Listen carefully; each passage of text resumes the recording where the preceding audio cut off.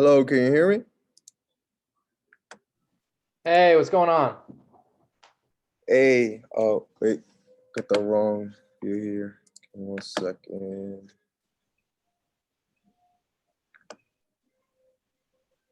Today's gonna be a video.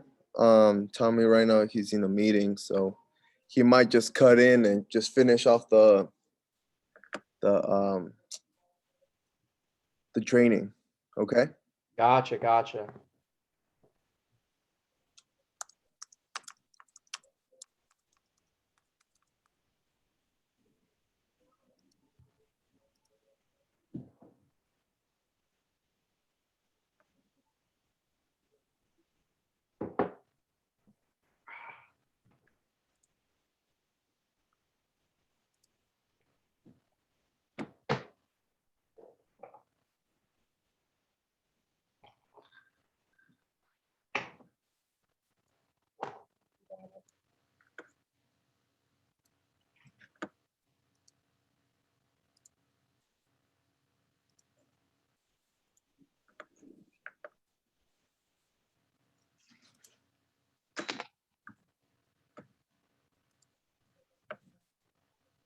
Tough guys. But all right, I could feel a little bit better about being more centered on this screen for whatnot. So welcome to training class today, and hopefully you were in the agency meeting. If you are not, welcome. What we're going to go over today, we'll spend, I'm going to try and get through the information as quick as possible. So let's say we'll spend maybe an hour on the first part, take a little bit of a break, and then we'll go into the second part. So the first part is just going to introduce you to really what you need to know before you get started, some introduction stuff. And then we'll go into understanding the opportunity, which is basically a lot of numbers. So the second part of today is going to be more numbers. So if you're not good with numbers, or the good news is it's very basic math, nothing crazy, nothing rocket science or anything. So I'll go over that and probably be using the whiteboard. I brought a marker in here and we'll break some numbers down on the board. All right. So at this point, everybody got their license. Everybody should have their script. What you want to do is you want to make sure that you have your license number from the state. Sometimes someone will pass their test, but they actually don't have their license number from the state yet. That's what you need. And when you show your license to our home office, and then our home office will give you an agent number. And then you'll be official with the company. Once you have that agent number, now you can officially submit an application through the company and get paid and all that stuff. Okay, so that's the process. I don't know where exactly everybody's at a little different spot, but I would check on that, hey, talk to your manager, say, hey, where's my agent number at? Do I need to do anything to get my agent number? I just want to get an idea when it's going to be coming. Just stay on top of your agent numbers. Quick question, yeah. Quick question. So I got my temporary from AIL. I'm assuming that's not my permanent. Is that just part of the process? They submit your temporary, you do the ethics training, you sign up to the EF, get all that stuff on your computer. Is there anything that comes after that? Or when you got a temporary what? I got a temporary agent number from AIL. Oh, yeah. After I submitted the HR paperwork and everything. Yeah, no, that should be the same agent number, I believe. Whenever you submit a piece of business, maybe that's when it turns into a permanent number.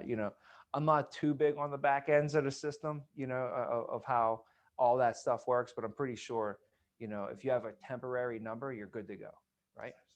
All right, perfect. Now you've all of us should have our scripts, right? The script is something that takes a good 40 hours to memorize and learn. I'll just stress the importance of it for you. The script is like, if this is like your career is going to rotate around this script. So if you have the script down really good, then and the wheels going, it's going to be nice and tight. But if it's not that down so well, and you're trying to, it's going to be wobbly, right? So you want to make sure that that you know your script like verbatim, and then during the training process, we'll teach you all the nuances, the ins and outs, how to say things.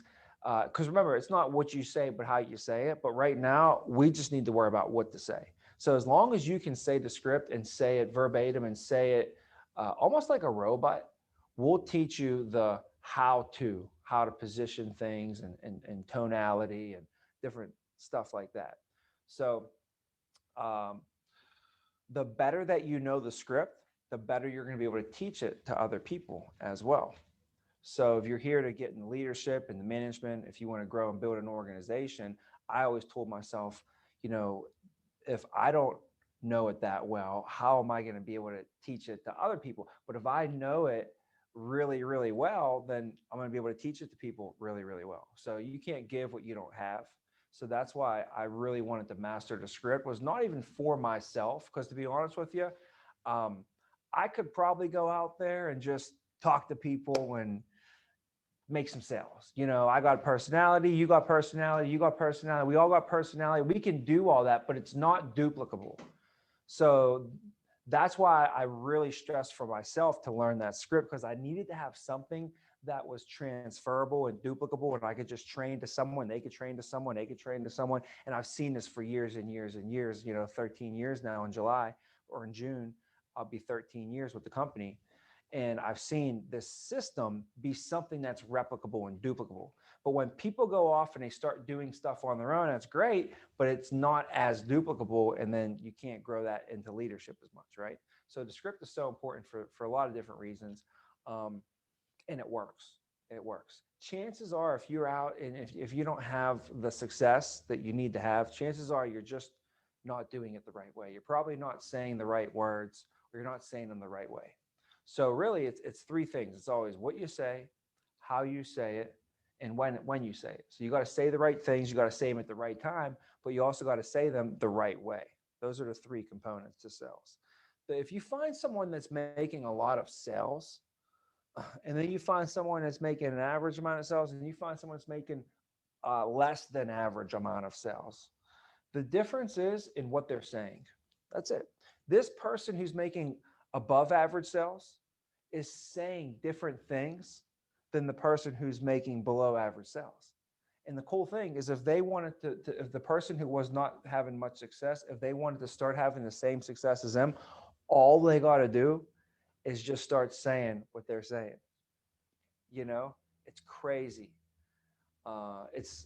So it's three things. It's what you say, it's how you say it, and it's when you say that. You got to say the right things the right way at the right time. You know, there's certain times in your presentation where you're going to want to be jovial. You're going to joke around and lighten the mood a little bit, you know.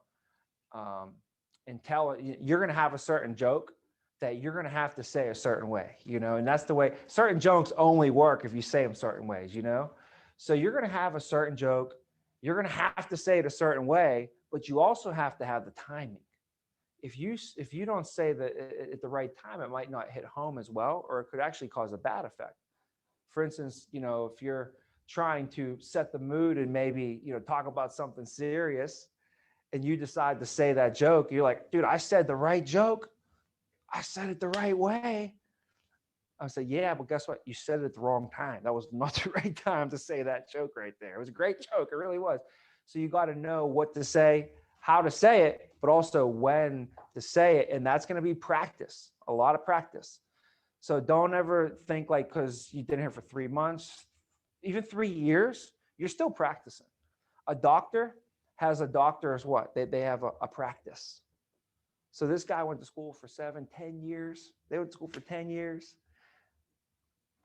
Hey, how's it going? You didn't miss much. We were talking about the practice though. So even 3 years from now, 7 years from now, even a doctor, they call it a practice because that's what they're doing. They're always practicing. But who they practicing on? That's crazy. They're practicing on clients. That's what always like was kind of like weird to me to hear. Like a doctor has a doctor's wait, a practice? Aren't you a doctor? Why are you still practicing if you're already a doctor? And who are you practicing on, by the way? They practice on patients. So, you know, a lawyer, what does a lawyer practice? Lawyer practices law. Who's he practice law on? The people who pay him, right? So you're always gonna have to keep practicing and getting better. So the script is the first one. We got to admit somebody here. Let me get her in. Should pop up on, there we go. All right. Can you hear us?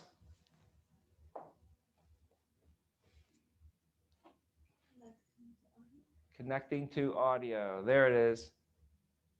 Is it Thela? Hey, okay. There we go. Now it's a party. Now it's a party. Now we got everybody. So anyways, that's the thing. And the script is an easy way for you to always go back to, if you're off, if you could always go back to your script. That's the basic part of the whole system. So good. So now everybody got their scripts down. That's great. Now we got to start putting those things to use. So during training, you're going to go through 2 weeks of like a formal training where there'll be a classroom setting. Today's obviously the first day, and I'll kind of walk you through those first 2 weeks. So the first 2 weeks should look like this. In the mornings, we really want to focus on just practicing our craft. If I was a boxer, I would just show up to the gym in the morning and for 3 hours, practice my right jab, or practice my left hook or whatever it might be. All we're going to do for a golfer, we're going to get up there in the morning. We're just going to practice our swing. We're going to work with the 9-iron all day today, all morning. We're working on a 9-iron, right? So in the mornings, the way you'll do it is this is a chance for us to role play our presentation. So from 9 until noon in the mornings, we'll be role playing our presentation. And the way you want to do this is to slowly start doing more and more and more. So for instance, tomorrow will be Tuesday morning. It's your first day. So what you want to do is role play maybe 25% of the presentation. Second day, maybe 35%. Then the fourth day, which would be Thursday, 45%. By the end of week 1, you want to be 50% done with your presentation and have done it multiple times. Because rather than knowing the full presentation by the end of this first week, guys, but only knowing it kind of 50%, I'd rather us know only the first 50% of the presentation, but know it 100%. So this week, the focus is the first half of the presentation, getting that down pat, just crushing the first half, okay? And knowing that 100%. So the more that we just go over that and role play it, and tomorrow's your first day, so you might only do logging onto the computer, building rapport, and telling them why we're there, and maybe playing the introduction video. Maybe that's all we get to. But we go over that enough to where we really get it down. And then we build on that to the next day, we can go into some of the no-cost benefits. And then the next day we go into more no-cost benefits. And then by the end of week 1, we can go through the whole first half of this presentation and feel 100%, that we got it down 100%, done it enough. Now, second week, second half. So in the second week, we're going to still do the first half, but now we're going to start going into the 60%, 75, 80, 90. By the end of the second week, you role played in the morning, the full presentation a bunch of times. Also, what your goal is by the end of these 2 weeks is to have one of your presentations that you've done on film, because you could go on a Zoom call and just click record and film it and have like your final one, like this is my final best one, and that you can kind of go off of and your manager can watch with you. Because a lot of times you don't realize it until you see yourself.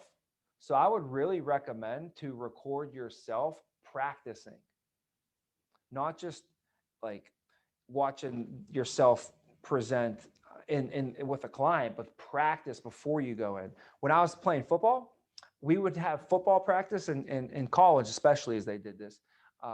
They would have these big towers built all around the football field so that cameramen can go up there and film from a different perspective, right? So we wanted to get a different point of view from a whole different perspective as well. So we had on each side of the field, there's like 4 of them. There's 4 of them, and they would film our practice. And then after practice, we have to go watch ourselves practice. Like it wasn't enough for me to spend 2.5 hours practicing. I had to go spend another hour watching myself practice. And we weren't allowed to go eat until we watched practice. And the coach or the GA would sit in there, and if we messed up, he'd rewind it. You say, you see right there? See right there how you got let him, he got too close to you, right? You got to always keep your distance right there. You see it, and he'll point it out and replay and show you a bunch of times. If you miss a tackle, that's the worst thing, because the whole team's in there and he's rewinding you missing a tackle and stuff, right? So the whole point of it though is taking that same concept. Think about, why do championship sports teams and championship golfers, they set up a camera and they film themselves swinging. And then they send that film to experts. And then the experts give them feedback. What if you were able to film yourself and you send it to Tiger Woods every day? And Tiger Woods was like, oh, this time you got to do this. You send, all right, hey, I'm going to film it, send it back to you. Then he said, hey, you did exactly what I said to do, but now you got to put your elbow down. Now you got to lift your head up. Now you got to pull back faster. Now that was too fast. Now you got to do it slower. You're leaning back. You got to lean forward. He's like, every single time, if he gave me a different thing, that'd be great. Right. So having yourself on film is just a great tool, because first of all, I used to argue with my coach on the field. Like, I'll be in the game and he was like, you did it wrong. I was like, coach, I swear I did it right. He's like, all right, we'll see on the film. And I would go in there, we watch it on film, and sure enough, guess who was right, me or him? You think I did it right? Of course I didn't do it right, because if I did it right, the guy would have been tackled. I would have scored. It would have worked. So the thing is, you think sometimes that you do it right, but it was like, he put it on film and I watched myself. I was like, oh, wow, I guess you're right. And I didn't even realize until I actually saw it with my eyes. So as painful as it may be, this is your best tool. You don't even need a coach, really, because the first time I went on film, I watched it, and then my manager was like, hey, let me watch that film. I was like, nope, I already saw 10 things wrong with it. You don't even need to see this one. Let me make another one, and then we could watch maybe that one together. So the cool thing is, like, when you watch your own film, you're going to already see like 10 things that you immediately want to fix, and now I'm so cool with it and I'm okay with it. But it was annoying to listen to my own voice. I didn't like the way I sounded. I didn't like the way I looked. Everything about it was just, you're not going to like much of it. I'll tell you that much. I didn't like much of it either. So, but what happens is you get stuck doing it all the time. And after I went on film 10 times, before I even got out on my own, I was filming myself a lot. I was like, all right, I'm used to it by now. So you get used to it.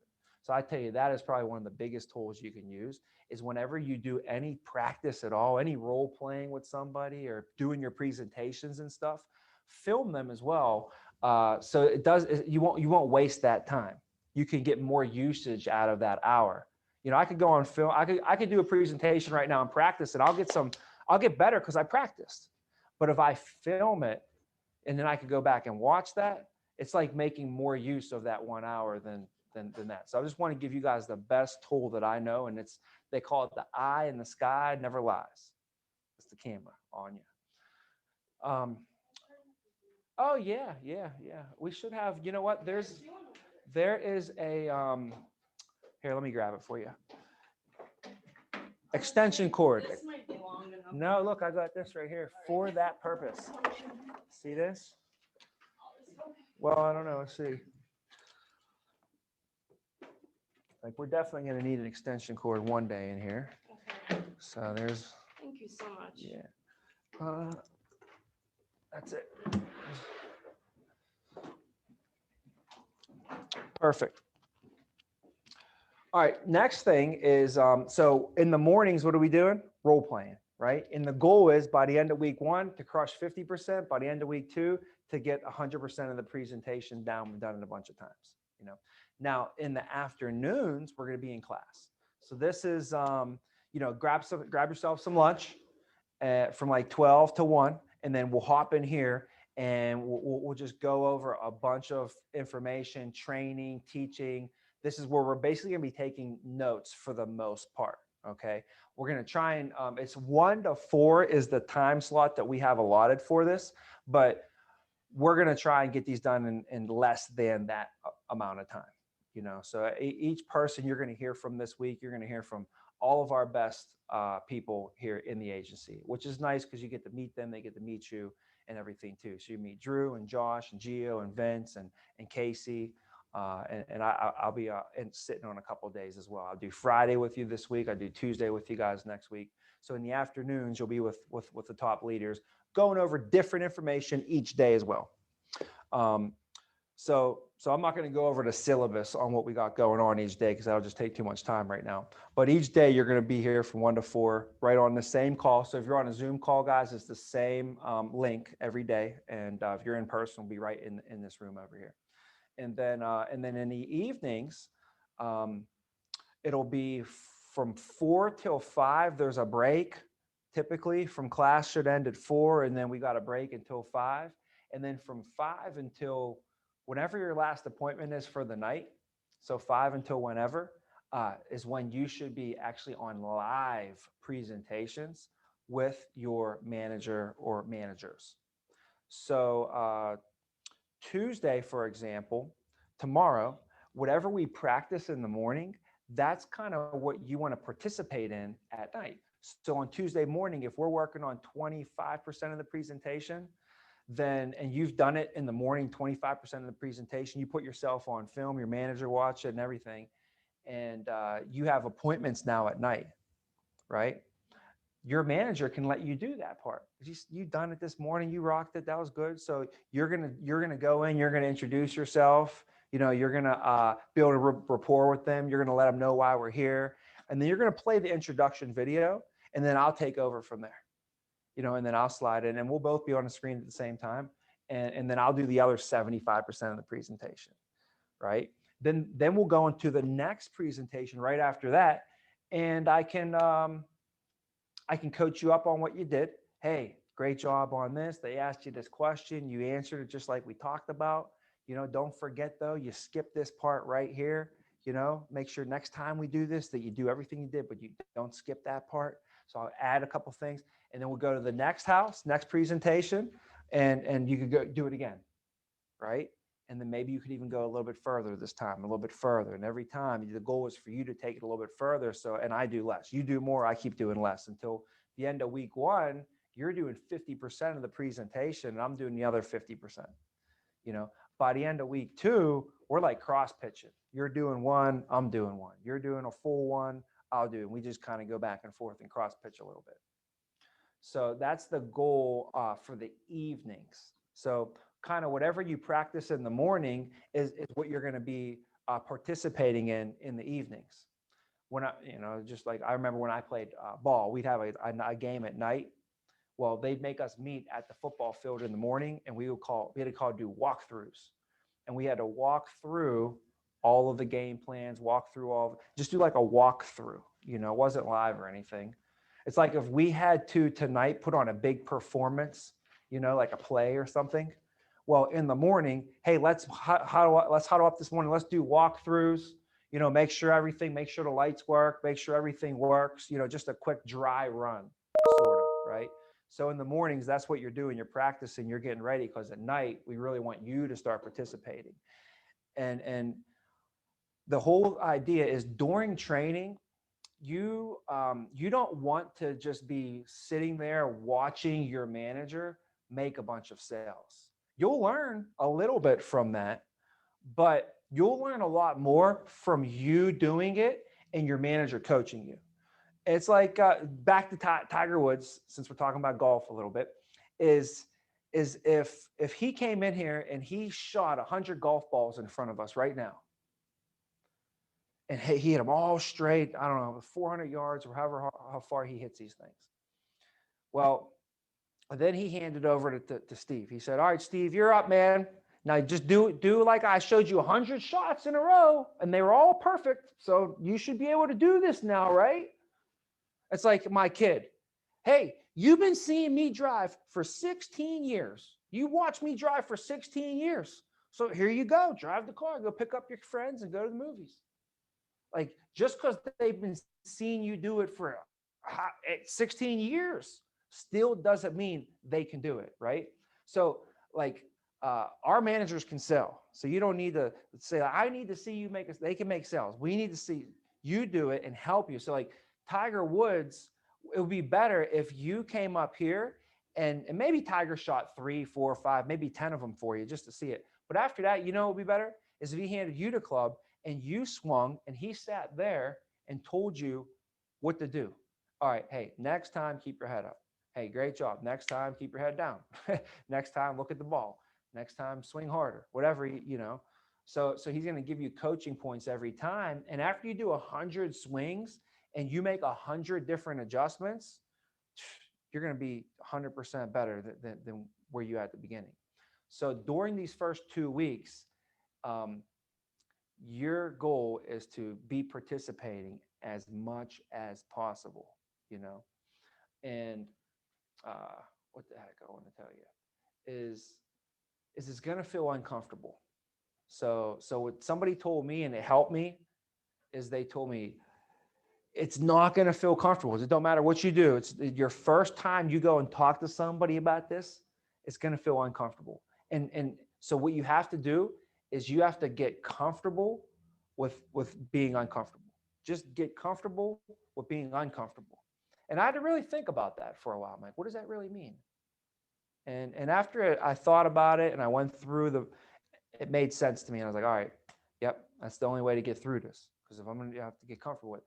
So the way that you can get through it, though, is after we give 100 presentations, that's when you're actually going to be really comfortable and you don't have to fake it anymore.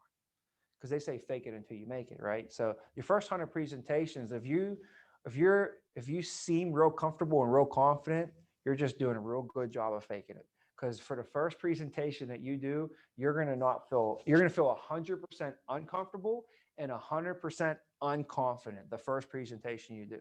But then the second presentation, now you're about 1% comfortable, confident. You're still 99% uncomfortable. Then your third one, now you're 2% comfortable, then 3%.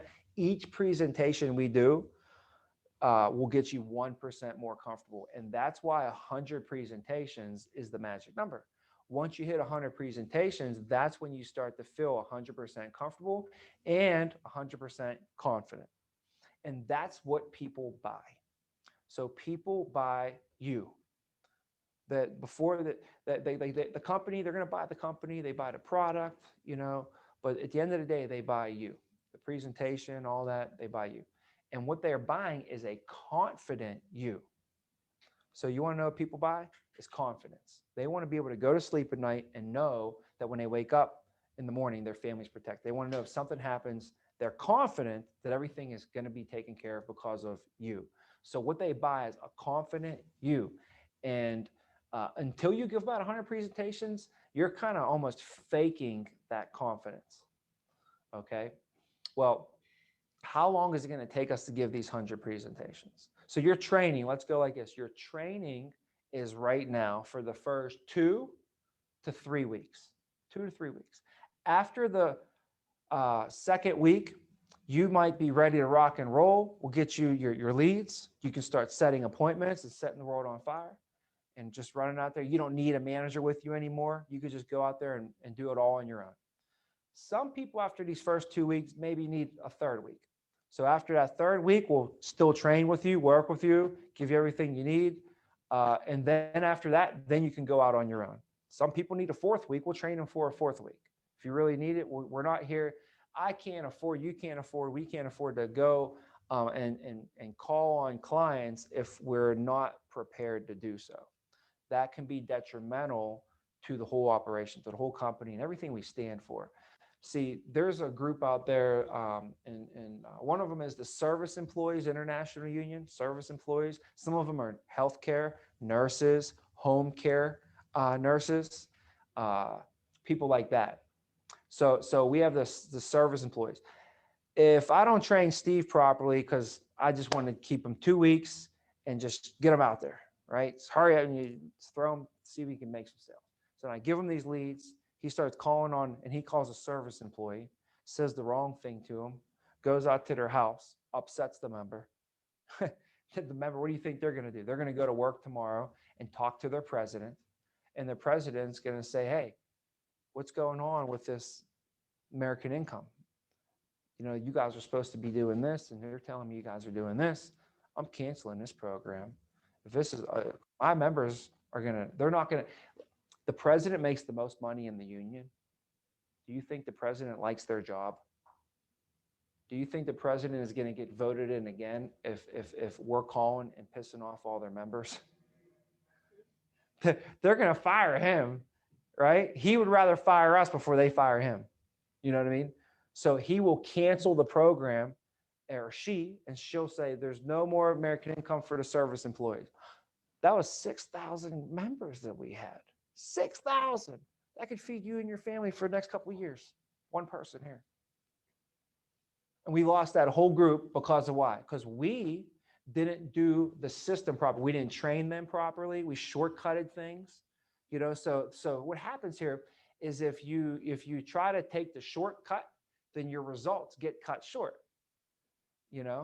So we try to make sure we do things the right way through the training process. And if it takes an extra week, even if it's an extra 2 weeks, if we come this far, we can't afford to just, cut some corners. What do they say? If you cut the corners will cut you. You ever hear that one?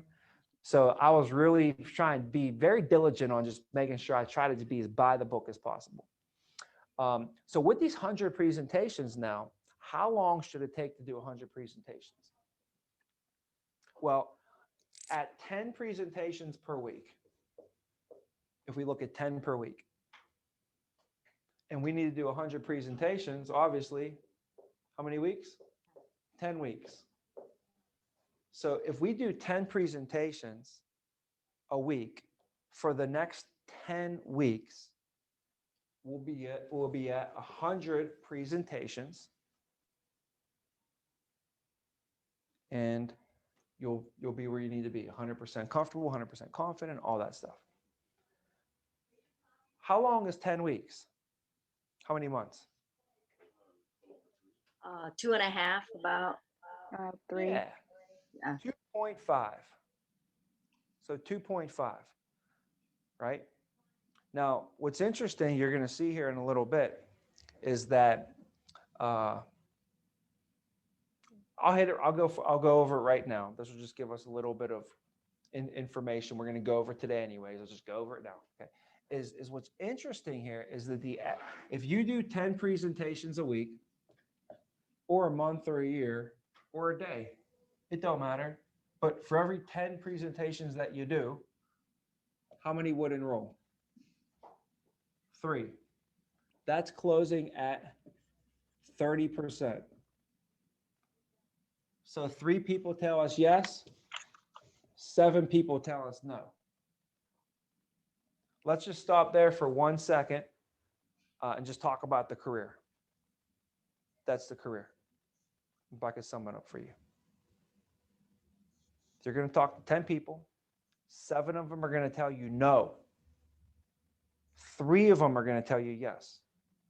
Check those odds. 3 to 7. That's more than twice as many people are going to tell you no as they tell you yes. More than twice. So you have to be okay with getting told no twice as much as you get told yes. That is one of the hardest things for people to handle, is rejection. That's why most people don't go ask him or her for their phone number, because they're afraid that him or her is going to say what? With the word we never want to hear. No, it's going to crush my soul. No, it kills people. No, no, no. That's why most people don't even ask, is because they don't even want to get told no. Here's the worst thing about it. This is an epiphany of a lifetime I had, is that if you don't go and ask him or her for the phone number, what is the answer for sure going to be? No. No. And what are you afraid of? Are you afraid of that? No. If you're afraid of no, and that really scares you, and you don't go ask, it's a guaranteed no. So you should be more afraid to not ask than to ask. And that literally blew my mind when somebody explained that to me. Hopefully you got it. This maybe when you're driving later today, you're like, oh, I get it. But it's going to catch you. I'm telling you. You got to say it a couple times over and over. And then, you know what? I want you to teach this to somebody one day. Teach this to somebody. Like, especially if you got one of your guy friends or one of your girlfriends or somebody that you know that's on a dating scene, and they see somebody and like, I'm like, go talk to her. Oh, I can't do that. Well, what are you afraid of? Well, what if she says no? Oh, let me tell you, what if she says no? I'll tell you. And you could go into the whole thing that we just went over right now. If you're afraid of no, you better go ask her, because guess what the answer is? You know, and there you go. So, but the point is, guys, we're going to get that word told to us. And the best of the best in this company, same thing. They just lasted. They were able to handle rejection. Okay. What happens though is the more you do this, the better that you get at it. The better you get at it. Last time I went in the field, I sat down with 18 people. All 18 of them enrolled. So you might start out here, but the more you do it, the better you're going to get at it, for sure. So you got to be able to handle some of that. I'll give you guys a little analogy on this real quick, even though this is not part of this is like a little tangent for us though. Numbers. If you sat down 15 families, just for you to mentally know what this is about. This was what was told to me one time. They said, what's going to happen is 6 of them are going to tell you no. 6 of them are going to tell you no. 3 of them are going to tell you yes. That's what's going to happen. But so there's 6 left. And everybody always asks that. So what happened to the other 6? Those 6 are on the fence. We have to be good enough to get 2 out of this 6 on our side of the fence. And then what will happen is you'll have 5 out of 15 enroll, and you'll be average. So the key is, 6 of them are guaranteed no's. Nobody could sell them in the world. Not even the founder of American Income could sell these people. Nobody could sell them. So you can't let the no's affect the yeses. And that's what a lot of people do. They'll get told no, and they'll let that no affect their demeanor, who they are, their presentation. They start changing their whole presentation around because this person told them no. So then when they go into the guy who was supposed to tell them yes, they give them this half-assed presentation that wasn't what we taught them to do, because they start changing stuff around, and they did it with a bad attitude. And this was supposed to be a yes, and you turned a yes into a no. These are only yeses as long as you give them a good presentation, and as long as you don't drag the no's with you into the next sit down. You know, you have to leave the no's where they're at. Okay. And then obviously over here, we have to be good enough to be convincing, to be closing people down. There is some closing involved here. So you have to be able to close them down and get the sales out of at least 2 out of 6. And, you know, sometimes you can get even more. But that's just another numbers game I figured I'd share with you. And then back to the numbers that we had up here. And the reason I go over all this is 10 presentations for a week. 3 of them will enroll. The average client enrolls at $67 a month. So you got 3 sales, and each sale is at $67 a month.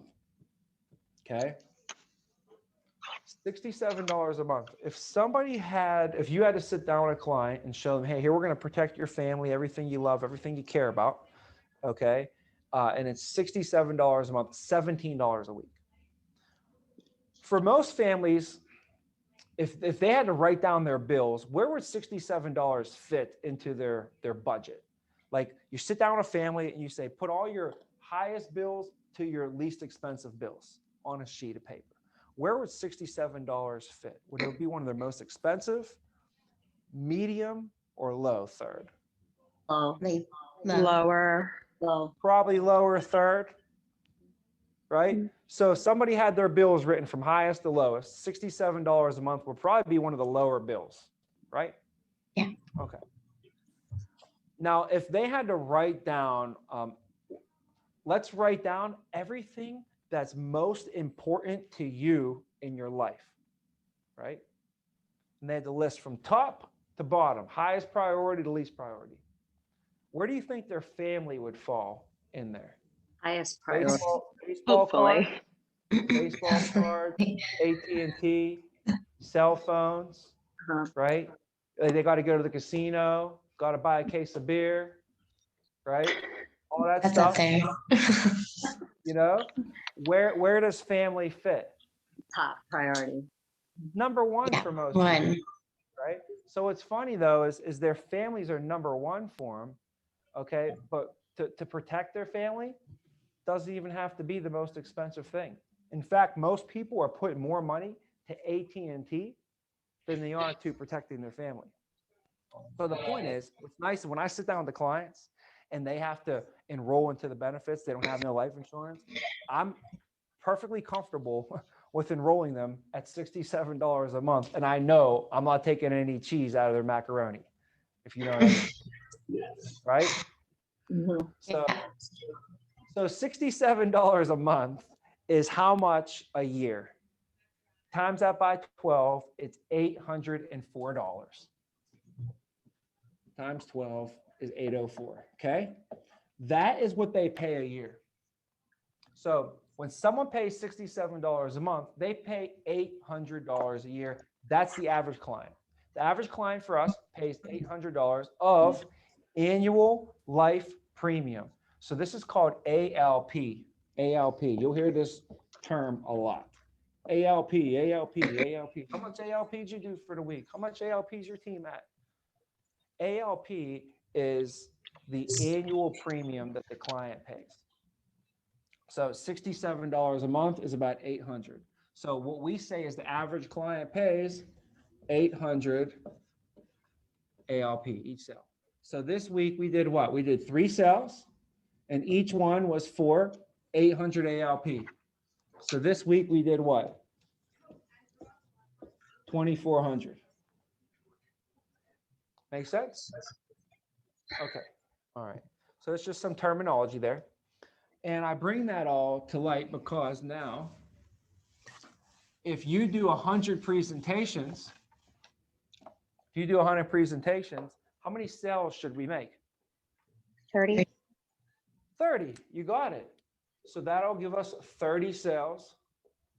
And if we make 30 sales and the average ALP is 800, then what's that equal?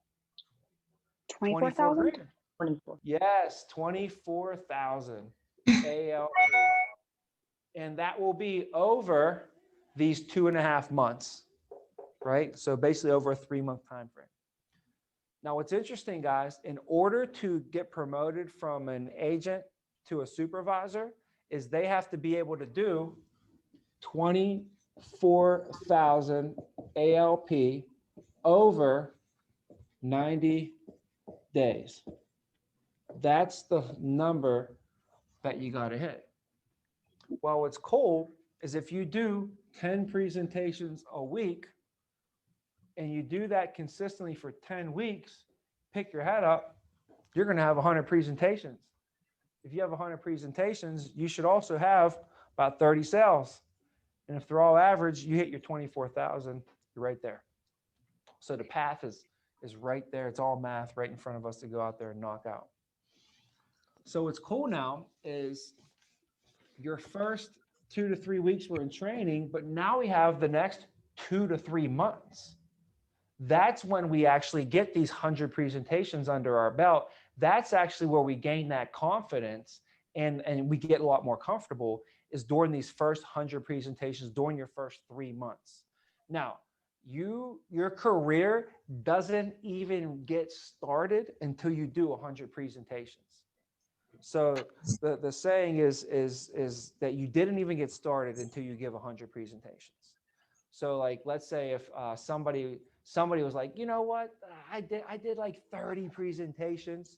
They're like, I'm not comfortable with this. This isn't for me. This isn't for me. I'm not comfortable, right?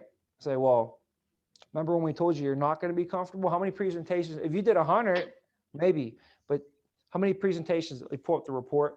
We find out this person did 33 presentations. So I'm like, well, you probably right now, you probably feel like 70% like unsure. You probably feel about 30% comfortable.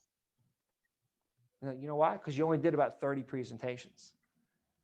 So if somebody ever was like, oh, I can't do this, or I'm uncomfortable, well, of course, I thought you have to do 100 presentations before you're 100% comfortable.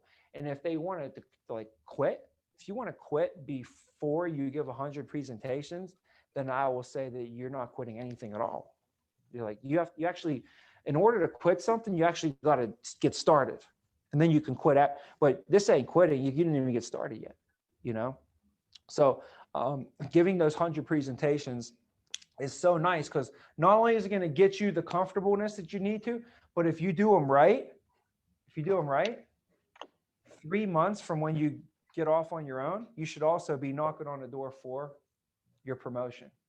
How crazy is that? So where we at? We're in April right now, April. So you'll get trained up April. Let's just say May. We'll use May, okay? So you train in April, May, June, and July are the 3 months. So you go out there May, June, and July, and over these 3 months, you give 100 presentations. At the end of these 3 months, you'll have all the numbers that you need. And after July, you can be promoted to a supervisor going into August. So then the last 5 months of this year, you can start building and growing into a supervisor and basically be putting yourself in position to, by the beginning of 2022, you could be promoted to the manager. So you could literally crush these first 3 months. And you don't really ever got to crush it. Just do 24,000. Just so you guys know, I came into the company back in 2008. June will be my 13 years. I got trained in June, and then July, I got to go off on my own. They gave me leaves. I was able to go off on my own. I ended up doing 24,000 that month and just getting promoted that month. I also brought 10 people in that month as well. So I'm out there, I was busy. And I had to drive to all my appointments, and they were 2 hours from my house. Oof.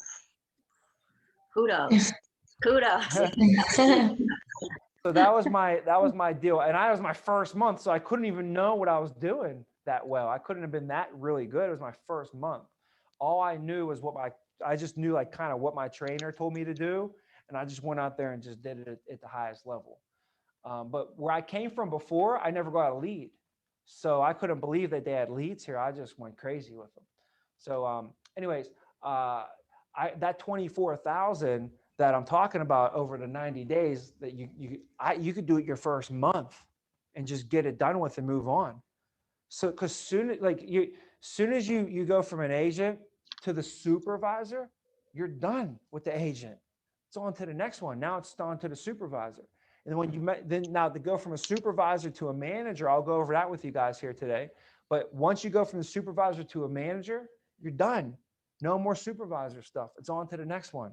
It's on to the next one. It's on to the next one. And we keep growing. So it's like, how long do you really want to mess around at the agent level? How long do you really want to mess around at the supervisor level?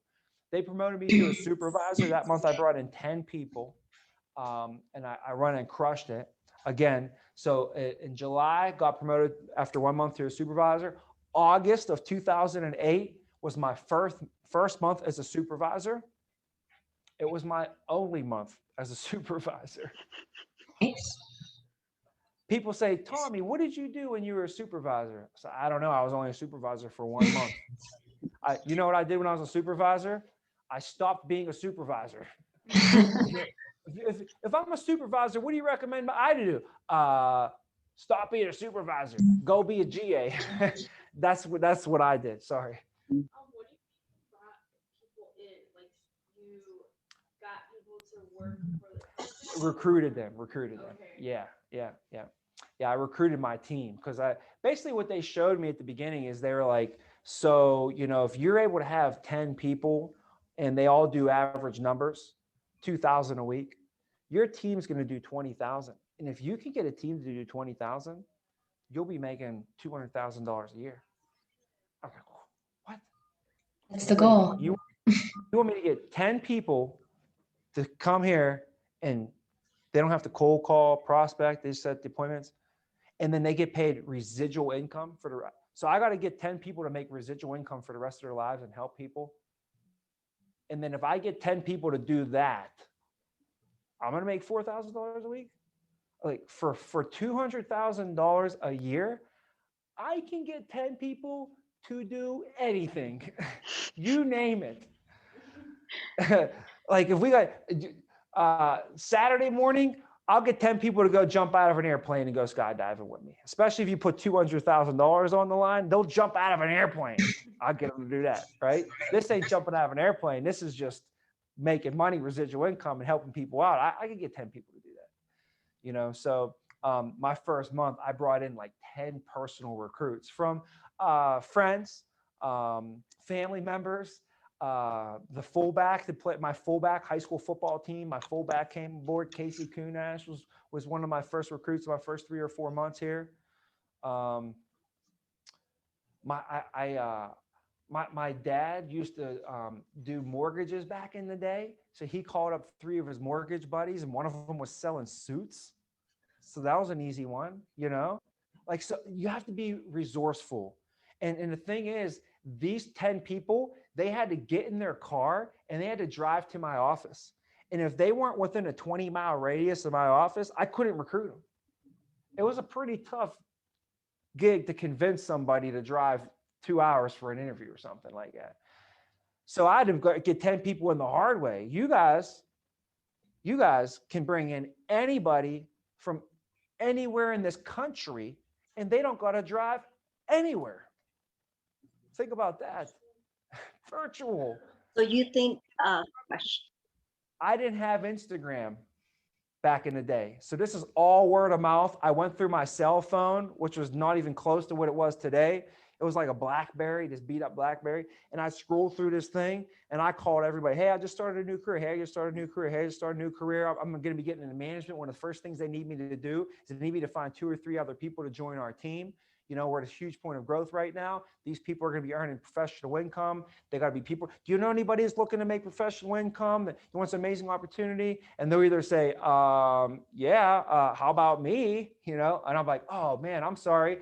I didn't even think to ask you because I knew that you were working at the hospital, you were working down at the bakery, or you were working at the gym. I didn't want to step on any toes. Be honest.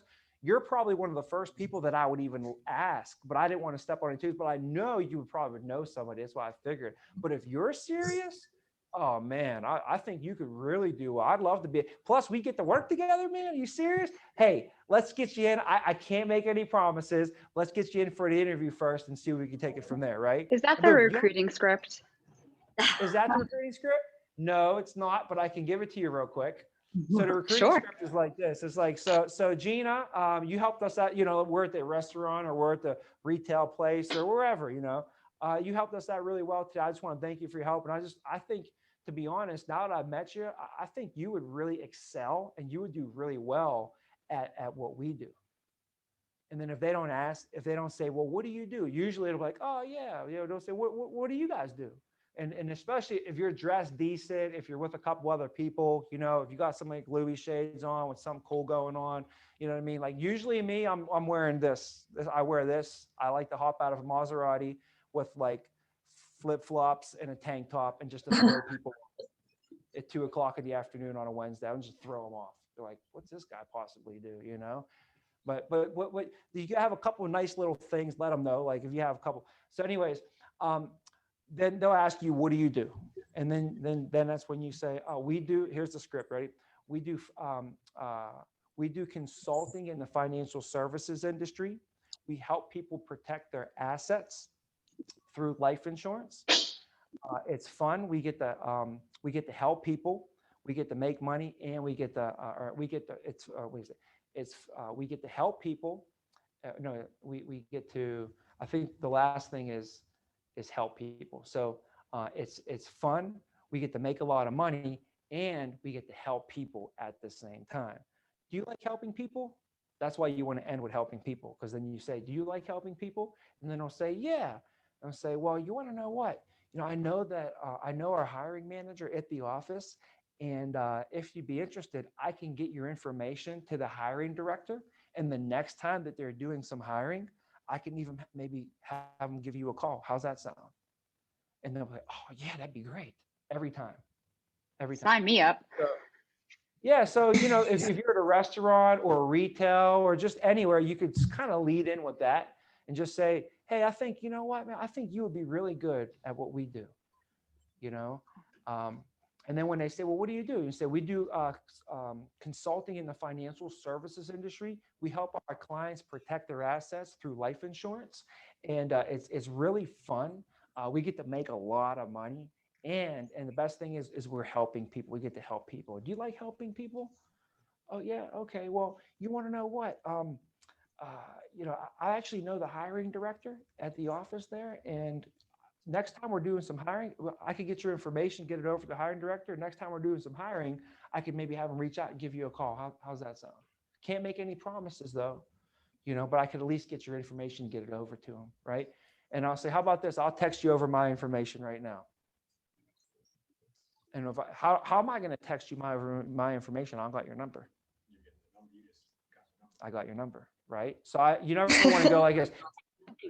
Hey, you know what? Give me your name and phone number. That's like pretty, you could say, give me your name and phone number, but I have a more sly way of going about it. I'm like, how about this? I'll text you over my name right now. What's your information? I'll text it over to you right now. Instead of me saying, give me your name and number, I say, let me give you mine. And the only way I can give you mine is text over. You have to give me, you got it? Right? Okay, cool. So that's how I would go about doing it. And then what you want to do from that point is all you want to do is get them into the virtual company overview. Right now it's about a half hour. We're shaving it down to 12 minutes. So it's going to be a 12-minute video. Everything I went over in a half hour in that video, I'm going to be going over it in 12 minutes.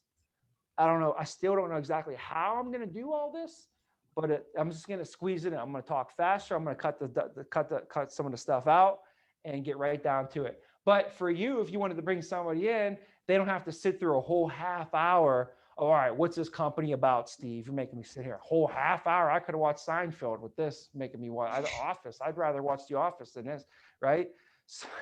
So now you say, listen, it's 12 minutes. You got 12 minutes for me? You're my best friend. You're my cousin. You're my uncle, right?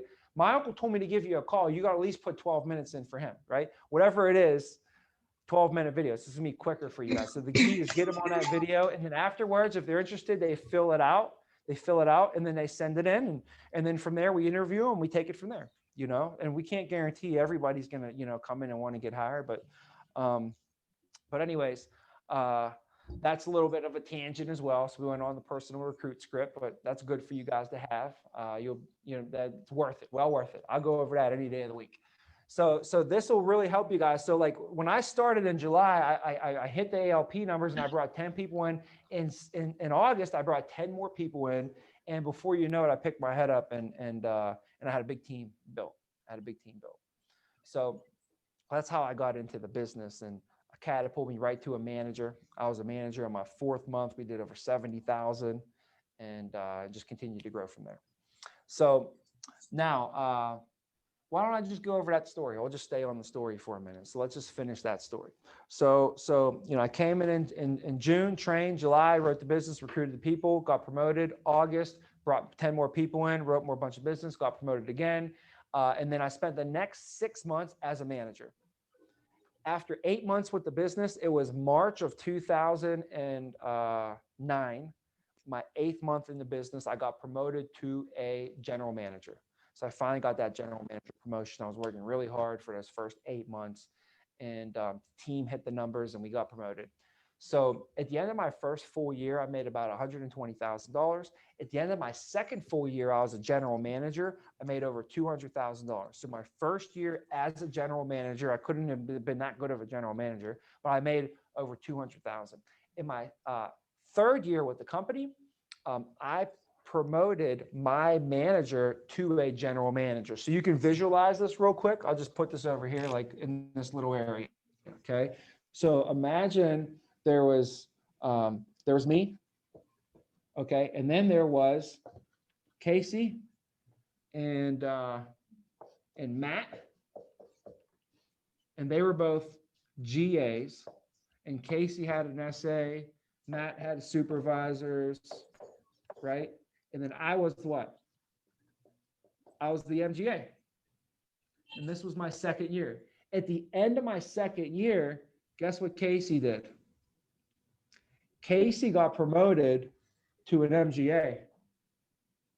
Matt got promoted to an MGA. So I became their RGA, right? So I was Casey's RGA, I was Matt RGA, but plus I was still my own MGA. So I always ran my own MGA team. And then every now and then I would develop Steve as an agent, and Steve would become an SA, and I keep working with him. We'd set our goals, and then boom, we get you to the GA. And now I'm an MGA, you're the GA, we're working together. And then that finally comes that day, man, that big day. It's like, you know, I don't even know what you'd call it. If you're in the mafia, it's like becoming a made man or something like that. So he finally gets to the position where he goes from the GA to the MGA, right? And you're going to now run your own MGA team. I'll become your RGA, but I'm still going to maintain my own MGA team that I'm going to keep running. And then one day Alex gets promoted and now she's on my MGA team, and we keep rocking together. And then she ends up getting promoted to an MGA. Now I'm your RGA, but I'm still running my own MGA team. So that's how it's always been for me for like the last 12 years. I keep running my own MGA team, which is great because an MGA running their own MGA team should make $200,000 to $300,000 if you're average. So I keep running my MGA team, making $200,000 or $300,000 off my MGA team, but plus I'm an RGA over here, an RGA over here, an RGA over here. You make $100,000 to $200,000 off of each MGA that you manage. So that's how after 3 years, I became an RGA and I made $512. And after 4 years, I was an RGA and I had 5 MGAs I was working with. Well, 4 MGAs plus myself was the 5th one. And I made $937 in my 4th year with the company. 2012, right? I was 28 years old. Couldn't believe it. And it was all from this process of just that I'm going to go over with you guys today. I didn't even really go over. We kind of went here and there and everywhere, but we'll take a break. We're going to come back. We're going to go over numbers. Okay. So just take a good break. Sometimes I go over numbers and I see people's like brains fall out of their ears. They're like smoke's coming out of their heads. There's like, you know, so, some people's eyes start glazing over and they start like, you know, like drool coming out of their mouth. so no, we'll take a good break, get some coffee, whatever. I might even you don't even want me to get coffee, but if I get some coffee, I'll be bouncing around in this room like crazy. But we'll take a break. We'll get back and we're going to go over numbers and do a whole path, the math behind the path of how we're going to get all this stuff done. But really beyond all this, I'm just going to touch base on just like the beyond all this. So like I was telling you, the first 3 months now, we talked about the first 2 to 3 weeks is training class. First 2 to 3 months is what? Hitting our 100 presentations. But what's cool is if you do it right, you can also be knocking on the door and getting promoted right at the same time as that. So there's 4 milestones that you want to hit, and it'll take 13 months to really complete the cycle, no matter who you are. So the first milestone is becoming an agent. So that's getting through training and no longer being a trainee, and now you're an agent. So that's like becoming a butterfly. Like, you know, you're in a cocoon, now you got your wings. So right now you guys are like in the cocoon, and right when you get released, you're going to get your wings. Okay. So that's your first milestone. The second milestone is when you hit your 100 presentations. And we already know why we want to hit those. Now, some people can hit their 100 presentations faster than others. It's just how many reps you're doing per week. If I do 20 presentations a week and Steve does 10, it's going to take me 5 weeks. It'll take him 10 weeks. So that's a gauge. Now that's your second one, is hitting 100 presentations. And how fast do you want to go from 0 to 100? Just like Drake says, real quick, right? 0 to 100, real quick. Real quick. So, and then after that, your third milestone is when you get promoted. When you get promoted. So the first type of promotion is when you get promoted into leadership, but some people never get into leadership. Some people stay and as a individual producer, and they go and break records on those regards. And either way are great. Career paths, either way are great. So if you want to get promoted, there's two ways. You can get promoted into leadership, and that's when you'll go from an agent to an SA to a GA to an MGA, and there's those promotions. But there's also promotions when you're an agent, because an agent starts out with a 60% contract, but the more that you do as an agent, you can get promoted to 65% contracts, 70% contracts, even 75% contracts, and earn promotions on the agent. So whenever you get your first promotion, whenever that is, that's another milestone. And then your fourth milestone is when we receive our first renewal check. And at that point, you completed all four milestones, And it takes 13 months to get your first renewal check. Is So that no that's really matter what we- how fast you finish your 100 presentations or anything? Yeah, because in order for a true renewal to happen, the policy has to renew into the second year. So whenever we get paid this money, I'll go over this a little bit today, but not in tons of detail. But whenever we get paid this money, that's all first year commissions that are being paid to us. And then if you get paid on the policy during the first year, that's all first year commissions being paid to you. In the second year, as soon as it reaches month 13, now you're going to get paid every single month in a renewal off of that policy. So the first month is just going to be renewals on just your first month of business. So 13 months from now, you're just going to get 1 month of renewals. But 14 months from now, you're going to get 2 months that have been paid out. And then 3 months get paid out, and then 4 months. And then it just starts becoming a crazy snowball effect. Because when you get into management, now it's not just the policies that you written, but it's the policies that you written plus all of your team. So the percentage when you're an agent is 3% renewal. But when I'm a supervisor, it's 4. When I'm a manager, it's 5. When I'm a general manager, it's 7% renewal. So when I write personal business, I'm going to get a 7% renewal on that versus when I was an agent, it was only 3. Plus, not only did I write business, but I had my whole team write business, and I get a 2% renewal on all of my team when I'm an MGA. Yeah. So now this month, your team did 20,000 a week. You did 80,000 this month, right? So you're going to get a 2% renewal on that for the rest of your life on this month, right? As long as they keep paying and renewing, we keep. Yes. The only way that obviously you're only going to get a renewal on if it renews. So the policy still has to be enforced, and that money got to be paid every month. And what I explained to the class the other day is that the longer that our clients have the policies, the more valuable it becomes to their family. Because if somebody's 30 and they take this coverage out and then they pay for it for $100 a month, they pay for it for a year, right?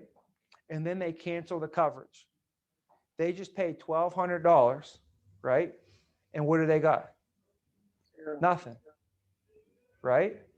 So that's still, though, they might cancel. Like, I got to cancel, even though I'm going to lose that $1,200. But now they keep it for 2 years. They pay $2,400. Now do they want to cancel? That's even harder to cancel. Catch them 5 years down the line. If you have a client for 5 years, do you think they're going to cancel? They just paid $6,000. Oh, by the way, if they do cancel, they just lost that $6,000 they put in. They get nothing for it. And if they want to go somewhere else and get the coverage, now they're 5 years older. they're going to cost them so much more for less coverage. Mhm. So the longer they have it, the more it doesn't make sense for them to cancel what they have from you. So that's why it's such a strong residual income that you guys build, that we build in this business, in this industry, is because of the nature of the product that it is. See, I have friends that are in the insurance industry too, but they're in the property and casualty side of business. All of them call me all the time and they keep wanting to get in with us. Like, I got to get into life insurance, man. I've been doing this for 12 years. I got to get no residual income. There's no residual income in that. Look it up online. The average person switches car insurance every 3 years. There's no incentive for me to keep it. It's not like, oh, I'm older and I switch, it costs. It's life insurance. The older when you switch, it's going to cost you more. Car insurance, I could switch, get a better rate. 3 years later, get a better rate. 3 years later, get a better rate. 3 years later, get a better rate. And I'm going to go, I love you, Joe. I appreciate you. But if this company's going to do it for $100 less, that's my family. You know, like, I got an obligation to my family. I got to take care of my family. So as much as I love geckos, like, I have a gecko myself. I love geckos. They're my favorite animal, but my family gets an extra $100 if I go with the whatever this is over here. I'm going to start rooting for emus. Okay, I'm going to be an emu now instead of and then if they're not, I'm going to go be a duck, right? Whatever else that.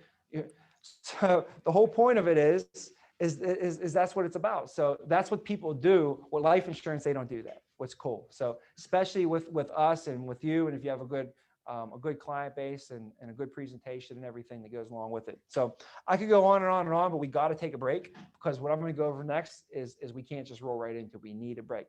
So let's take 15 minutes, whatever time it is, just add 15. Let's go 2:30, 2:33. We could do 2:33. We'll hop back on 2:33. And I will try and crush this in less than an hour. If you guys, we already did some of the numbers. If you guys can just run through numbers and hang on, we'll go do this in a half hour and rock it. Okay. I'll drink some coffee and get ready to go. All right. I'll clean the board. I'll see you guys in 15 minutes and we'll knock out the rest of today. You All guys right, are doing thanks, good Mr. so far. Vina.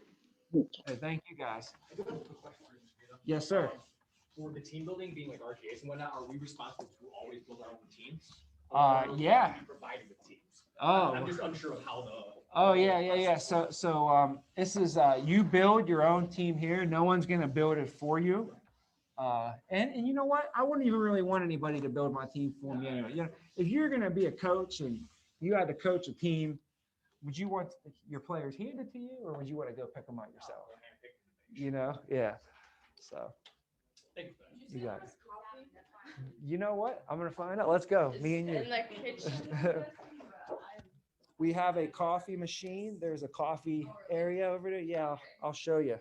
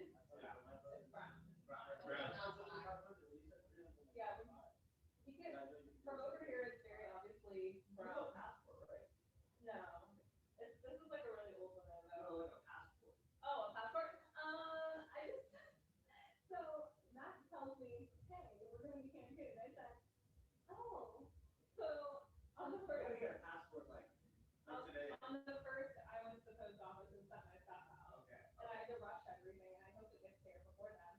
But, The first, it's 4 to 6 weeks, right? yeah, So you're cutting. yeah, so it's real close.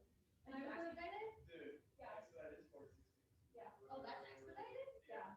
10 to 12 is normal. But my brother got his in December, and he got his back in 4 weeks, and he didn't expedite it. When, December? And he didn't expedite it. Right. So, wait, you don't have yours. No. You've never gotten one before, though. Like, have you ever had one? Or you just renew it? I had mine when I was under 16, so I didn't just renew it. I had to like do it completely new. And it expired forever. So, Not sure. yeah, I'm thinking the store. Well, because I remember too, I bought, before you bought all those, I brought my own box, and they're not in there. And I was like, ooh, thanks. What?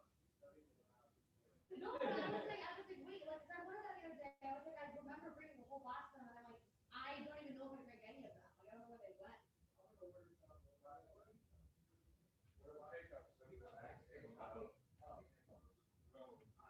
I didn't get a meatball marinara.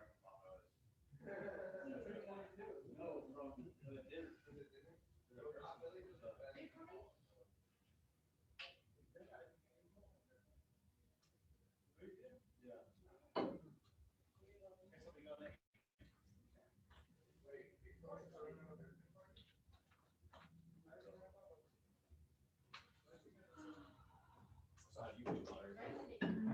I feel like a lot of this is, I've heard so much about it already that I'm like, okay, this is a lot of like good review, like additional information, like little things here and there. I'm like, okay, cool. I didn't know that. That's new.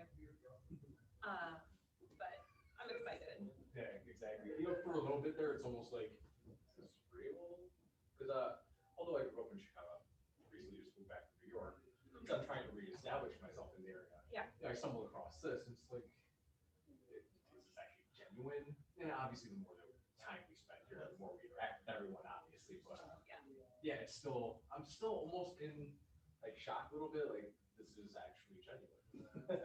Yeah. At first I was like, I don't want to work 12 hours a day. And then I'm like, well, it's not all working. A lot of it's like getting stuff set up and like doing It's not- preparation. Yeah, it's not so much like I'm gonna come and crank out, you know, a 12-hour shift. Yeah. You know, after this initial, I mean, we're just kind of at home and working at our own pace, and It's a lot different than, like you said, it's not a 12-hour shift. I'm not serving for 12 hours. That's a lot. This, I feel like 12 hours will go by really quick because just going through a presentation takes you over an hour. and that's the thing, and it's not an impact. I mean, the only thing we're really exercising is our minds, you know, our memory. Other than that, Yeah. there's no heavy lifting or we have to do technical work or anything like that where we're getting fatigued and like, you know, failing to produce. But Yeah. yeah, I mean, I think I'm grateful. I mean, if everything works out. Oh, Very excited to reestablish myself back in Chicago after this year of insanity that we've all gone through. Yeah. So you said you moved to New York for a bit? So I lived here originally, and then I went to Long Island for a little bit just for work. I was in the imaging business, worked as a contractor for Nikon. Okay. Unfortunately, when the pandemic and everything hit hard, the portion of the business that I managed was really deemed essential because we did refurbishing, not the servicing portion. And obviously refurbishing is just for sales to customers for imaging products, where the service side, you know, you police officers, stock entities, cameras, and things of that nature. So we were deemed essential. So unfortunately, my position was called, and flash forward, you know, about a year, here we are. Yeah, honestly, I wish I came back to Chicago much sooner, because that year of just wasting away on Long Island put me in much more detriment than I ever wanted to do. Yeah. What can you do? But hey, hopefully this helps you bounce back, get reestablished here. I mean, everyone's so positive. It's almost like as long as you just follow the instruction, it's almost like they're telling you, just do what we tell you, and you will make serious money. Yeah. And with everyone being so positive, you can't help but be positive too. I mean, you hear the announcements of how much people are taking home a week, and like how excited everyone is to like grow their business and work together. Yeah. That is so rare in a company where people actually Like you in the face and not like, yeah. they're okay with coming in, and they're, you know, they're actually accepting of the situation, not just mad. Yeah, I'm grateful. We'll see what happens. Very excited about this. And I definitely want to get a lot of my family and friends to know it because my brother, I don't know if I was gonna get all the people who like to like last summer how pools, everyone wanted to get like pools. My brother was going and buying up pools and reselling them on eBay Was he and making money? Facebook. Killing it. Yeah, he was making $200 off his pool because people were paying whatever he put the pool at. Because it was lower than buying a new one anyways. Yeah, so he likes to do all these quick money, those little things. I'm like, hey, dude, you make so much more doing this. Like, yeah, you gotta train a little bit, but it's gonna put you way better. Right, right. He's like, I don't know. And so like, I just keep telling him about it. It's like after hearing what Mr. Nina just said, it's almost like, because they don't have too much more of a network here, so it's almost like building my new team is going to be a lot of work. So I'm gonna have to go and canvas and try to like find candidates opposed to, you know, most of my friends either established or just kind of one that's not. Yeah. They utilize a lot of social media, like you said, like a lot of managers post on their Instagrams constantly.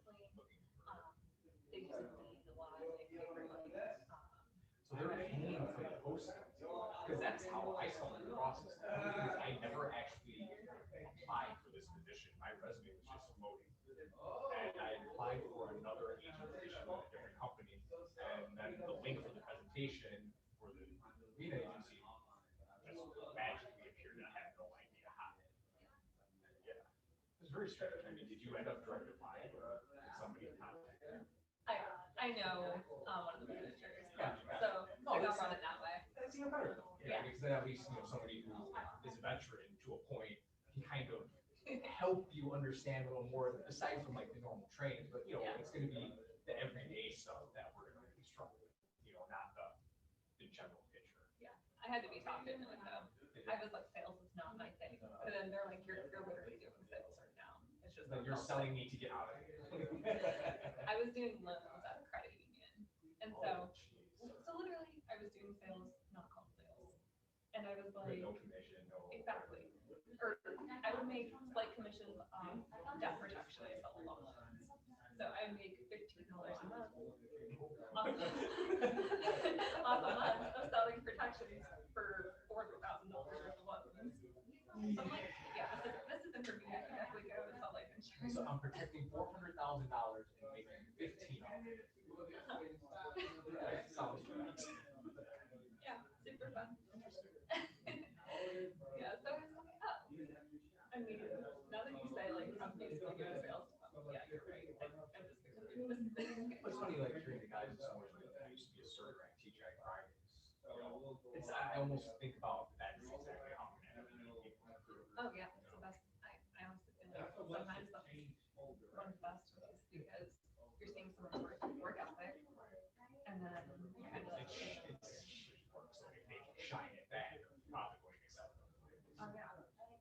And it's like, do you make it out of this place? I'm sure it's not as fun as you make it seem. Well, like they said, you come all suited up with a couple guys or something like, you know, you're better than this money. You know, I mean, you see what we're working with us. And most people, I'm assuming, I mean, of course, the script helps a little bit as well. But I just like we don't have to cold call and Yeah. chase leads. And that's when my brother was like, well, I don't want to do that. I'm like, dude, you're not even cool at all. These people want to be contacted. Like, That's the most amazing part of it. They've already submitted an agreement to basically be contacted. We're not soliciting them. Yeah. Yeah, honestly, that and the residual income is probably what turned me out the most. The fact that I can control, you know, how much I'm putting in, which equals how much I'm getting out. Yeah. And the fact that, you know, I don't have to do it. Yeah. I'm excited. Yeah, I'm very excited. I can't wait to actually start doing presentations. Man, it's the greatest source of anxiety and, you know, the source of excitement, because I know if that is done properly and I do it well, then I'm going to excel. Yeah. And obviously, there's that forefront of, yeah, I better get this right, and I really just want to get through this 10 presentations because I didn't realize how true it really was until he said it. When like you get like a little bit more confident in each one. When I was doing loans, it was like my first time doing it. They're like, all right, here, you have to do at least an hour a day. Oh, so that was like your quota. We want you to pump at least one. Yeah, my manager was like, I don't care if it gets approved or not, like, you just need to do at least like this many. And she was just like pushing me to get as many done. And then by the end of like a month, I was like, oh yeah, this is super easy. And so the one a day seemed like nothing. Yeah, and then it ended up always being more than one, like 2, 3, 4, 5. So like, I'm excited. I just want to get going because then I'm gonna be like, yeah, I'm ready to go at the end of the week. Right, right. Yeah, just go as hard as we can and just cover as much ground. Yeah.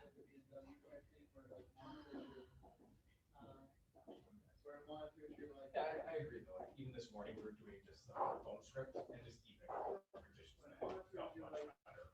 Yeah. I just need to do that last 75%, like the deep analysis. And once I get that down, I'm just gonna be super Is this your first excited. day? My first day.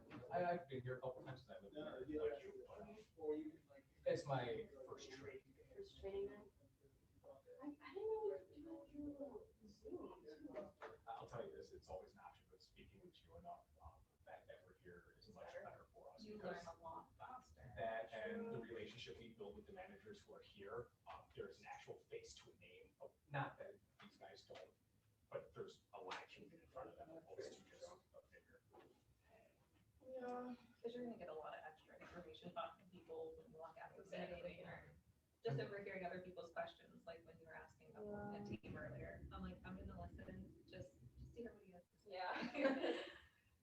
I mean, that's the thing, the main point here is for us to speed and absorb, and everyone has said, we're never going to get all this immediately. It's like, I have it memorized, it's just like, when I'm talking, I get so like, caught up, and today when we're practicing, I'm like, oh, I just missed a word, and then I think about it, I'm like, God damn it, It's like the I have to timing, restart it. the timing pause to like find the Yeah. rebuttal and then to make it seamless. I think that's the hard, right? To make it seem like you can actually start to finish verbatim without sounding like you're fumbling with something or you're. Because when you're thinking about it, your pauses always seem longer to yourself than they do to other people. So if you need to take a second, just pause, breathe, keep going. They're probably not gonna be like, what is this spirit doing? Yeah. Because they're like, oh, that's a great question. Shit. Exactly. I think we're all experienced, and I'm pretty sure they understand that. But from our own perspectives, we're the hardest on ourselves, right? Like, this has to be perfect. You might screw up, like, you stutter step, and you're like, okay, just reset yourself. Like when I was studying it, I'm like, oh my gosh, I have till Monday. Like, I'm not gonna remember. So it was last week, he was like, oh, we're gonna check in just to make sure you're good. I'm like, oh, Did Jesus. you guys do the licensing recently? God, that was intense. Honestly, I'm finding the script to be more difficult than the Honestly, class me itself. too, but just the licensing, I was so stressed. I'm like, there's so much info. And then it was fine. So do you even trust the information that they give you? It's like, because just like college, when you go there, you study something, bullet points, and then you get there and the information is like, but not. Yeah. And then you could have Oh, yeah. narrowed that down for me a little bit.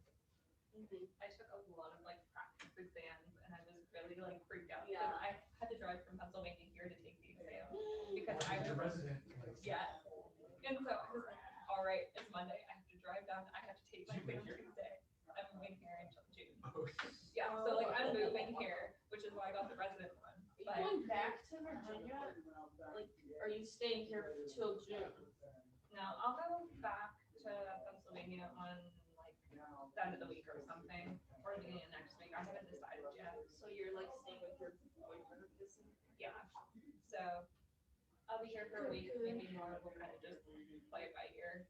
No, just see what the brings and like, how much we get. Yeah, I don't really have any commitments to like go back.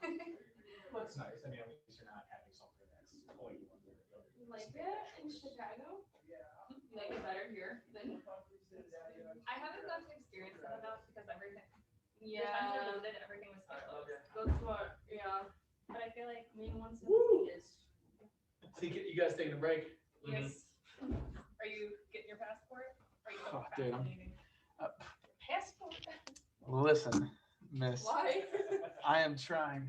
You need to go like now. It's a problem. I already went. There's no. I have a long story I could tell you about How what I did. feel with my social security. Dude, it's what I'm going through right now. Is Oh, no. classic my oh shit I do, you know. Like I had an appointment way back on, what was it? Probably like the 23rd Mhm. of March. Yeah. And it was on like the same day that I had to go get this Invisalign. So I was like, oh, like I'll just remake this appointment later. Like it's okay. And I remade it for like the day I'm back in Pennsylvania. And then the day, is this mic on? Can they hear me? Yeah. Yes. Okay. Yeah, maybe. Whoever's in the top right looks exactly like my math teacher. I'm not sure.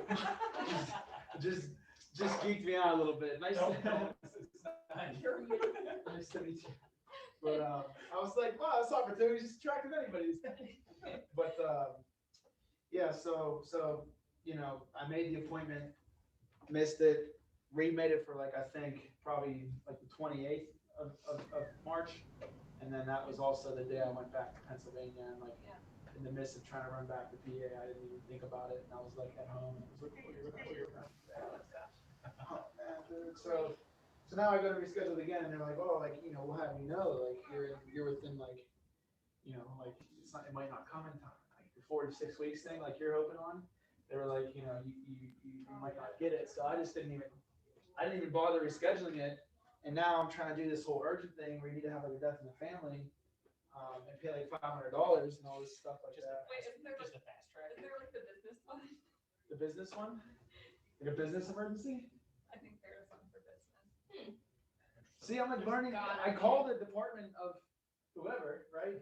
And they like tell me online, like the only way you can do it is if you book your appointment within 2 weeks of your travel date. So I'm like, what are you telling me? I gotta wait till the 19th? He's like, yeah. I'm like, well, that's a lot of trust, you know, to like wait till the 19th. He's like, and then when you do it within 2 weeks of your appointment, he's like, the appointment they will book you for has to be within 3 business days of your travel date. I'm like, what are you talking about? The 28th to the 31st? He's like, yeah. I'm like, dude, that's like, Then you gotta make sure. that's kind of close, yeah. You gotta make sure you have your social security card, your birth certificate. Oh, the Gatorade? Let's go. I need that right now. Uh, Yeah, and then he was saying like, now Marvin found me some website that's like literally telling me if I pay a flat fee of 500, enter all this info, so we'll see where this is going. I don't know. Oh my gosh. All right, let me see. Is it on mute? Nope. Okay, it is not. Okay, all right. It's fine on our conversation. So you guys heard probably Vince over there. All right, so back to the numbers we went over, just to review them again. 10 presentations will get us 3 sales, 800 ALP each will get us 2,400 total ALP for the week. Now you can scale this up, scale it down, which means that you can get more than 10 presentations a week. So the first thing is increasing the activity. If you get more presentations, that means you see more people. If we see more people, what do you think is going to happen? You'll sell more people. If you sell more people, you get more ALP, right?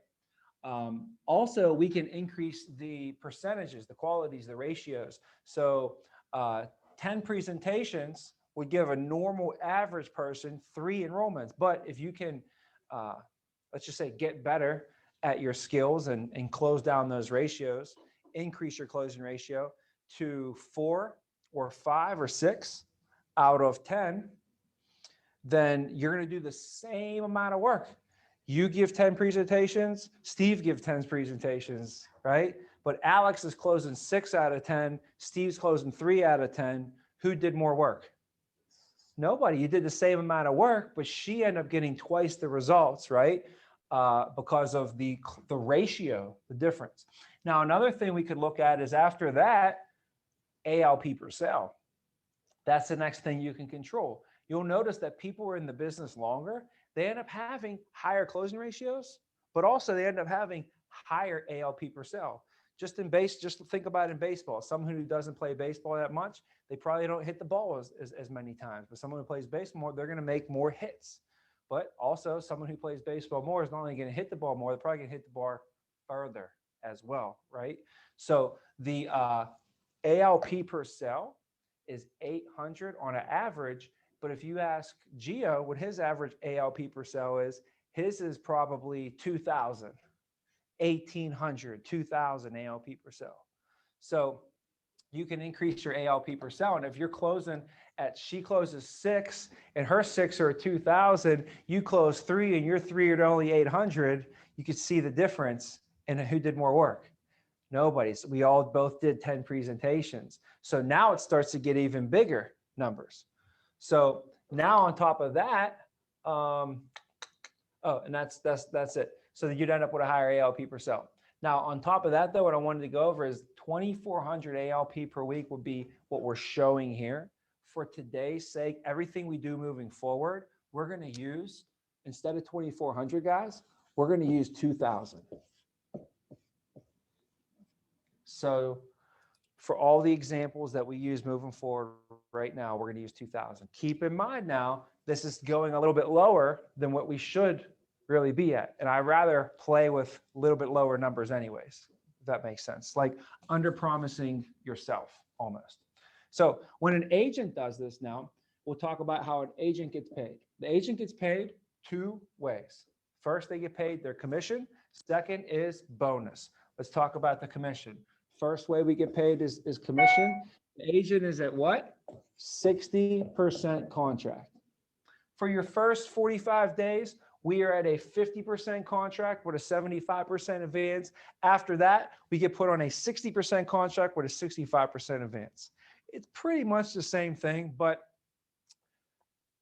since it's only a short period of time, I mean, 45 days, I don't even go over that. So let's just go to the 60%. So 60% contract, okay, is what the agent is at. That is your commission rate. So the first way we get paid is what? Commission. We know the commission is 60%. 60% of what? Our production. 60% of our production. We produced 2,000 ALP. So 60% times 2,000 equals our commission. In this situation would be $1,200. That's the commission that you earned that week. Now, what they're going to do with your commission is they pay us 65% advance. Pardon my back. I keep turning around. Maybe I'll go this way or something. 65% advance. And that's what we get paid this week up front.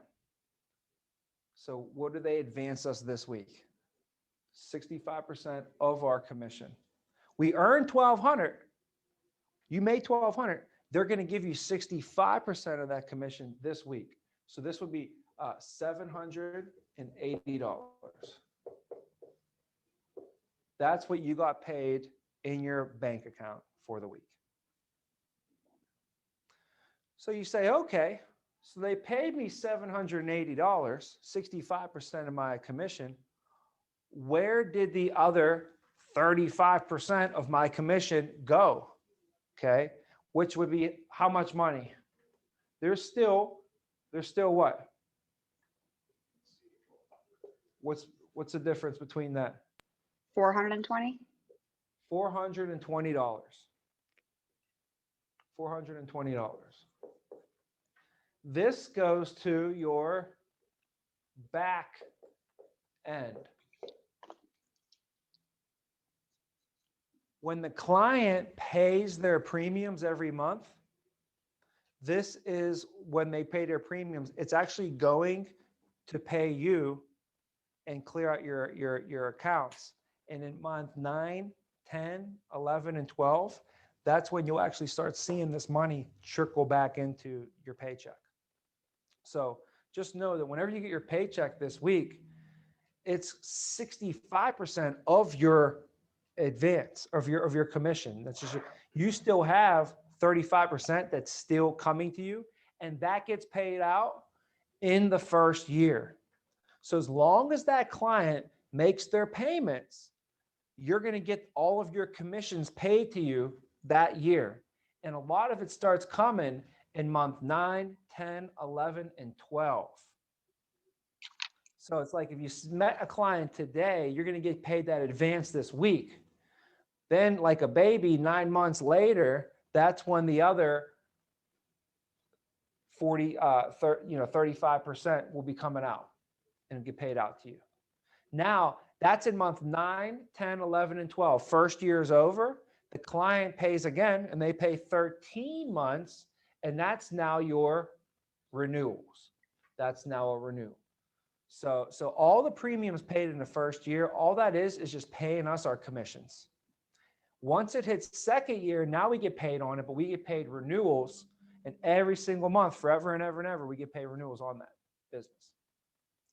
So keep in mind this is there, but for today, we'll just stay over here about what are we going to get paid this week, okay?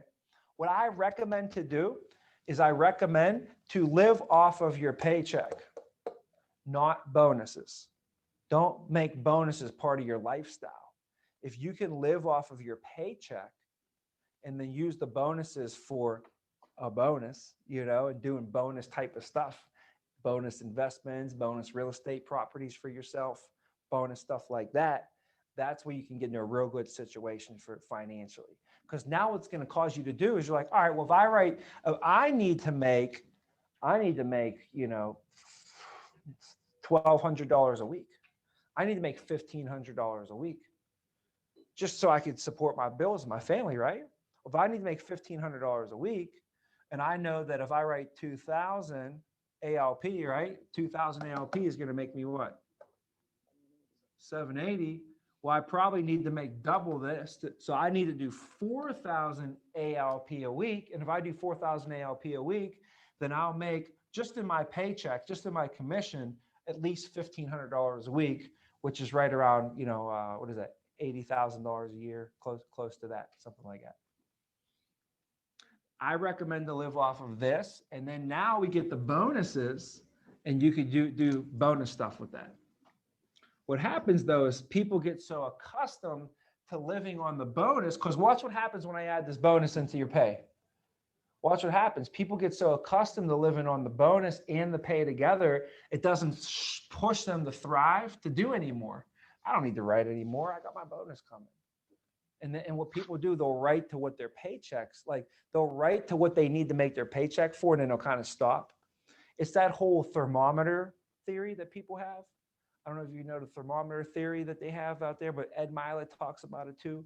He says that people will kind of warm up and cool down based upon, a lot of time finances, if Steve knows that he needs to have 10 grand in his bank account, and once he has 10 grand, he's cool. So but his bank account's at 6 grand, Steve's going to heat up. He's going to heat up and he's going to start rocking, and he's going to get that up to 10, maybe even 11. As soon as it gets to 11, guess what he's going to do? He's going to cool back down and probably spend that extra 1,000 on something at the mall and then go right to his 10, And if he heats up too much, he'll cool right back down. And if he cools down, then he heats back up and he stays at that. The thermometer just stays at that one temperature, And that's what a lot of people will do is like, if they come into the business and like, I need to make $3 grand a month. So they'll make $3 grand a month with the bonus, right? You need to make $3 grand a month without the bonus and let the bonus be extra, So I just want to urge you to try and do that when you plan out your game plan and everything, So let's go into the bonus real quick. All right. So next way is bonus. And the bonus is, it's a long, not even that complicated, but it's a long explanation that I'm going to kind of shortcut for us today. And I'm going to give you the actual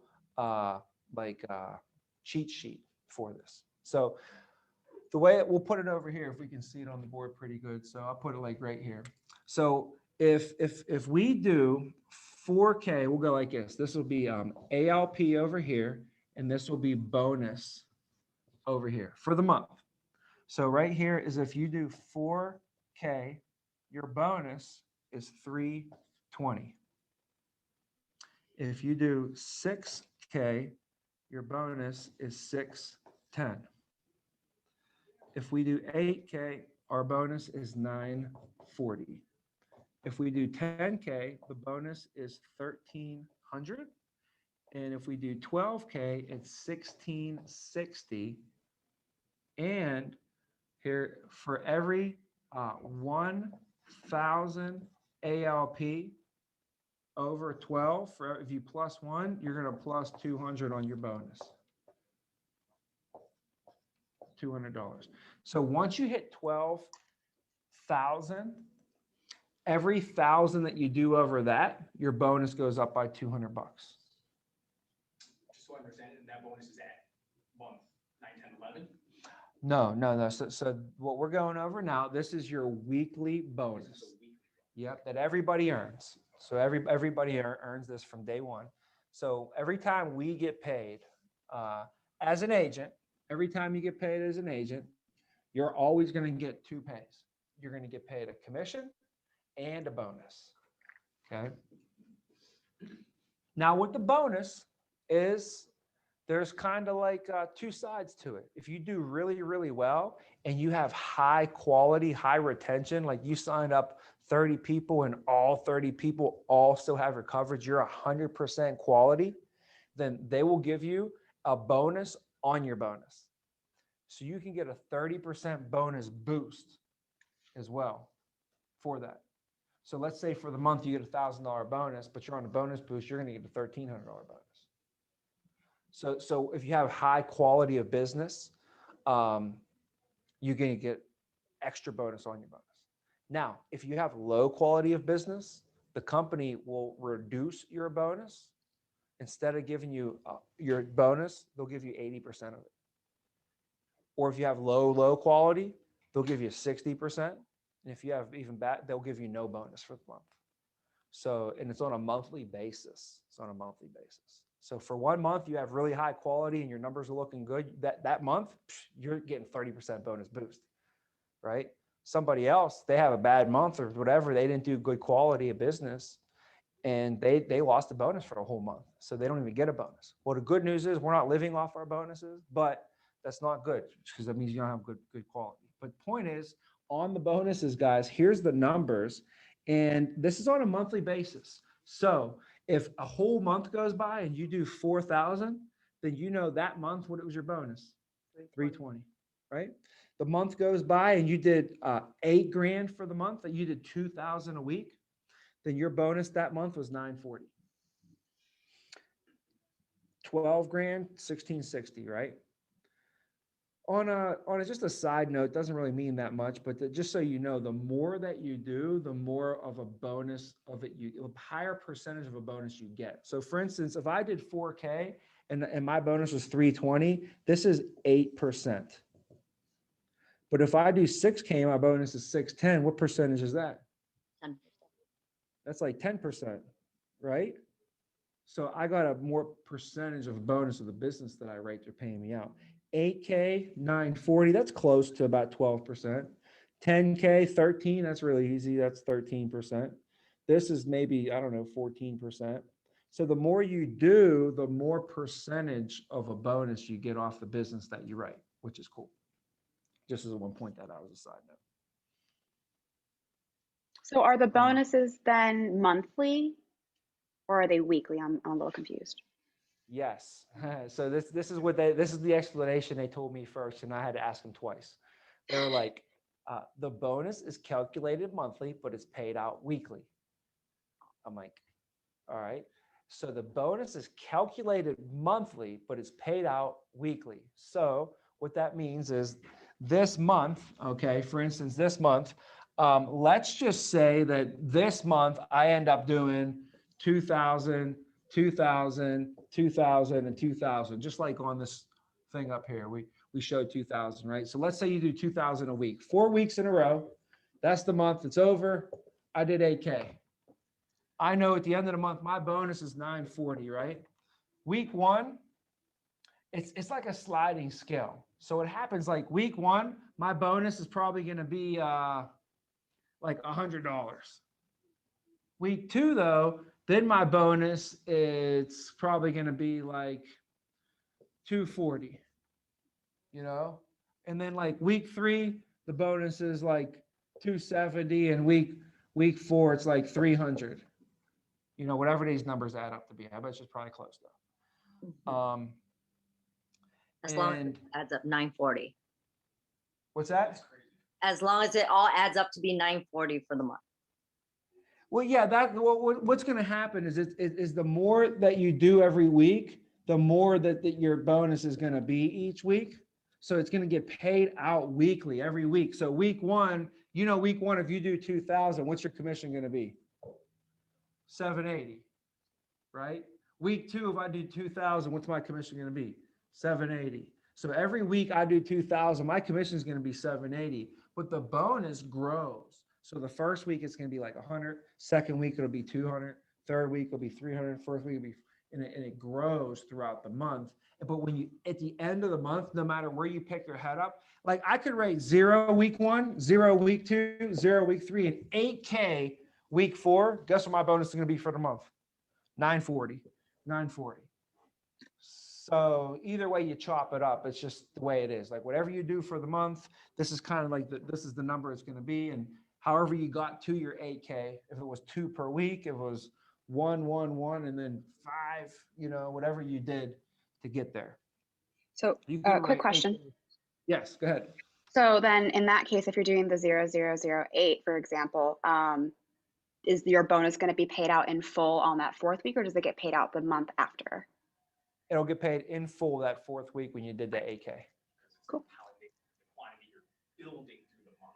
Yeah, it compounds, but in that situation, nothing compounded because she was just at 0 all month and then she just dropped it. So either way though, yeah, you'll get it every single week. You get paid your bonus wherever you're at, you know, at that stage of the month. So to kind of finish up the lesson, because the question is, if I wrote 2,000, how much did I make for the week? We still didn't figure that out, 7. right?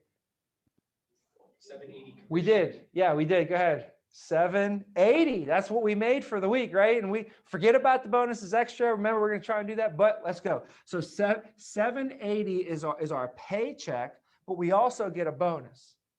So the way we figure the bonus would be is if I do 2,000 a week, how much is that a month?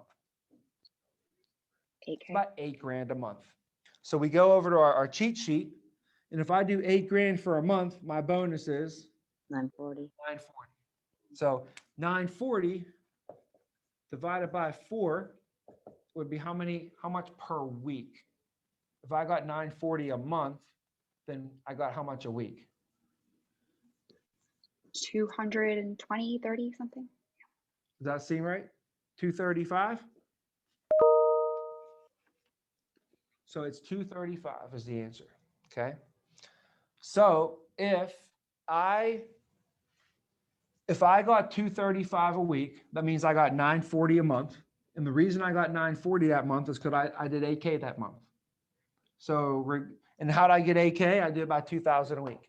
So if someone's doing about 2,000 a week, whether I just do 8,000 one week and take the next 3 weeks off, what am I averaging? I'm still averaging 2,000 a week.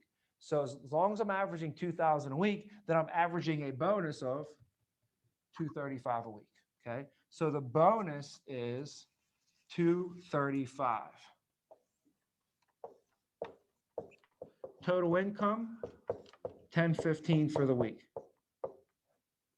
That's how much you would make. Now, Gio always says if you take the ALP, cut it in half, that's your paycheck. So you cut the 2,000, cut it in half, it's pretty much about $1,000 right there. That was a really long way of us getting to the answer. I could have did this in 3 seconds, but we all worked at it together and hopefully making some sense for you. So one more time before we move forward. So we get paid 2 ways. The first way is commission. The way you figure your commission is you take your commission rate, 60% in this situation, times the ALP that you did. And that equals your what? Commission. That's how much money you made for the week. Now, when you get your commission, we get how much up front? 65% up front. So 1,200 is the commission in this situation. 780 is what you got paid this week in your paycheck. That's your what? Advance on commission. Then they take the other 35%, they put that into our back end, and that gets paid out to us when the clients what? Pay their premiums. We get those paid out, and that comes out 9, 10, 11, and 12 at the end of the year in those months. All right, that's that. The second way we get paid is bonus. And bonus, we just basically just said, we're just going to use the cheat sheet and say whatever I do for the month, that's going to tell me my bonus. I divide that by 4, and that's what I average per week. This situation, 2,000 ALP is 8,000 a month. 8,000 a month is a 940 bonus. And we did 940 over the course of a month is $235 a week. So that's the bonus, and the pay was 780. So the total income was 1015. 1015. Okay, any questions on that? No? I mean, it's a What's that, Gina? so I was gonna say, so on top of the 1015, of course, you're also getting the back end paid out month 9, 10, 11, 12, right? Yes. So on top of that, there's still $420 right there. Okay, this is huge. That is, see, this is what there's a guy with our company. His name is Mark Zipper. Mark Zipper, he wears these t-shirts. It says #MOR, and he calls it the miracle of renewals. He's been retired for the company for 20 years. I went to the founder of our company, Bernard Rappaport, passed away in 2012. I went down to Texas and I got to go to his funeral. And the one night before the funeral took place, we went to dinner and with some legends. And then Mark Zipper came to dinner. I never met him before. First time I ever met Mark Zipper, you know. And he came to, and he was wearing these Louis Vuitton like loafers. And it's the first time I've ever seen Louis Vuitton loafers. I was like, those things are sharp, you know? And he just starts talking about how he was this SGA. I was like, I don't even really heard of this guy before. Find out he's like this legend. He's the one who created the, you know, freedom of choice certificate and all that. But he's been retired with the company for 20 years now and still gets, you know, over $100,000 a month in residual income. He's living his best life down in Florida. I'll tell you that much, you know?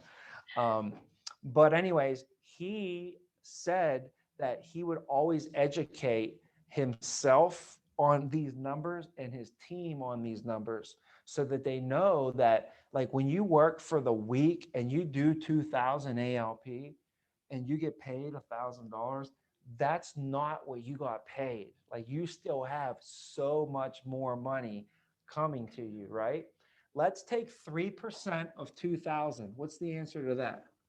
What's 3% of 2,000? 60? 60, right? So that means each year now, you're going to make $60 a year in residual income off of that 2,000, right? Well, let's say that they have the coverage for 20 years, right? So 60 times 20 is what? 100. $1,200. $1,200. So off that 2,000 now, we got paid 1,000 up front, another 420. So what's that equal? 1435. 1435. And then we got another 1,200 on top of that over the next 20 years coming to us. So what's that? 2635. That's more ALP than you sold for the week. That's more than the ALP. That's 100 and what is that? 130%. It's about 130%. You know.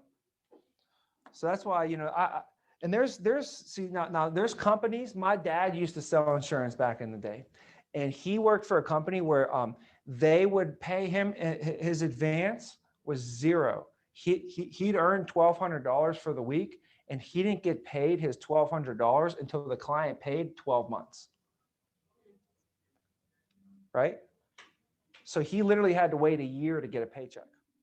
Or he had to convince the client to pay a full year up front. You think getting $100 a month off of somebody's tough? Trying to just say, give me $1,200 up front. That's not an easy one to push. So my dad was like, it was tough, Tommy. He was like, just believe it was tough for me to do, but I did it. And I knew a year from now, I got this paycheck coming, which was a nice thing to know it's coming, but it didn't do nothing for me to help you eat dinner this week. So my dad would work during the day at the engineer. He was an engineer. And at night, he would literally like take me to baseball practice. After baseball practice, would drive and we'd stop at some house somewhere, and he'd go in this house and I'd sit on their porch or go inside or sit in his truck out front. He'd go in there and he'd try and sell him some insurance after practice. I swear, like, no, I'm not kidding you. And then we come home for the night. So that's what happened. Now, the other side of the fence, my dad told me that they would pay me all the money up front. So if I got $1,200 commission, they'd give me 100% advance. So they would give me all $1,200 up front. And then he said, Tommy, you know what happened? If one of my clients' policies didn't get issued or something, they would end up charging me back all the money they paid me. And then I wouldn't get paychecks from the company for weeks until I cleared my account.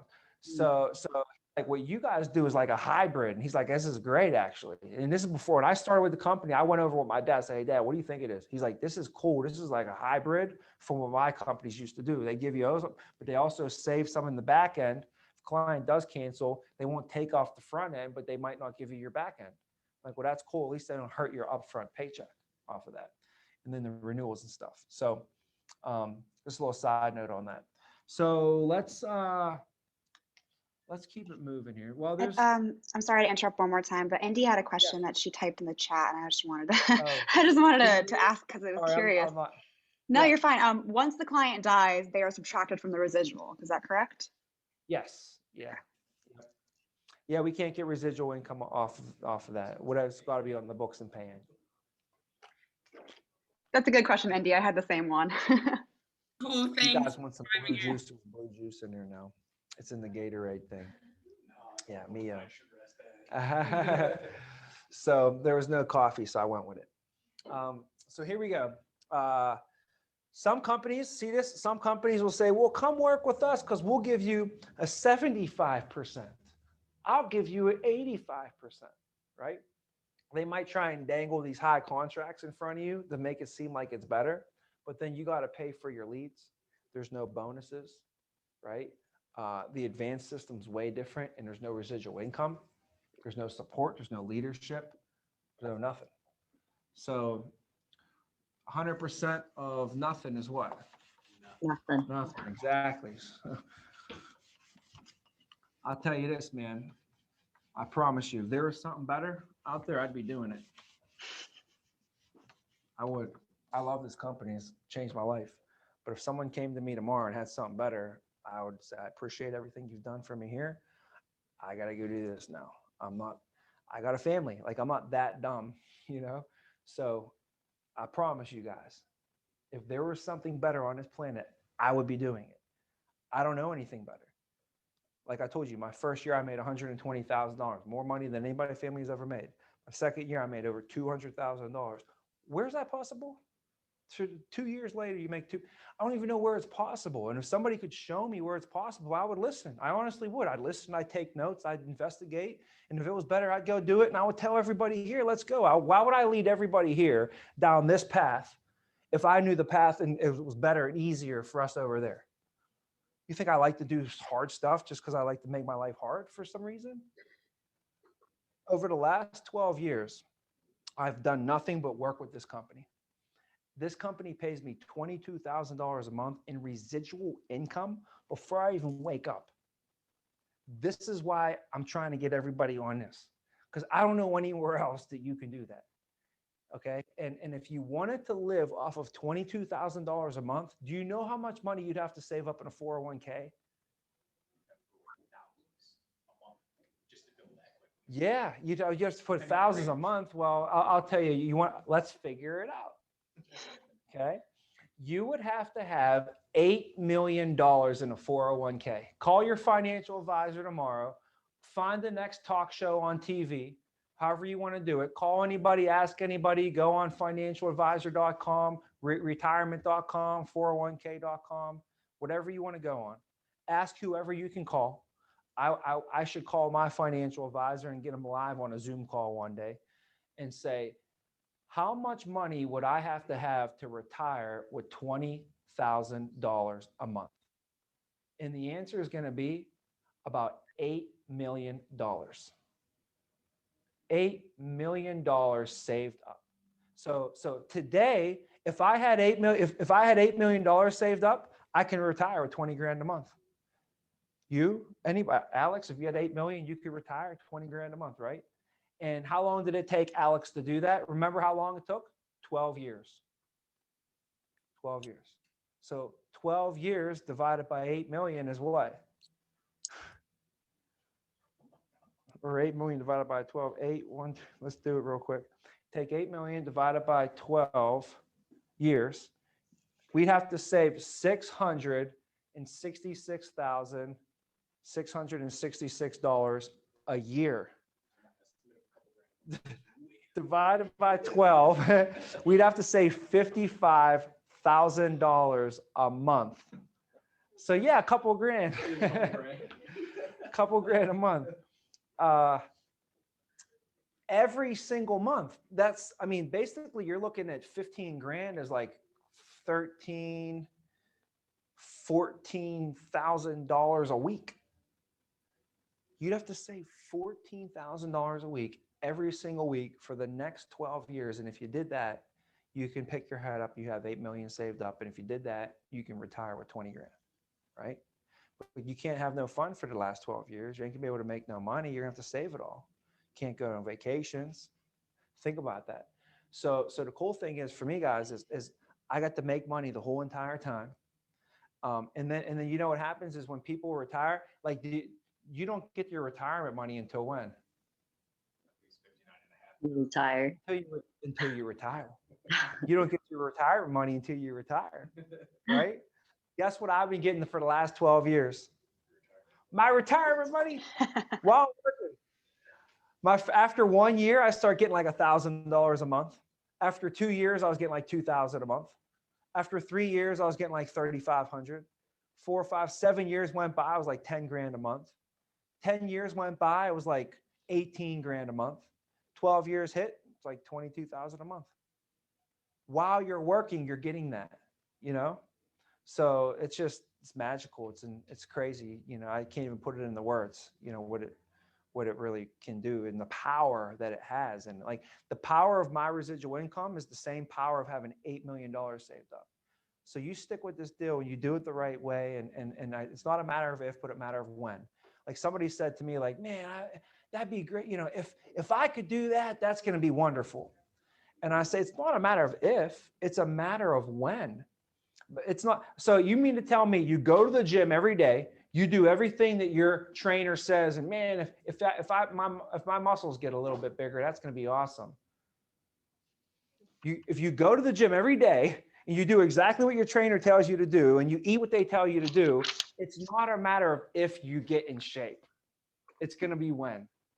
So I'm telling you, if you do this deal and you apply the systems and you do what you're supposed to do, you do it the right way, it's not a matter of if, it's just a matter of when. It's going to happen eventually. It will.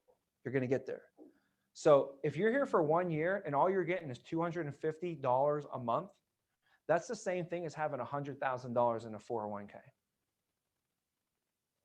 Just so you know, $100,000 in a 401k, if you retired today, they would give you $3,000 a year, which is $250 a month.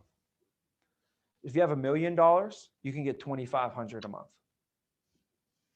So if you have 10, and that's why I'm saying, if you have $4 million, you could get $10,000 a month. If you have $8 million, you could get $20,000 a month. So that's where these numbers come from. I didn't have to save any money in order for that to happen.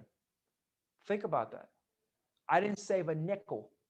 You literally can go for the next 10 years and just, what do they call that? YOLO, right? You only live once. Yeah, you could just go and live your life, go on vacation. You know what other people can't do? They can't and do it and be cool. Like my dad was like, all right, we either take the flight, go to Florida, cost me an extra $2,000, or I retire one day. What should I do? Take the family to Florida or retire one day?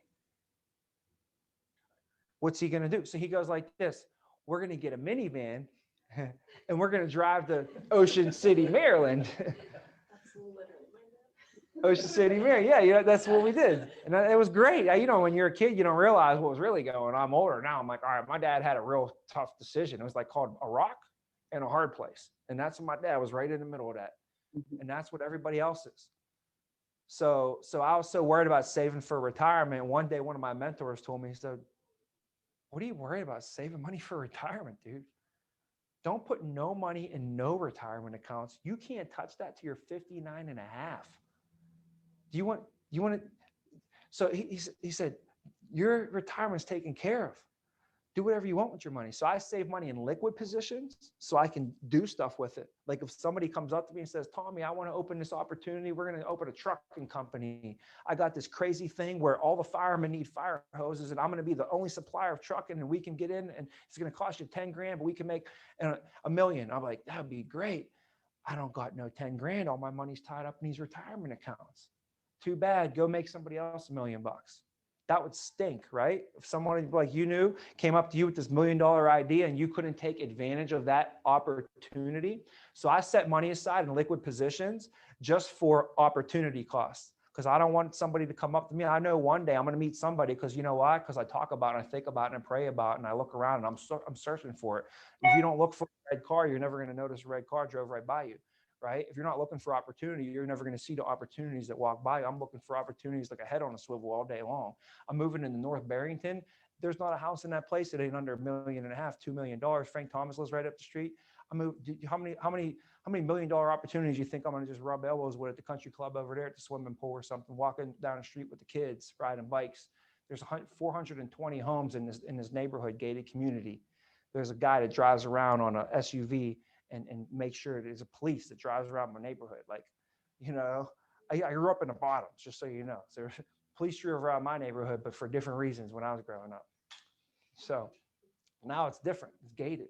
But the whole thing is the financial aspect of the residual income and how powerful it really is for you. It really is. I'm telling you, there's nothing, for the next 10 years, 20 years of your life, 30 years, you could just spend all your money that you make and know that your retirement is set and it's going to be better than anything you could ever save, right? I don't recommend to blow all your money by no means. That's not what I'm saying. I'm just saying, I guess, metaphorically speaking, if you want to call it that, whatever, save your money, okay? All right, so back over here though, we're good on this stuff. I'm going to clear this out and let's just fly right through it now, okay? Now that we know how this works, it's all the same, all the way up now. So what I mean by that is, you get paid two ways all the way. Okay, so you're an agent. What's after an agent? Supervising agent. Supervising agent is 62.5% contract. So the difference between these two is 2.5%.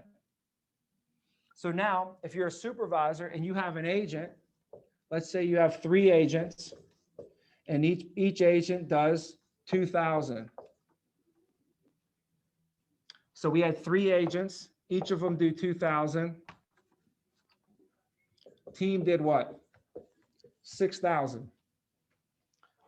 Now, when we're a supervisor, we get paid 2 ways. The first way we get paid is Commission. Commission is going to be the difference, because remember, the agent wrote business and got paid all the way up to 60%. But after that, the supervisor comes in and they capture that override of 2.5%. So the commission for the supervisor is 2.5%. And we times that by what? 3. AL. Oh, Yep, ALP.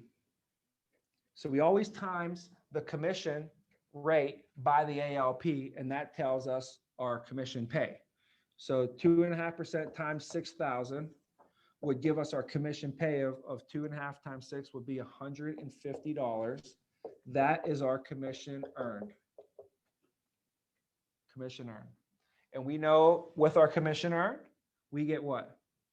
65%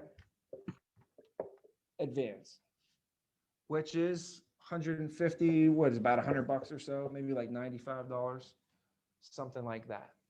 And that remaining 35 goes to the rest of the back end. Correct. Yep. So the other $50 that you didn't get is going to the back end, building up, right? That's on a weekly basis. You do this 4 weeks, there's another $200 right into your back end. 9 months from now, you get. So, so the first way we get paid, number one, is commission, and our commission for the week was 150, and our advance was 100. So we made $100. Made $100. That's for having what? 3 agents, each do 2,000. Now, the second way we get paid is we get paid bonus, leadership bonus. This is leadership commission, leadership bonus. When you're a supervisor, we get paid actually 4 ways. We get 2 ways our leadership pay, but also as a supervisor, I can go see my own clients. So I still get my personal pay and I still get my personal bonus, but also I get my leadership pay and then the leadership bonus. So we really get 4. Right now we're going over leadership pay and now leadership bonus. Leadership bonus works a little differently because when you are a supervisor, you get 125% of your team's bonus that are in their first 90 days.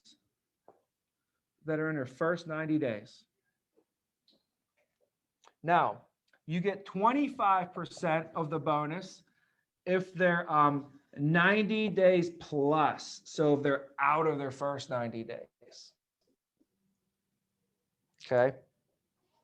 So for example, I'm a supervisor. I have one of my agents, they're brand new. Anytime that they go out and get a bonus, I'm going to get 125% because they're within their first 90 days. I also have another agent that's been here for 4 months. So every time they go get a bonus, they're going to get their bonus. And whatever they get in their bonus, I'm going to get 25% of that. So remember, this is never taking anything away from the agent. Your agent will always get their bonus. But if you are their supervisor, you're going to get a percentage of whatever their bonus is. And that's your leadership bonus. Okay. So let me make it simple for us. Is some people are getting 125, some people are getting 25. What they did, they average it out. And if you want to say like, well, what would my team typically get? It would typically be about 75%. If you just want to like average it out, you would typically get about 75%. So for us to do an example now, let's figure out what would my bonus be, okay? Well, over here, we had 3 people, 3 agents, all do what? 2,000, right? So when you do 2,000, what's the agent bonus for the week when the agent does 2,000? Yeah, what's the agent bonus for the week? No, is it not? What was it? 2,000 is about $235.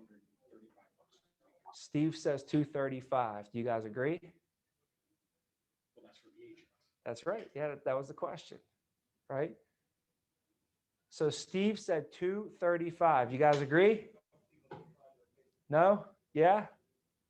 That's for the single 2 grand. Oh. What was the question one more time? Yeah, see, I knew you guys didn't get the question. Let's slow down. All right, so check it out now. When you're an agent, if you do 2,000 for the week, what is your bonus that week? We just figured it out. I think it was 235. There you go. Well, I'm looking at it like this. No, you got it. So it was 235. Remember, you get paid 2 ways as an agent. You get paid a commission and a bonus. And we figured the commission off of 2,000 was 780, And then the bonus off the 2,000 was 235, and the total pay was 1015. So that's the agent right there. So you're a supervisor, and one of your agents did 2,000. That's what happened for them. They actually got paid. They made $1,000, and their bonus was 235 for the week. So the answer is 235. So you had 3 agents on your team, and each one did 2,000. That means each one bonused at 235. So total bonus was 705. So your team earned in total bonus money $705. Because you're the supervisor, what percentage of this do we get? 25. So it could either be 125 or 25. So what we want to do, it's 75% will be the average. Okay. Some might be a little bit more, a little bit, depend a little bit. But if you want to figure out, like, if you're sitting there trying to figure out, all right, if I had a team of 5 people and they did this, what will my projected bonus typically be? Use 75%. Okay. So 75% of 705 is, what is it? It's like 525. It's like 523, 528. Okay. So just take my word for that one. All right. So 705 times 75% equals 525. And that 525 equals what? The supervisor's leadership bonus for the week. Okay. So the supervisor's leadership bonus for the week will be 525, plus the leadership pay is what? 100. So they made 625 for the week, and that team did a total of 6,000. So it's right around 10% of the production of income, if that makes sense too. So now you can be like, well, you're a supervisor? Yeah, okay. What did your team do for the week? Oh, we did about 8,500. All right, cool. You probably made about $850. See, just 10%. Whatever your SAT, that's pretty much 10%. You know, but also to knowing this stuff is important as well. Like, where are we coming up with these numbers? So once again, you're a supervisor. You got a 2.5% override, because why? You're at 62 and you're 62.5 and your agent is at 60. So you get 2.5% override on all the business that they write. This week we had 3 people. Each of them were average. They did 2,000. So we had a total of 6,000. And to figure out our commission, we just take our commission rate times our team production, which is 6,000. And we end up making $150 this week in commissions. We get advanced 65%. So we got $100 in our bank account deposited this week in our commission override in leadership off the team. And then also the bonus says that take whatever bonus your team gets, times it by 75% on average, that's what you'll get. So the team bonus at 3 people getting 235 each, they bonused at 705. We figured 75% of that is like 525. So I got a $525 leadership bonus, and I got a $100 override leadership pay on the team. So 625 was the total income. And now that is without the supervisor seeing any of their clients still. So that's only 2 ways. We still get paid when I go see my clients now. I still get my commission and I still get my bonuses off of that. Let's just say that I went out and saw 10 families and end up enrolling 3, and I end up doing about 2,000 ALP myself. Well, then I would make $1,000 in income off of that personal business that I wrote. So I'll make 1,000 off the personal business, and I'll make an extra 600 off of the team. So now I made a total income for the week of 1,600. And that was me doing 2,000 and 3 people all doing 2,000. Nobody really broke the bank or set any records on fire or anything, right? So just a quick little example right there. And 1,600 for a week is not bad. That's $82,000 a year. It's not a bad place to start, getting 3 people, getting some average numbers there. But when we go now from the supervisor to the manager, this is where your leadership is going to grow. You'll be responsible for more. Now, we know to go from an agent to a supervisor, you have to do what? You have to do 24,000 over 90 days. To go from a supervisor to a manager, it's 90,000 over 90 days. So how do you do this? I just went over how to do 24,000 over 90 days, right? That's just 8,000 a month. That's 2,000 a week. So you're right on pace right there. As long as you're getting 10 sit downs a week, boom, 3 months, you got that. Now you're a supervisor. Here's what I would say. If you have 3 people on your team, plus who? Plus you, that means you have a total of 4. Okay. Now on your team, if you each do $2,000 a week in production, your team's going to be doing 8,000 a week. If your team's doing 8,000 a week, do that for a month, do that for 4 weeks. And at the end of the month, your team did what? 32,000.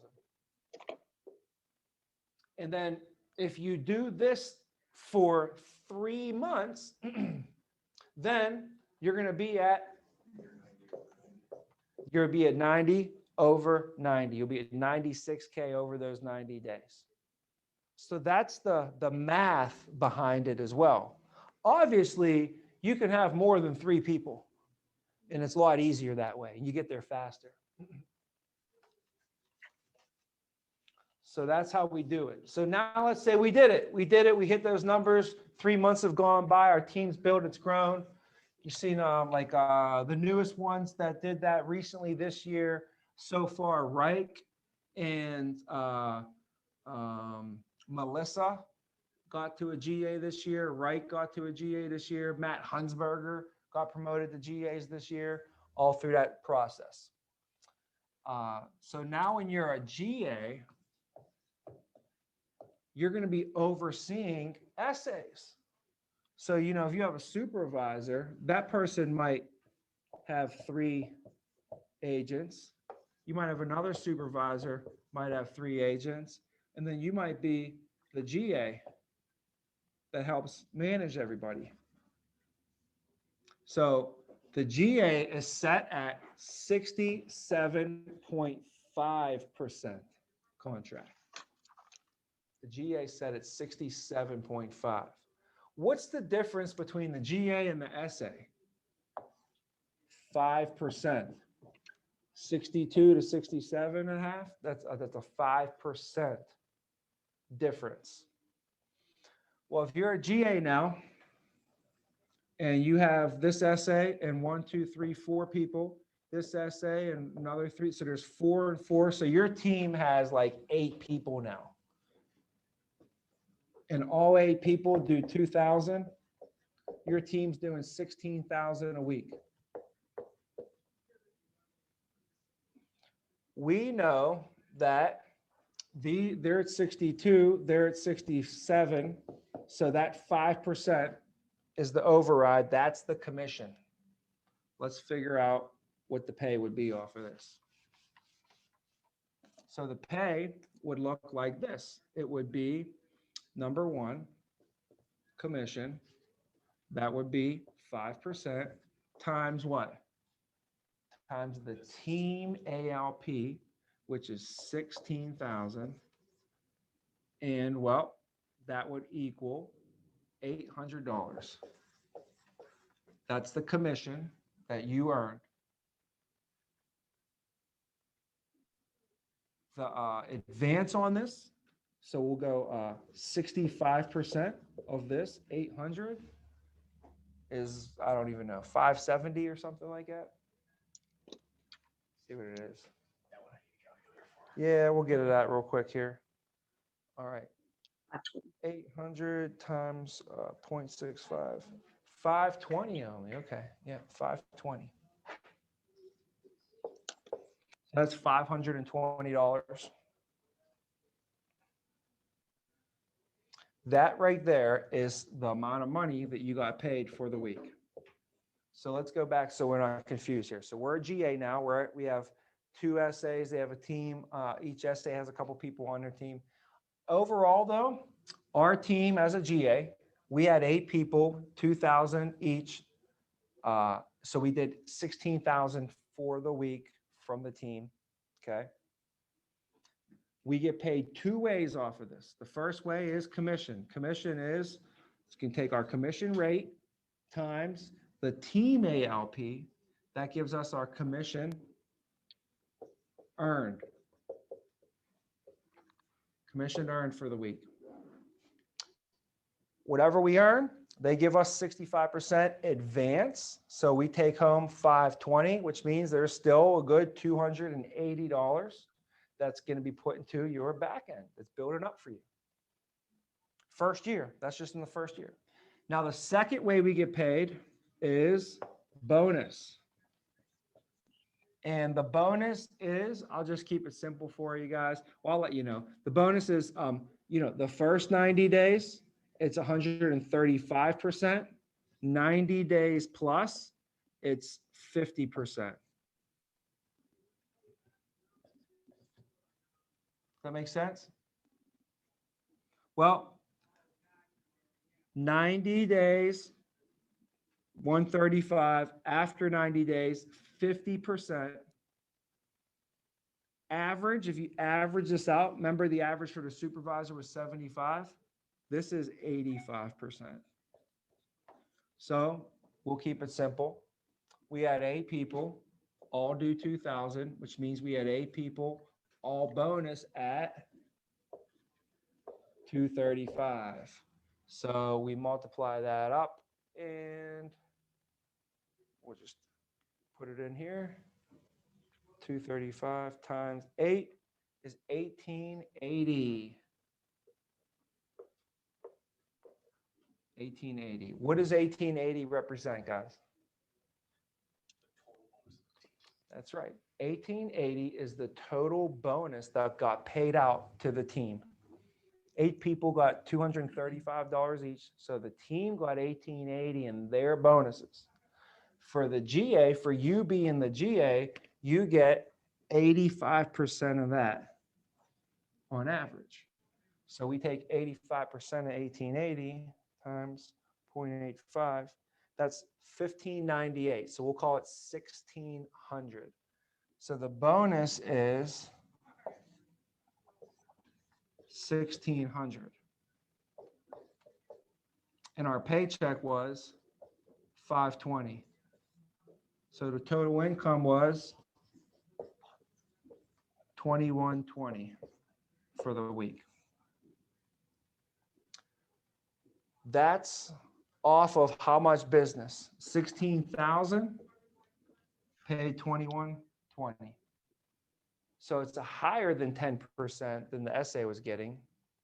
And this is without the GA going out and seeing any of their clients yet. We can still go see our clients. So our GAs all hit the field. Reich's team did 19,000 last week.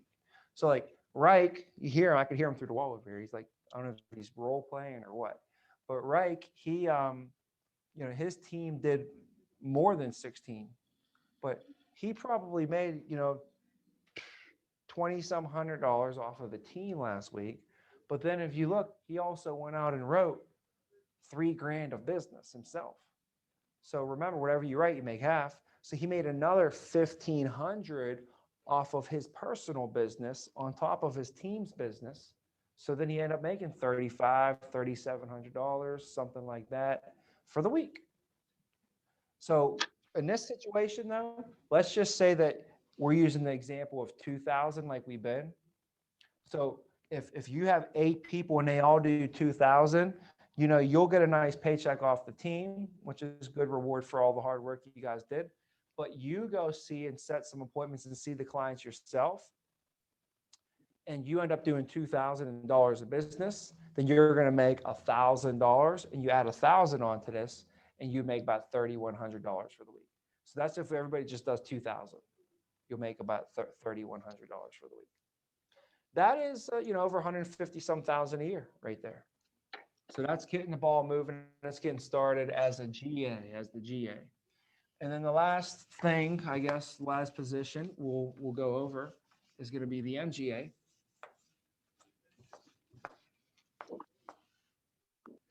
All right, now, how do you become an MGA?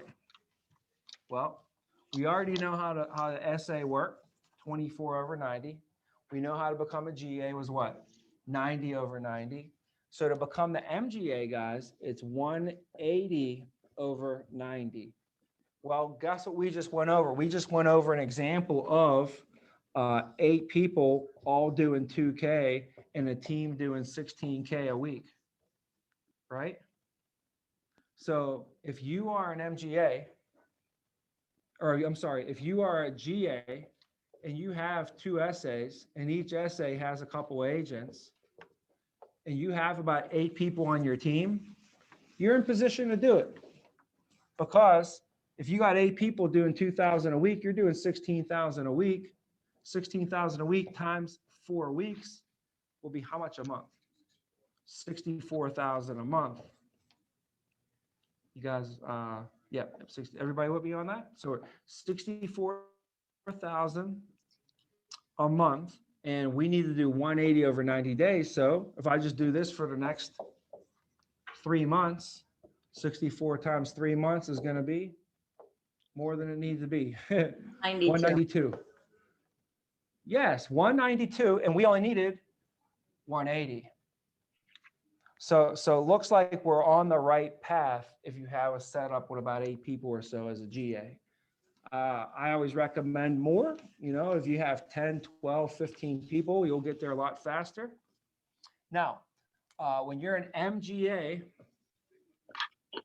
you're at 75% contract.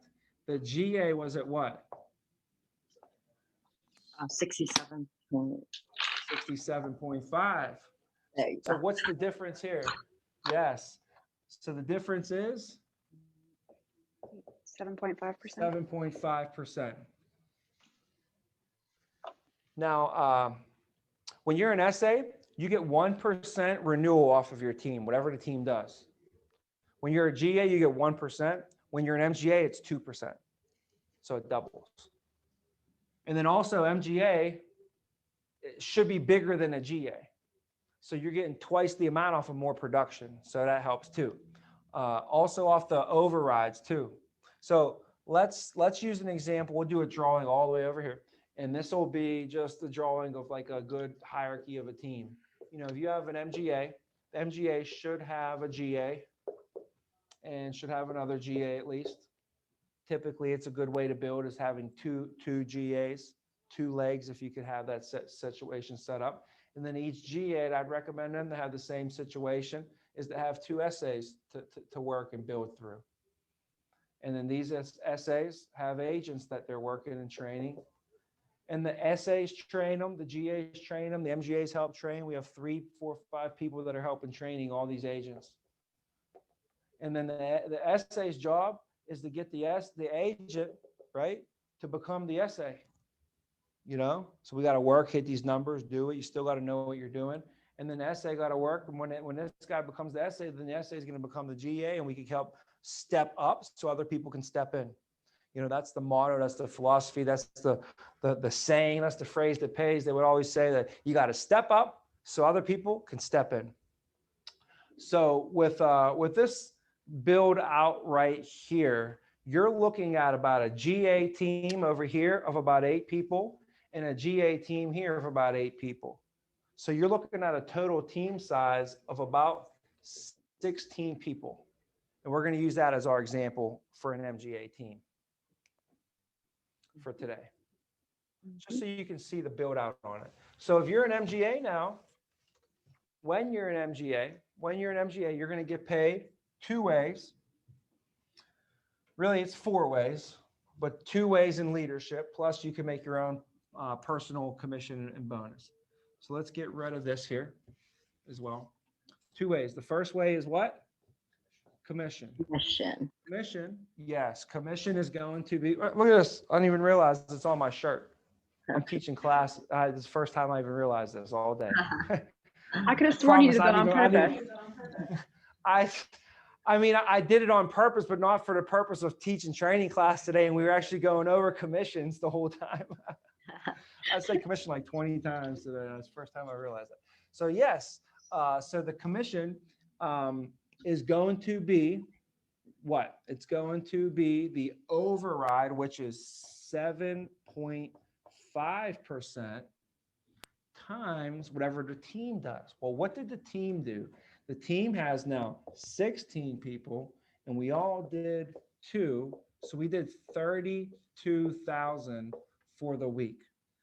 For today's sake, let's just do 30,000 for this number. A little bit easier math for us, okay? All right, so 7.5% of 30,000. And that equals our commission earned, which would be $22.50. So that's our commission earned. And then we take that at 65%, which would be around $1,500 would be the upfront pay. So that's the first way. The second way is our leadership bonus. And the bonus here is pretty simple. We'll just chalk it up to 100%. And it don't matter if they're in their first 90 days or out of their 90 days. For an MGA, it doesn't matter. MGA doesn't matter. So the only time it matters about this leadership bonus, whether in their first 90 days or out, is when you're the SA and the GA. When you become an MGA, they don't have to worry about that no more. So the MGA is going to receive now 100% of the team's bonus.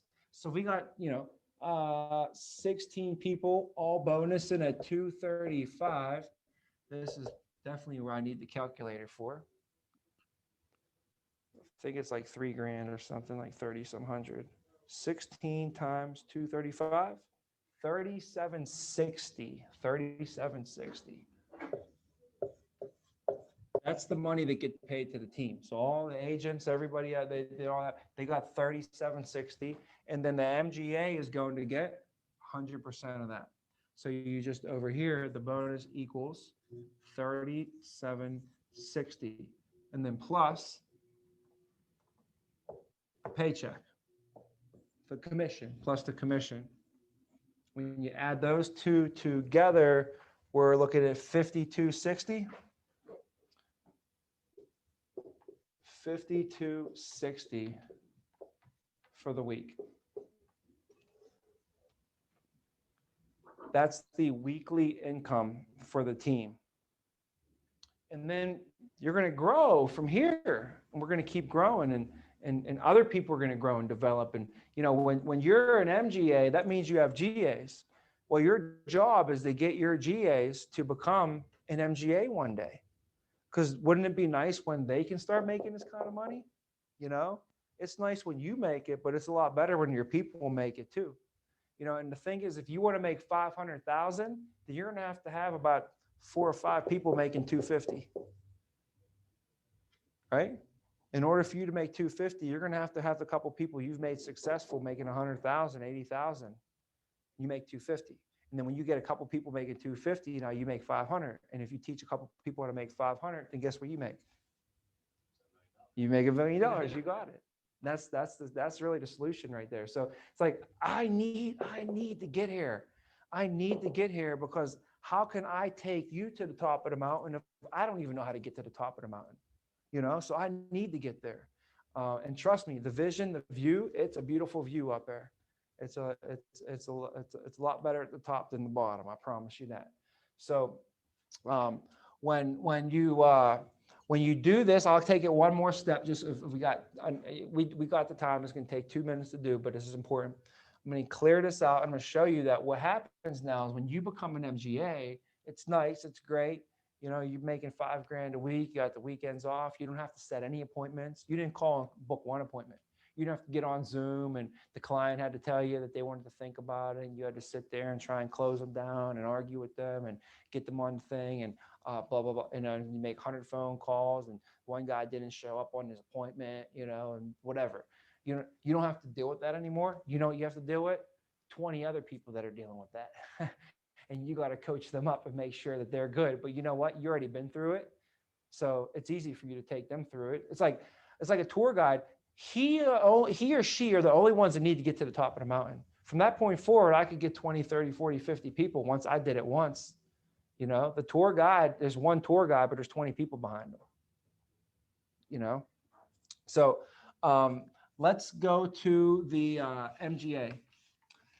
You guys know the Mount Everest story, why I raced this. So there's a guy who's a tour guide for Mount Everest. And you guys know the statistics is if you try and go to the top of Mount Everest, if 10 people went, I think only 6 of them make it or 5 make it or 3 or something like that.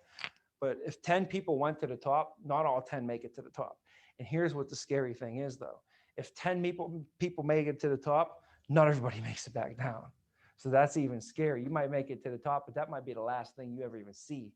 You ain't gonna some people don't even make it back down. It's scary, right? So then there's a guy, he interviewed the tour guide. There's this tour guide who has done like 100 trips up and down Mount Everest, taking people from the bottom all the way to the summit, to the top of this thing.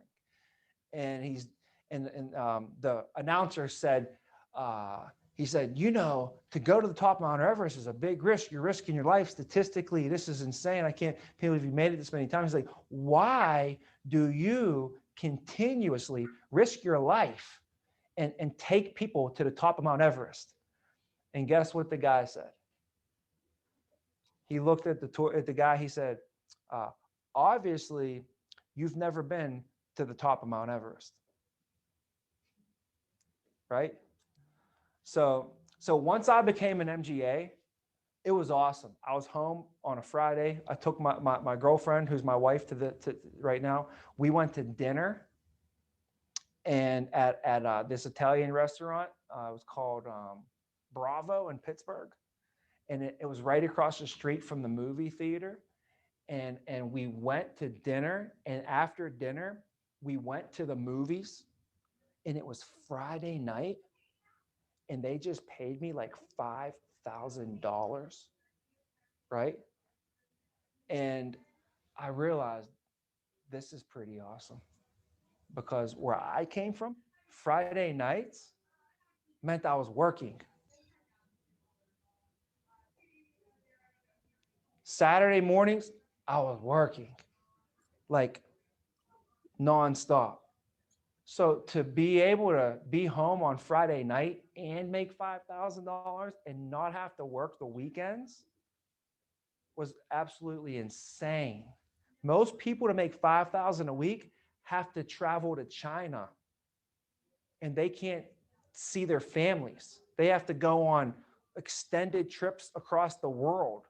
To make $250,000. Yeah, you make $250,000, but we own your ass. Here's where you got to be. You got to be here. You better check in, better fill out your reports. You better do this, better do that. Or I'm taking out 100, 250 like that, just as quick as you got. I'm taking it right off you.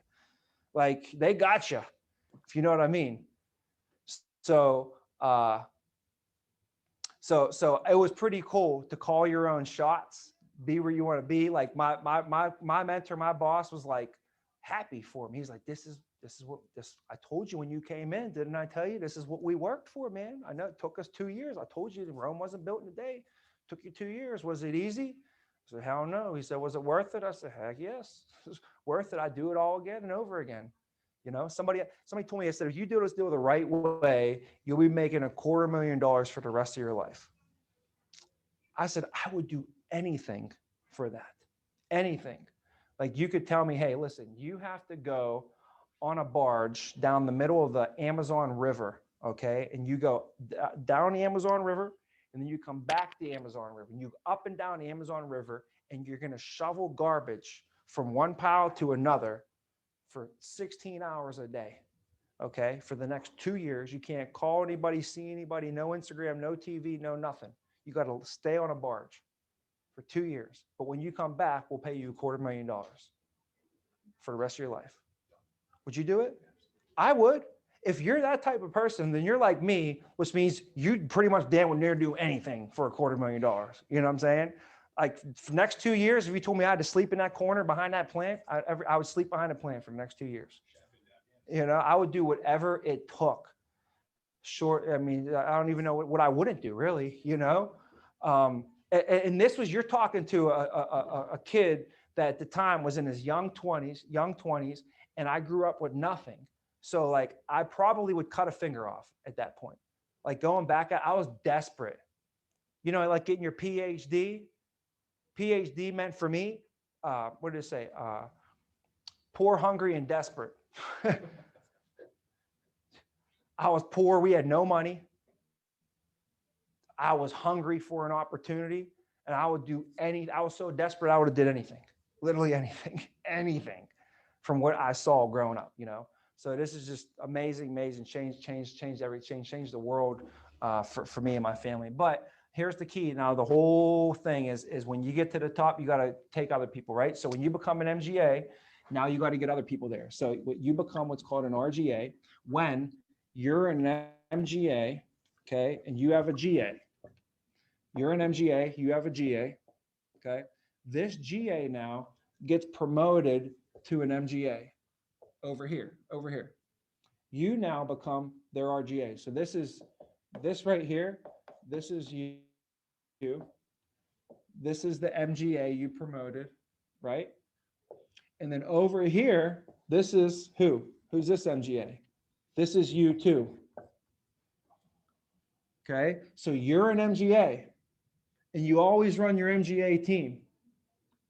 And this GA ends up getting promoted, takes a couple people with them, they go run their deal, but you still got a whole bunch of people back here. Next man up, next woman up, next person up.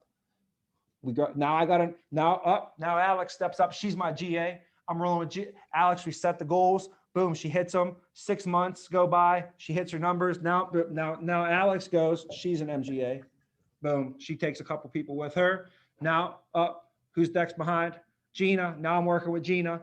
So Gina is my GA. I'm working with Gina. And then boom, now she gets promoted to an MGA a couple months later. So I'm the RGA over Gina, Steve, Alex. I'm the RGA over those three. But guess who I am over here still? I'm still an MGA, okay? So for me, I became an MGA, and that set me up. I was making $250 a year off of that. So I got $250,000 a year coming in off my MGA team. We're rocking, you know, all the time. That just happens. But then also now I'm an RGA over here. So how do I get paid off of this? How do you get paid as an RGA? Okay, the RGA is at 80%. The MGA is at 75. They get a 5% override on the team. Let's use an example of you get a situation like I had set up after 4 years. So after 4 years, I was an MGA, and then I had 1, 2, 3, 4 MGAs, right? And each MGA was doing about $25,000 a week,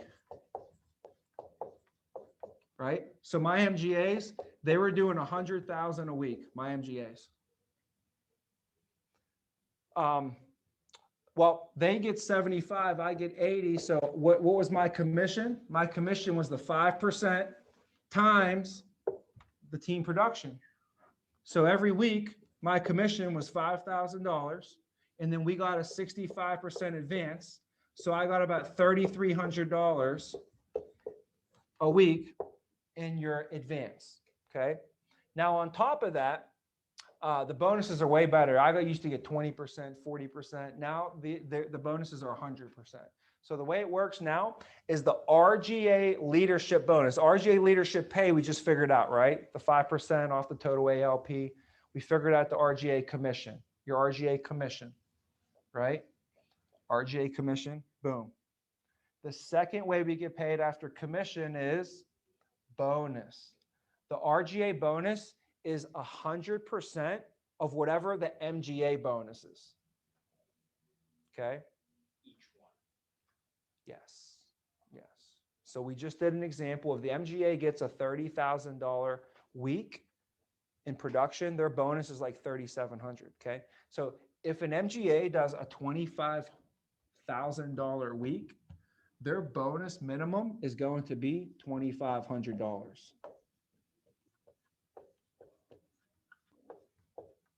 So I have these 4 MGAs. Each one of them got $2,500 in their weekly bonus. So they total bonus money of what? $10,000 in total bonus money that got paid to them. And since I'm the RGA, I get 100% of that. So my bonus for the week is what? $10,000 is equal to my RGA bonus. So 10,000 plus the 3,300 is 13,300 or something like that. So $13,000 is the RGA income. Plus I'm still an MGA over here making $5K a week. So add the 5 onto the 13 is what? $18,000 for the week.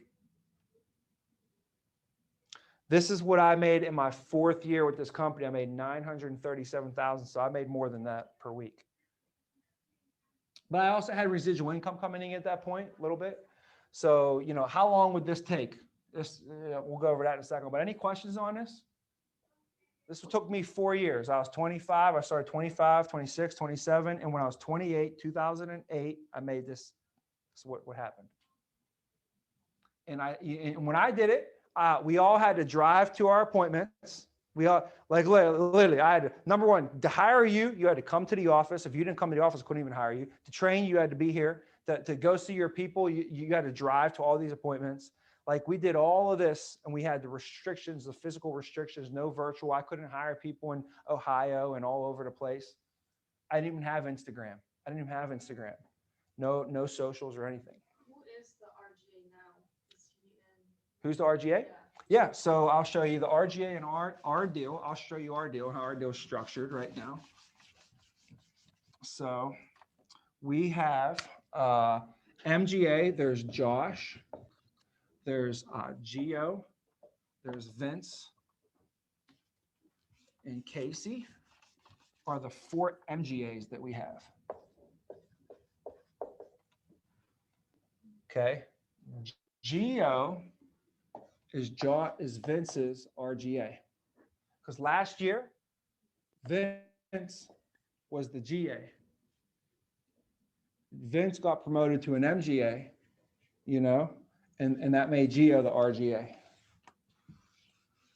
So you can become an RGA with just one under you. Yep. That's as soon as they bump, you bump because now you're their RGA. Yep, you got it. So look, see, Gio's in 2 spots. Gio gets paid 6 ways. So Gio gets an RGA commission and he gets an RGA bonus. He gets an MGA commission and an MGA bonus. Plus he gets his personal commission and his personal bonus. When Gio writes business, his commission is what? 75%. When he was an agent, you think he likes to write business now or before? You think he's better when he was here? He's like a ninja. It's like the black ninja. He could just go in there, make 1 call, set an appointment, and make 10 sales off of it somehow. You know? So for him, it's easier for him to do, and he gets paid a lot more off of it. And the renewals over here are 3. The renewals are 7. See, it's good, right? So it makes sense if he wants to maybe trip and fall and write a business here and there or sneeze some ALP out every now and then. Like for him, it's so easy, you know? So he can go do that. And that's where you're going. You're going to be just like that. It's going to be so easy. Like, all right, I guess I'll make a couple calls, make a couple $1,000 real quick. Like, you know, I'm making 18 grand this week, but I'll take an extra 2, you know? So this is the structure right now. That's pretty much it. We have Casey that helps oversee Gio. And then we have my dad. So we call him TJV. And he oversees these individuals right now. But that's kind of it. So there is no like who's the RGA. There's no the RGA is going to be whoever you promoted out, you know, like that. So, yeah. So yeah, I mean, and we could go through the structure a little bit more. We all have GAs, right? So the GAs here is Drew, and then we have Jay Vaughn, and we have Tommy Whalen over here. So Drew's going to be next up for promotion. So Drew's going to be probably up here in a few months. He'll be at MGA, and he'll probably take Tommy or Jay Vaughn with him. And then Josh will have one manager, and then they'll build, and then they'll build. And then Gio has Melissa, and Melissa has Christina and Marquise as their man. This is just the management crew. We have a lot more, but, and then he also has Austin, and Austin has Ryan, who's about to be promoted here very shortly. Vince has Matt Hunsberger, and he's looking at promoting 3 to 4 people by the end of this month. Reich has Faith and Marvin right now as his SAs. He's a GA. Casey, he's looking at right now. We have Marissa and Mason. Both are looking to get promoted by the end of this month as well. So that's kind of like the leadership team for the most part. I hope I'm not missing anybody. I might be two or three. I don't know, but let's see here. It looks pretty solid. So that's the leadership team right now for the most part.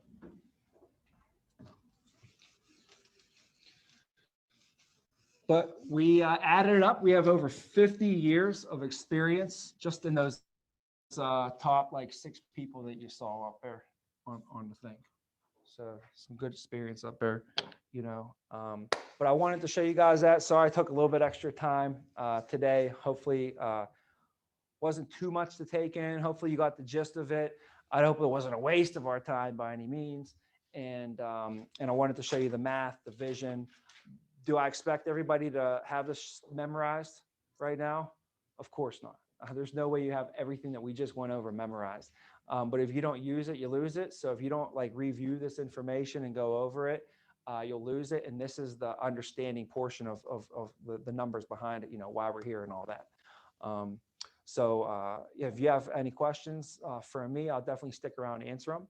And if you have any questions along the way to get your career moving in the right direction, you know, I'm sure there's people that come in and have done bigger and better than I have. I just don't know anybody who's done the path that we've done, you know, over here. So I can get you to where you want to go and show you the numbers and really what it's going to take and all that. So don't be afraid to ask, or, you know, shoot me a call or email or ask your manager to get us in touch. And I hope you guys were whatever I can do to get you where you need to go. So you got a little bit of a break today. And then I would say hook up with your manager. And one thing that I'm going to give you just a little bit of homework, okay, is make sure that you have eApp on your computer. Okay, make sure you have eApp on your, some people are already like, yeah, and some people are like, oh, I don't have it. Okay, here's what you do. Tell your manager that Tommy said, I need to have eApp on my computer. Can you please help me? And it's pretty easy. They just send you an email and you download it and it goes on your computer, okay? And the reason I want you to have that is because for the next like 10 days, pretty much, I want you guys to practice doing an application on your computer, 2 of them every night. Every night, practice these applications. By the end of training, you're going to be so much more comfortable and confident with the application process. So that's the only homework. We'll see if you guys can do it, you know, but to ask your manager for examples if you don't have any. But what I did the first few nights is I like got my mom, got my dad, got my aunt. I called one of my friends and I just said, hey, I need to practice filling applications out. Let me just role play this with you.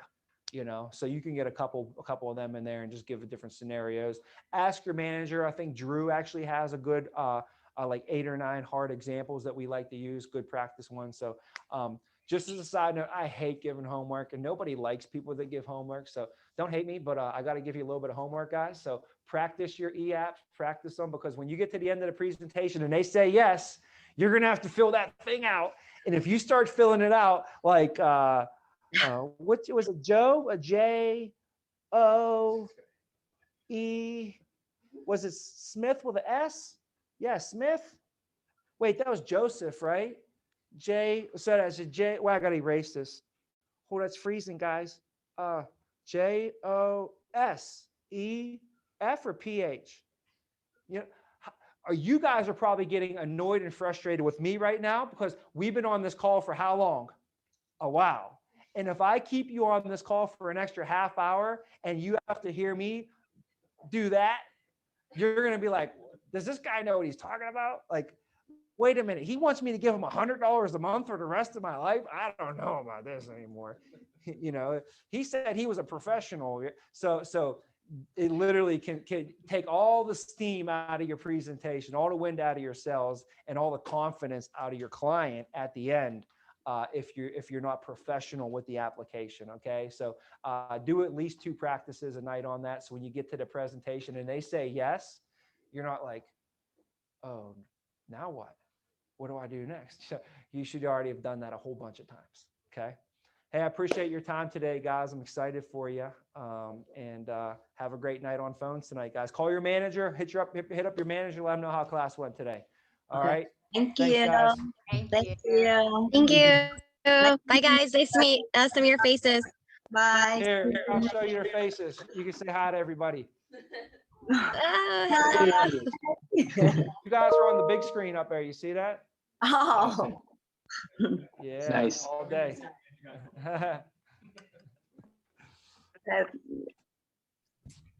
Thanks, Mr. Bean. I appreciate it. See you guys. Bye, guys. See you guys.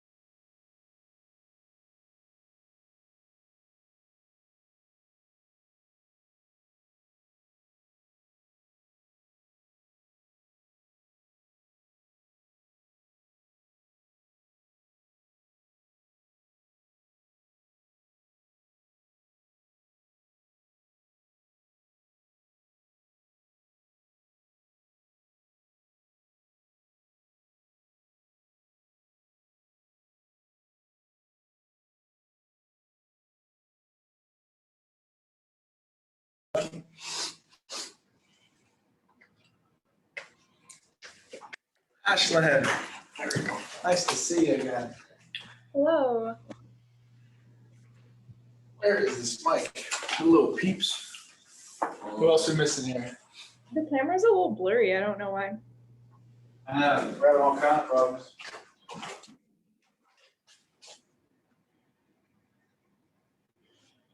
I don't know, but it's figured out. Did it get better? When your hand's super close, I can see it, but like as soon as you go farther away, it's just kind of blurry. So it's not focusing itself? Yeah. Oh, Like a little bit. It doesn't matter that much. That's horrible. yeah, maybe from here? No, No, it doesn't have anything to do. it should out of focus. There you go. Nice. There you go. Better, right? Nice. Out of focus it. Yeah. It's better now. All right. Giving everyone a couple minutes here. Who are we waiting on, Ashlyn? Who'd you say? I'm not sure. I don't know if there's anyone else. What was the name of the other guy that we started classes with? Hayden. I don't know. Hayden. He stopped coming this week. I don't know if he was here this week at all. Wow. A quitter, huh? Before you even start something. But really, he looked like he was pretty like he liked it. I don't know. He did have like some medical thing happen to him last week, so maybe he's like recovering from it. Oh. Yeah, Yeah. I don't know. Not sure.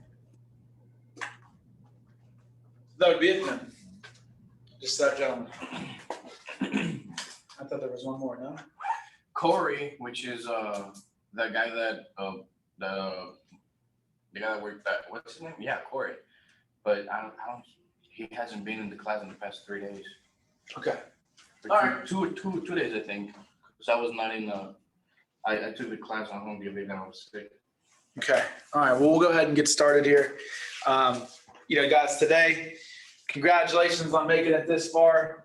You're in the tail end of your second week of training here at the Vena Agency. And the next 3 months are going to determine the rest of your career. So keep doing the things that got you this far. Keep working hard. Keep giving it 110%. And I promise you this will give back 20 times that before you even lift your head up and take a breath and have time to relax. Now, today, what we're going to be going over is some key items that you guys are going to want to know for your first milestone. Your first milestone is getting released, becoming a benefits rep, spreading your little butterfly wings out of the cocoon. On a single marker in here. Oh, here, I think I have it. That one? Yeah. Nice. All right. So, not only are we going to learn about things you'll need to be released and be on your own, to pass that test, to pass that phone call, but we're also going to go over a checklist of things that you should have down to ensure your success even greater than already before. Some key things that you want to have mastered as someone that's going to be a benefits rep first time. All right. So the first thing we'll go over is the phone call that you're going to be on that will determine if you get let out of training or not.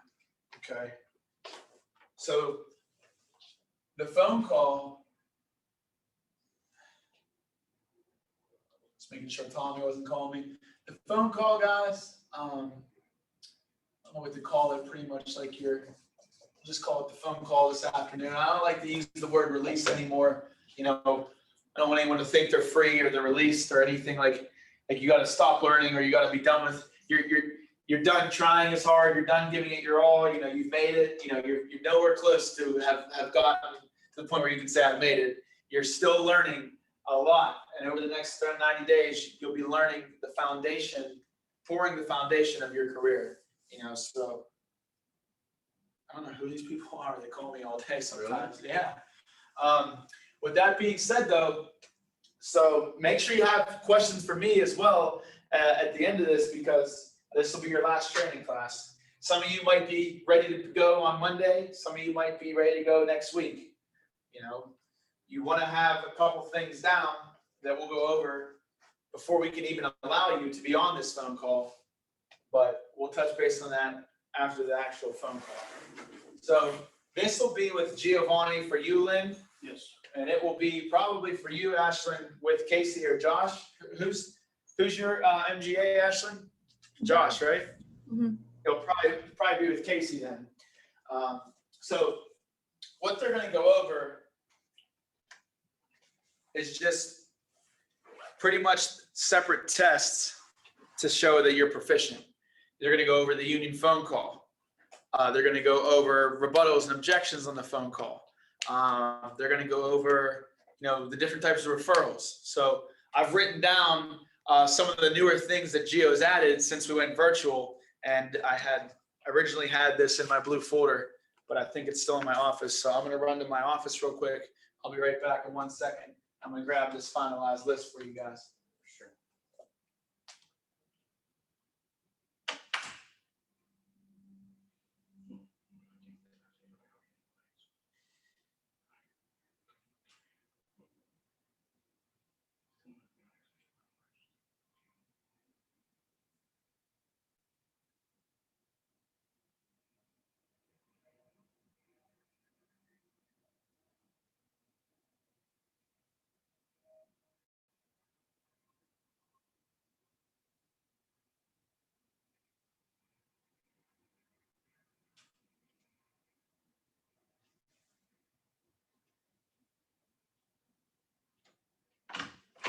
All right.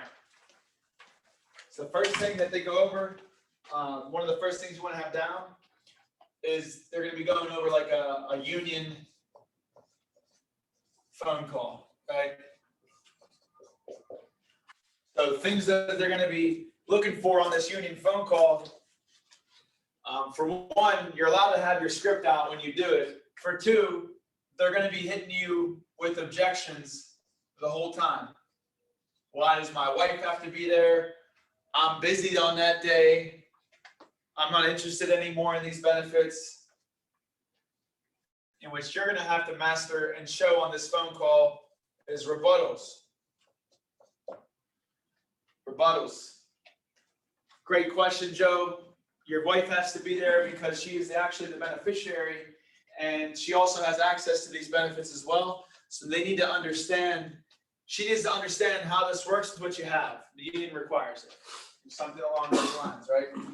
Now, after I say that, I'm not just going to say they require it and then sit there with my hands in my lap and not say anything. That's how you'll fail the release call.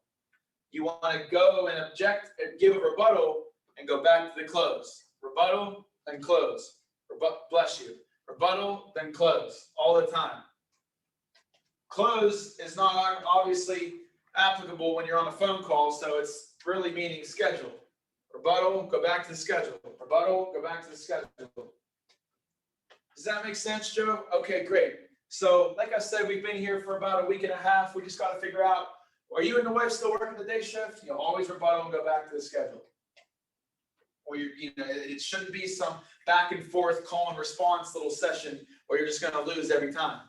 Well, why do I got to have my wife there? You tell him why, and then you're like, then he's like, well, I don't really want, I'm busy. And then you tell him why you're not busy and he's busy. And then you guys are just, like it's never going to go.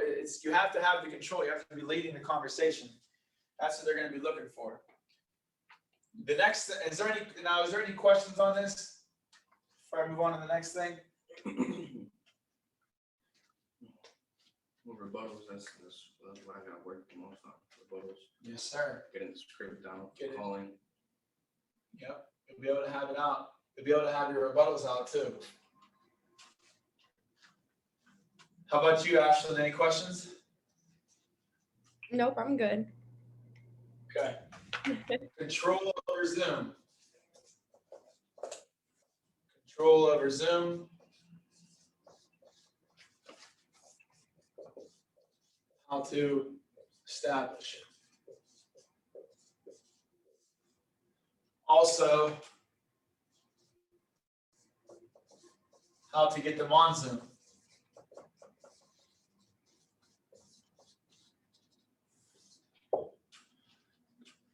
Who can tell me some ways they establish control over Zoom? Confirmation code. Good. Yep. Confirmation code. Pen and paper. Grab a pen and paper. Get to a table somewhere you can take notes. Ask them to move to sit closer. Make them do stuff. There you go. Get them to get closer. Is that what Gio taught you guys yesterday? Yes, sir. Good. Have them grab their phone, add the contact under child safety kit. That's another thing that they're doing for you. So that's control. Yeah. Yeah. Have them grab their phone. Absolutely. Answer questions. Have them answer your questions. Have them answer your questions. That's right. Get them in the habit of answering your questions. But in terms of the first couple minutes, it's kind of what you guys hit on in the first responses you gave me. You know, getting them to a table, getting them to get out a pen and paper, grabbing that confirmation code. Pretty much what I talked about in my first training class with you guys last Wednesday rather. You know, I talked about how the first thing out of your mouth should be the confirmation code. You know, verifying who they are. Not who I am. Who are you? Let me figure out who you are first. You know, that's going to make them be the ones playing catch up. They need to prove themselves to you. That's how the control, you know, starts. And, you know, we talked about how much control you already have when it's a union, especially from the RIP. Getting them on Zoom. So they're going to say, all right, you know, the release call is going to be very cut and dry. There's not going to be any emotions or laughing or talking or short, you know, like small talk. He's just like, all right, he's just going to jump from thing to thing. Great. Sounds good. All right. Next thing. The client is ready to be on Zoom. Your appointment's in 5 minutes. What are you going to tell me to get me on Zoom? Ring, ring. And you're just going to be put on the spot. Hey, Joe, this is Lynn with American Income. Had that appointment today for any time between 3 and 4. Just wanted to great, how you doing? Great, awesome. Just want to let you know we just wrapped up our last member and we're on your Zoom call now. We're ready for you when you are. Go ahead and hop on, grab a pen and paper. Mary's home, right? Great, go ahead and hop on there. I'll stay on the phone to get you to help make sure you can get on. How's your day today? Yada, yada. Do you guys know the 5 different types of referrals? 5 different types of referrals. Yeah.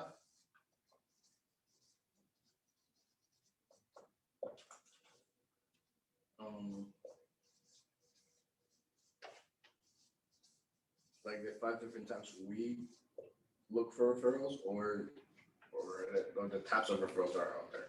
Types of referrals that are out there. So child safety kit, Will. Is that Will Kid referral? Oh yeah, no, I'm talking about the discount card program. That's 2. Personals. No. Insurance referrals. Insurance referrals.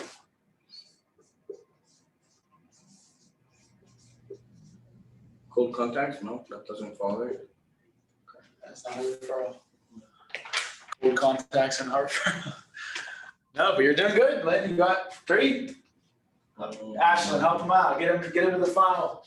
Get them to the end. Can you ask for referrals after like the AD&D, saying like where this is open to other people? That would be, that would be one of them. Yeah. Okay. You can count that. AD&D referrals. I know my team doesn't do those. They should. We just never got it down. The other ones, guys, are contingent beneficiaries. Oh, contingent benefit. The main one, the money maker, the layup, contingent bennies. No one can deny that, especially if they're in the union. I have to go see them for your no-cost insurance. Who do you want to make your contingent beneficiary? I do my VIBs after the whole sale is done. The summary sheet is wrote. The what comes next form has been gone over. You tell them what's going to happen. You solidify it. And then you say, all right, guys, before I get out of your hair here, scale of 1 to 10, how do you think I did for you today? Great. -5 from Joe, +10 from Mary. So I'm at a 5. I'm just kidding, Joe. I know you hate me. I'm kidding. But, you get the 1 out of 10, 10 out of 10, then you go into your VIBs. What do you think was most valuable? What was the most valuable part of the program today? And if I'm with the union, I'm going to use one of their little officer report forms to make it seem so much more legitimate. Have you guys seen an officer report form? Okay. Officer report forms. I'm trying to think. There's like a virtual one somewhere out there. I feel like there is, but I'll scan one and make sure to get that out. Well, Ashlyn, just ask Drew. He'll let you know. Officer report forms are a little 3x5 card, little reply card. Oh, that's the one that we talked about? No, it's a different kind of reply card. It's the same type, but maybe it's 3x2. I'm not sure. But the report form is pretty much has officer report form, name, address, phone number. What do you like best about the program? Was the representative courteous? Do you believe the program is of value? And then I think the representative's name goes at the bottom and the local union number. These officer report forms are what we use as backup and evidence when a group is a little bit upset because we've been blowing their phone lines up. Sometimes they think that we're doing more harm than good. But really what they don't know is how much good we've already done because no one talks about the good. So the report forms are what we can use and they should be collected in every union household. So instead of just doing straight up VIBs, I can use the report form, let them know that I'm going to send it back to the union and just say the same things I would for VIBs anyway. It matches up with what's on the form anyway. And then when you ask them to brainstorm suggestions of people that can benefit from the program, you flip it over and you write it on the back of the form, and he thinks it's like really a union sponsorship that's going on here, and it makes him that much more inclined to follow procedure. Yeah. So, report form, VIBs, valuable. What do you think is most valuable today? Okay. Was I courteous? Check yes. Okay. Do you believe the program is of value? Yes. Okay. What do you think was the most valuable part of the program? Great.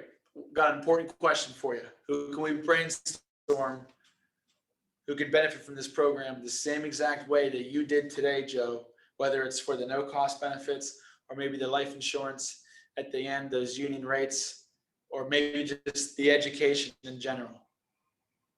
Who do you think that you can sponsor into the program that really wouldn't have access to this, that can take advantage of these the same way you did? Now, I know you said your brother lives right down the street, and I know we're going to be going to his house for the contingent beneficiary paperwork anyway. So while we're out there, we'll make sure your brother's in a good spot. But other than that, who else? Those last 2 sentences I just said can make you thousands of dollars. That's how you automatically turn a contingent beneficiary. Face is frozen on the TV. That's how you automatically turn a contingent beneficiary into an insurance referral without even really talking about it. They'll always just go, oh yeah, sure. Yeah, other than him, I don't really know. It's like, well, at least I got one person out of this. At least I got one sale out of this, 2 sales out of this. So. And that's going to bring you more. Exactly. You can ride that out for the rest of the month, for the rest of the year. So contingent beneficiaries by doing the VIBs. And then there's one more called the catch-up program. Catch-up program? Catch-up program. Tomato sauce program. Tomato sauce program. Catch-up. So the catch-up program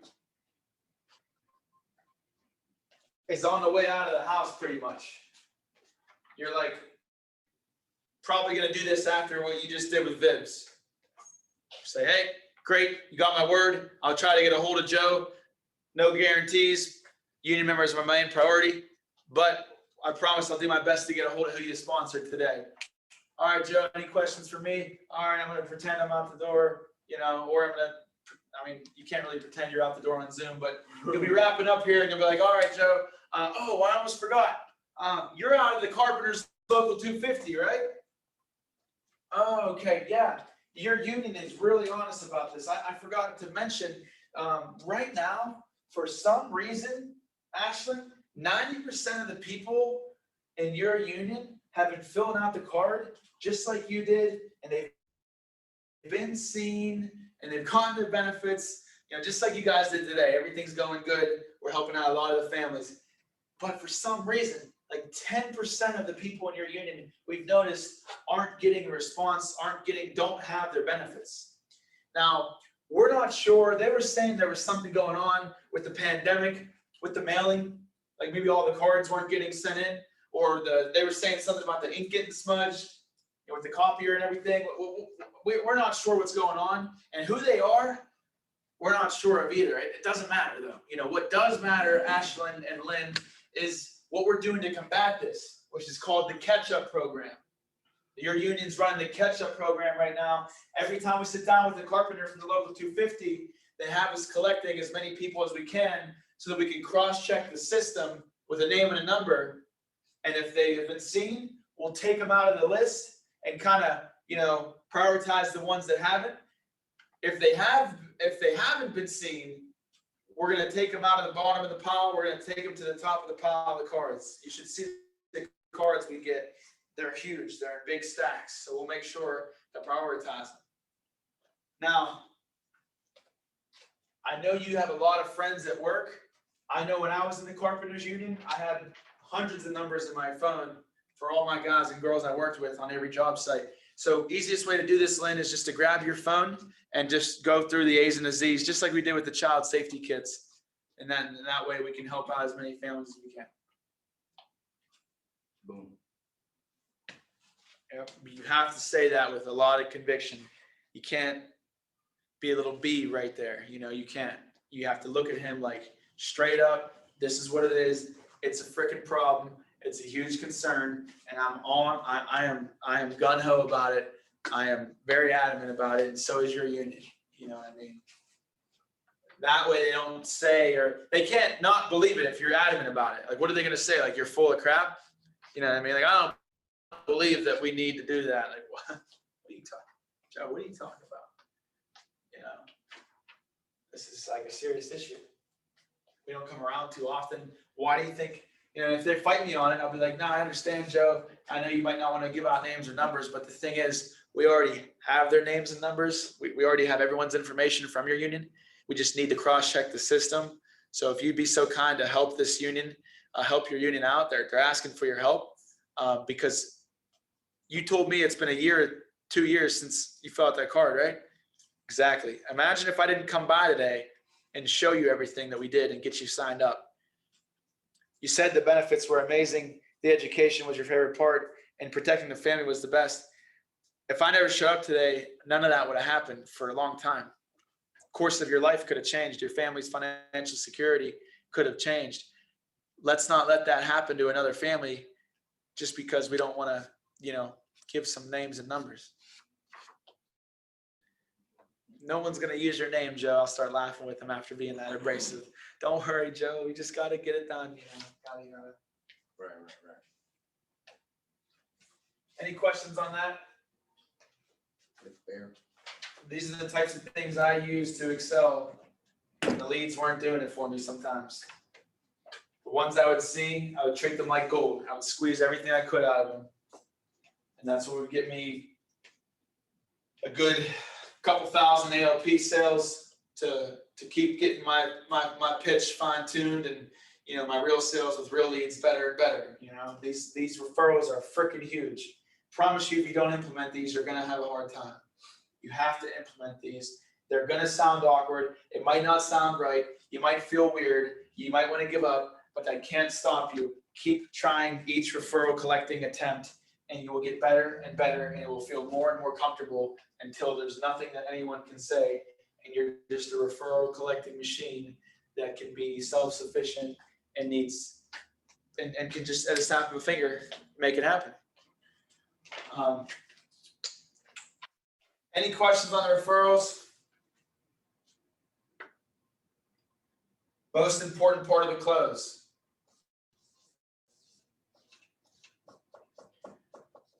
What's the most important part of the close?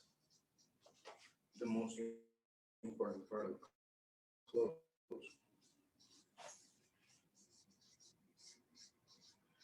Of the closing process, what part do you think is the most important?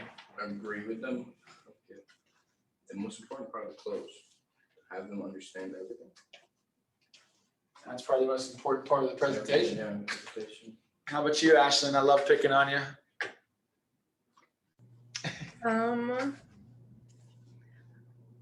I'm not sure. All right. Well, now hopefully you'll remember, because I'm not sure it will make you fail your release call. So, guys, the most Notification. No, never mind. Close. That was close. That was close. I'm still brainstorming. Like, I'm thinking about the most important parts of everything. I'll let you brainstorm for another few seconds because I think you're really close. All right. So notification is closed.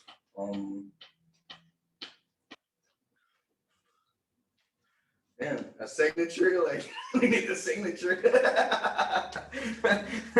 Without a signature, we got nothing.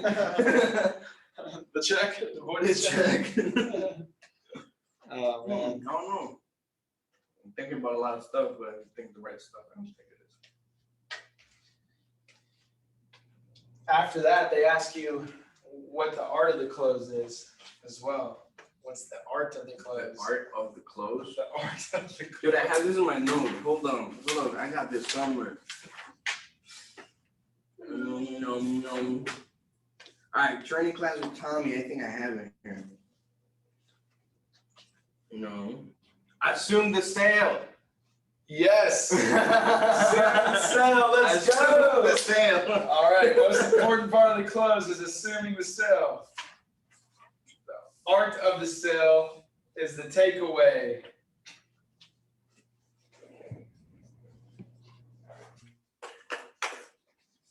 The takeaway. Like Wiz's song, gives me a feeling that no one can take away from me. So as much as you guys want this, as much as you guys need this, and as much as I want to get you guys caught up with all our union members, we just got to make sure you even qualify. That's right. Now, have you ever been advised by a medical physician to stop drinking or being part of the AA? Or NA? Or NA? Good job, buddy. That's the takeaway. Assuming the sale is asking them which area of concern they would choose if they knew they weren't going to be coming home tomorrow. Which area of concern would they want to guarantee was protected, no matter when, no matter how? Oh, I like your outfit today. I picked it for him. You picked it for him. Wow. So asking them which one do you think, if you wanted to guarantee was taken care of for the family, no matter when, no matter how. That's assuming the sale. You're assuming they're already buying it, right? Which one do you want to make sure is protected?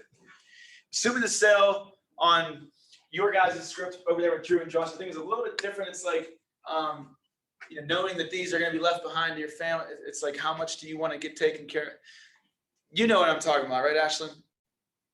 Yeah, because they have a little bit of a different part. They still ask them, like, what is the most important one they want to take care of, but there's like one more sentence I feel like they have in theirs where they're like, no, maybe that's it. I think that's just it. No, because everything that I'm thinking of, it's just the question, like, which of these, if you had to choose, is the most important to you? Okay, so there's nothing else before that, after that, a sentence or two? Like that also kind of assumes that they're going to get it? I can't remember. I think we're good. I think that's exactly what it is on both presentations. But yeah, and then the art of the close, the takeaway is what Lynn said. You know, as much as you need this, as much as your family needs this, we just got to see if you can even qualify. Any questions, guys?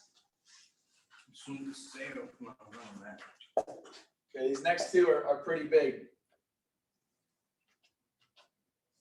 for retention. Solidification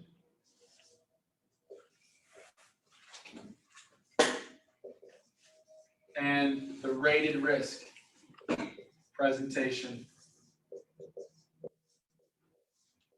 So he's going to say, all right, I picked an option for option B. It's $125 a month. What are you going to say from here? Go. And then you're going to be like, all right, all nervous. No, I'm just kidding.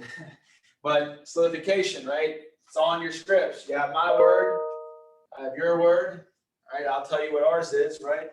Lynn, option B, great. Great option. Tell you what, Lynn, just want to let you know we can get this knocked out real quick. We'll get you all wrapped up and ready to go and enrolled. Just want to let you know that you have my word. I'll always be here for you and the family. I'm just a phone call away. I don't care if it's a beneficiary change, an address change, or a peanut butter and jelly for little Jimmy.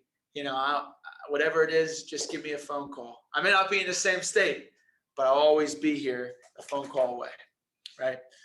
Now, I just want to have your word on the other end, on the flip side, that if anything ever comes up with this policy in the future, good, bad, or ugly, if you have any problems, I have your word, Lynn, you'll always give me a call first before making any changes? Yes, sir. Perfect. Nice. Right? Great. Awesome. Well, that's, yes. So they'll say, yes, you have my word. And I'll be like, great. Now, also, that $123 a month, Lynn, is that comfortable for you? That's not going to take food off the table, drastically change anybody's lifestyle or anything like that, right? I believe not. Okay. Because what I don't want to, you know, what we don't need is a phone call a week from now saying that you can't afford this. You know, because if that's the case, you're missing the whole reason why I'm out here. This isn't some short-term fix or another bill. This is an investment. This is a long-term solution you're putting in place for you and your family. So you're sure that the 123 is comfortable for you? Yeah. Great. Let's go ahead and get you squared away. Who would you like to be your beneficiary? What's your height and weight? Go right into it. 5'7", 800 pounds. Okay, you can't qualify. You're a Tyrannosaurus Rex. T12. All right. T25 had a T20 like a Terminator or something. Oh my God. All right, solidification rated risk. So that was now you get the app filled out, and at the very end, you're going over the what comes next form. And if you have one in person, I just, when I was in the virtual game, I just would use my pen and I would just read from it. I'd be like, over the next 7 days, you'll receive a call from like a teacher with like children, you know, for story time. And quick question right there on that one. There's also digital ones too. You can Really? share your screen, yeah, if you want. Because I know that we can't sell to anybody outside of Illinois, and if we don't have a non-resident license. Oh yeah. So do we let them know if anybody asks, you bought this in Illinois, right? Do we let them know that? Because the moment that they say, no, I'm in Oklahoma, he was in Illinois, boom, terminated, and then you get in a lot of trouble with AIL. Well, I mean, I would hope that you would know where they're living before you get into everything. Well, yeah, that's what I'm saying. But we have to prepare them for the call, because I know that in the call they ask them, where were you taken care of? Yeah, the And sign. they can't say you were taken care of in your state because you were in your state, but I don't have a non-resident license there. So you gotta let them know, hey, how do we let them know that we would get in trouble if they don't say they got it in Illinois? Because that's one thing that I've seen that could potentially destroy yourself. I mean, you can't sell to people outside the state, so like you just, you know, especially for sake of this training classes, I'm being recorded right now and possibly being put on YouTube. Correct. You know, I won't really get into anything like that because that's illegal. But just get your non-resident license. That's it. You want to make sure you grab your non-resident license, and if someone really is just living in Illinois, but they're in Oklahoma for the weekend. I mean, you can, hopefully the husband's still in Illinois, and, you know, you can let him know, like, hey guys, you know, I know that you really live in Illinois. I know you're just out right now for the week. But you know, typically we're coming to everyone's homes to get them set up with this. I can't technically provide you with coverage while you're in Oklahoma. What we can do is just hop back on when you get home, and you can sign when you get home, you know, or you can just, if you think they're really trustworthy and you don't want to lose the sale and make them hop back on another day, you can just be like, you know, I legally can't tell you what to do, Lynn, you know, but I know you really live in Illinois, so I would just let them know that if they ask that you were still at your place, you weren't on this vacation that you're on right now, and really everything will be just fine. If anything, I'm the one that can get in trouble, not you, Lynn, right? But that's just not recommended. That's not good when it comes to the regulations and you know, the Department of Insurance. You always want to act as if they're right over your shoulder there. But anyway, so good question. Is there any other questions on anything like that?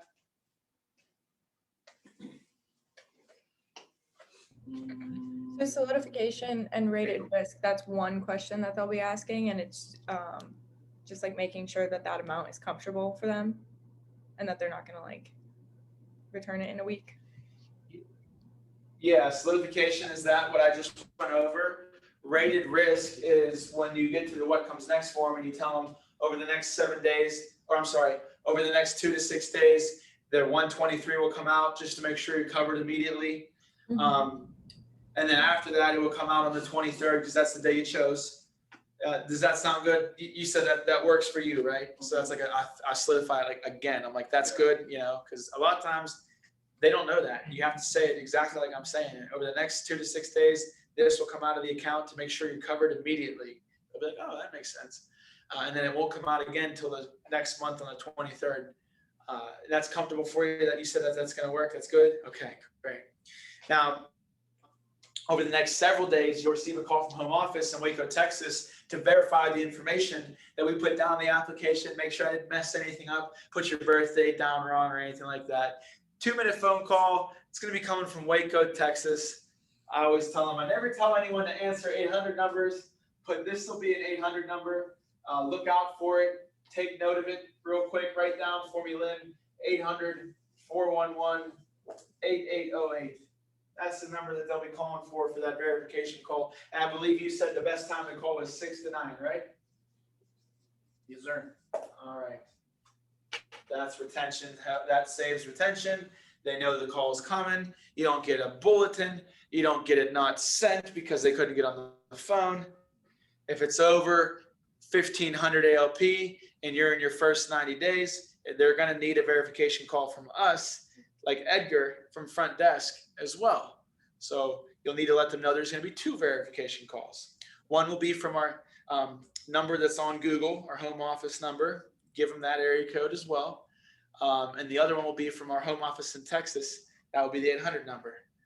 And obviously Edgar is going to be calling before the apps get sent off, which is Monday to Wednesday between the hours of 8 and 3. So you got to be very specific. It's not going to turn them off. You're just going over systems and procedures. It actually makes it more solid. They feel that that's, yeah, exactly. So people always try to rush that or stray away from that. Promise you, you'll lose silly money to something silly as that. And it's bad on the client because they don't have coverage now and you probably ain't going to see them again.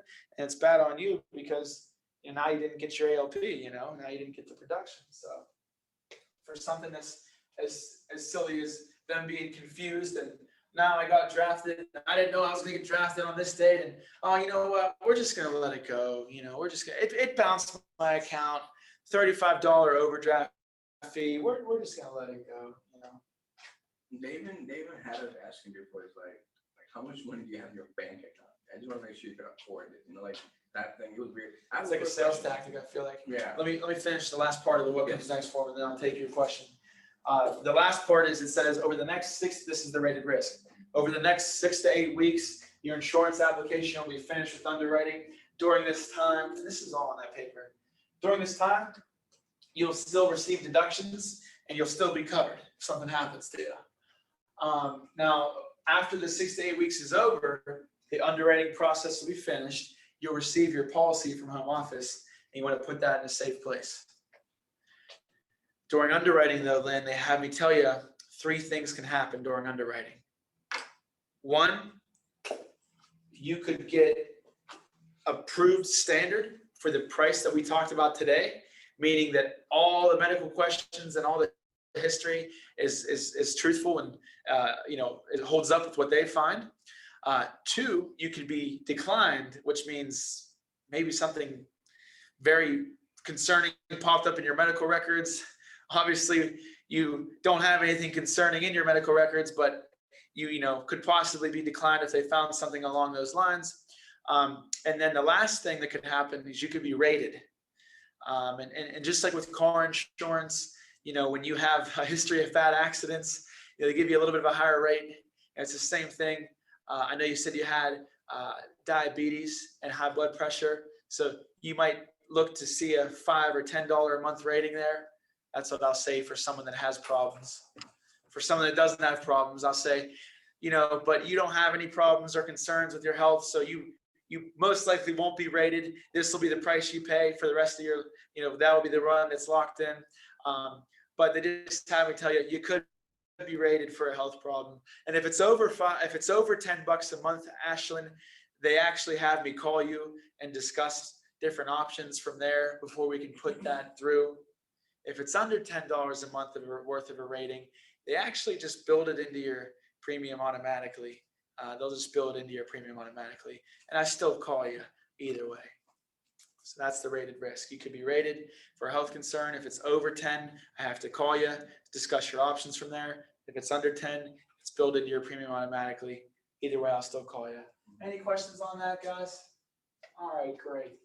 And then you get the VIBs going and get the VIBs called, call the referrals that you can, and get out the door. And you just made thousands of dollars in 2 hours and just rolled another $2,000 in another 10 minutes, and your life is good. Families are protected. You feel good. They feel good. You're doing a great thing. Your pocket is protected. You're protected. You're protecting them. Right. What was your question now? I do remember one thing about this before, but they had us mention every single person we signed up, every single person. When we do the app, we put all the information in. We get them locked into A, B, or C. Let's say they choose B. B is $120 a month. But I don't remember how it went exactly, but they told us the first draft is going to be this amount. The remaining drafts for the rest of your life are going to be $12 less. Or it was something like that. And I used to see it because I used to see it right there that there was a $12 first time fee that goes within it, and then they had, let's say that it was $120. Then they had to tell us, okay, so this is what it is, and then the rest of your life is going to be $12 less. Okay, does that make sense? Because then Accident and health. Accident and health. Yeah. Those policies, the hospital policies, accident and health policies, there's a yearly fee to get started. There you go. So Yeah. that's another thing that they were gonna say, you know what? And actually, your first draft is only this, but then the remaining balance, the remaining drafts that you're gonna get is actually $12 less. So I actually helped you save another $12. And at that point, they see that you actually helped them saving more money, and they would lock them into stuff. There's little beats and things that would get people interest. And after you lock them in a price, oh, it's $120 a month. Okay, I could afford that. Oh, actually, look, it will be $12 less for the rest of it. $12 less, even better. Type thing. Yeah. No, you don't got to worry about that. Okay. Yeah, that's a. That's a question I had a long time ago that I completely forgot about. It's good. It's a good question. I'm glad you asked. It's like an initiation fee kind of for the hospital stuff. It's weird. Any other questions about the solidification rated risk? We good so far? Guys got this number? Yes. All right. the last thing that you want to have down for this call is you might possibly get hit with a close. I want to think about it. He's gonna be like, oh yeah. He's gonna be like, how do you display your options? You're gonna be like, option A is this, option B is this, option C is that. We just gotta figure out which one makes the most sense to you, which one's gonna fit your family's needs the most. And then he's gonna be like, I want to think about it. And you're gonna have to hit him with it. So get your closes down. I do remember one close that was preparing them before the presentation. Nice. That said, guys, usually I think I remember it's kind of like that, kind of like this, guys. I'm not 100% sure if that's the wording. There's just two things that there's just it was one or two things. There's a thing that most people tell me at the end of this presentation, and it's for them that say that I want to think about it. And I tell them right up front, like, I don't want to hear and I want to think about it. Because when you hear and I want to think about it, that means you have a question. And I want to make sure I answer all your questions. At the end of the presentation, they would literally not say, I want to think about it. You got a question? Let me answer your question. You want to think about it? That means you got a question. What's your question? I told people, a lot of people actually got really close in that. And I closed like 3 sales on that closing line. That you actually prepared in the beginning. You guys want to think about it? Well, that means you guys just have a question. You guys have a doubt on something. And I want to answer that question. So there's either 2 answers, a no or an I want to think about it. And I want to think about it. It's a question you guys have. And I'm here to answer all your questions. Wow, nice. That's good. That makes them proactively. At the end of the sale, they wouldn't say, I want to think about it. They would actually say, I got a question. That's like on the mandatory read-off letter, how it says like, that's basically saved me from something like I want to think about it. Exactly, yeah. So it's avoiding it. In their mind, I already know that you're not going to accept and I want to think about it. This is the question. I don't know if I worded it properly, but we just got to word it right. No, that sounded worded properly to me. Oh, okay, good. Oh, shit. Whoops.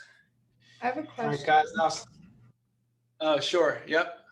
When would you say that? Like, if you want to think about it at the end, like, that means you have a question. Like, at what point would what would a good point to say that?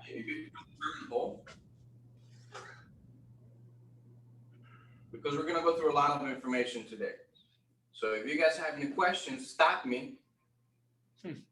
Maybe there, right? Probably.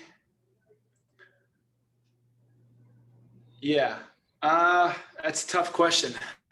We have to find where to put it in the script if we implement it, I'd probably say that after the mandatory read-off letter. It's probably the best place to say that. Yeah, because we could put it. Yeah, you could slide it right in there. Yeah, we could put it into like the union says or something like that. They asked you to make this decision today. That's just saving us from saying something, hearing something silly like, I want to think about it, because if you want to think about it, really what that means is you have a question. And if you have any questions, you might want to, right there. That's perfect. Yep. Okay, awesome. Thank you. So the next thing we're going to go over, guys, is just about like 10 to 15 things that you want to have down for being, an independent benefits rep. And it's kind of like a little checklist that they used to have us really make sure everything was down on the checklist, but we're a little bit lighter with it now. But we're going to go over like, how to handle a single, how to handle a senior, how to handle someone that's uninsurable, any kind of collecting and calling referrals. If you guys have any questions on those, we're going to go over how retention works and how your net to gross works, and how you have to have certain amount of net to gross to keep your bonus, and a few more things. So let's take a 15-minute break. I'm going to head to the vending machine, grab a water, hit the restroom. You guys, whatever you got to do, stretch your legs. My back, my whole body hurts from yesterday. For real, I have scoliosis and a dislocated, actually.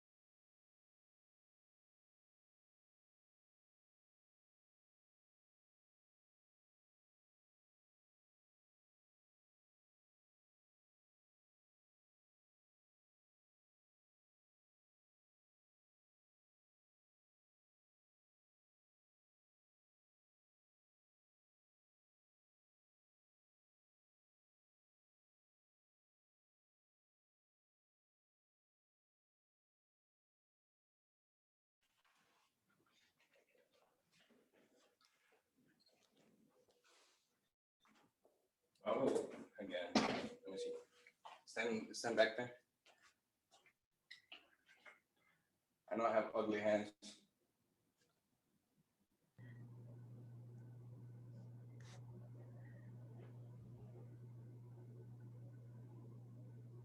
Huh. Wow, he's not focusing.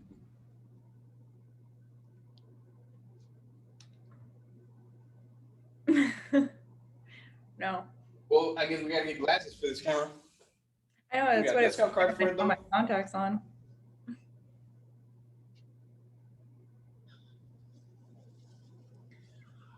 I should give it a piece of gum before you do that again. Oh, I think it worked. Did it work? I think so. Everything was clear. Wait. Oh, wait. Oh, Oh, you're good. All right. You're cleaning my glasses next.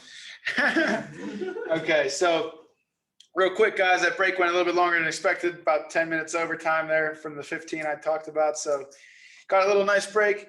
Some things to get down, guys. Of course, you want to have all the closes down. You want to have your I want to think about it down. You want to have your I can't afford it down. The more time that goes on, you don't have those down, you're just delaying the inevitable. You're delaying the time where I don't care if you're closing people without having to do closes, it's gonna come. That family's gonna come, and you're gonna feel really upset that you had not had it successfully done. Now, how to establish control and why it's important. Can anyone tell me why control is important? Give me two reasons, a couple reasons why it's important. Then you won't sell nothing. Why not? Because they won't care about you and why you're there. They won't care about you. What do you think, Ashlyn? Why is control important? I feel like it gives like a level of respect too. Like you're in charge and controlling the situation. They're more likely to listen and respect what you're saying. Right, exactly. Yeah. You know more than them in a subject that they have no idea about.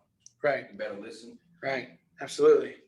It's just like a doctor. You know, when you go into the doctor's office, you just wait around in this room for probably half hour. You don't even know what's going on. Then a dude comes in, hey, how you doing? Looks at what the nurse just came in and did. She just typed your whole life story into the laptop. He comes in, looks at it. He says, bend over, cough. You bend over and cough. He says, touch your knees. Let me smack your knee with this mallet thing. He smacks your knees with the mallet thing. He touches your tonsils. Oh, yep. Looks like you got strep throat. Here you go. You need this prescription right here. Take this to get rid of your strep throat. Does anybody question the doctor when they get that done? No. No. You sure he's a strep throat? Yeah. No. Because he has control, right? How to handle a single compared to how to handle a senior. With a single person, you want to obviously gear your term and hold and your needs a little bit more towards cash value, investment, the long run, health and age. Drop little golden nuggets throughout the presentation. That's why I got mine when I did, because the younger you are, cheaper it is. Should we keep our policies on? No brainer. I have my policy at my house. If they actually do even have this. Cool. Yeah, I would. I don't think they're gonna ask you that, but I would tell them, yeah. I'd keep your policy around, yeah. You can always show them what a real whole life policy looks like. How about a senior? What do you think we focus on selling with a senior? Funeral expenses, will. What do we got? What do we got that goes along with the funeral? Freedom of choice. Freedom of choice. Yes, sir. Seniors want something guaranteed. Seniors like to pay for something that's going to guarantee a return. It's going to guarantee them what they want. That's why they hang around on. That's why they're victims of infomercials all day, every day. Because what do infomercials always say? Guaranteed. You're guaranteed to get your money. if you took the COVID vaccine Yeah. 10 years ago, you're guaranteed. Right. A Guaranteed to be the cleanest carpet you've ever seen with our new Shark Mop Pro, all that stuff. They like guarantees. They want concrete. They want something to be certain. They like certainty. I'm certain you take this freedom of choice down to anywhere, it's going to always take care of the funeral and make it very easy. Guaranteed 3 to 5 day payout. Funeral's always taken care of, guaranteed. No other company has that, right? How to handle an uninsurable client. You just can't get to it, man. What do you think, Ashlyn? How to handle an uninsurable client?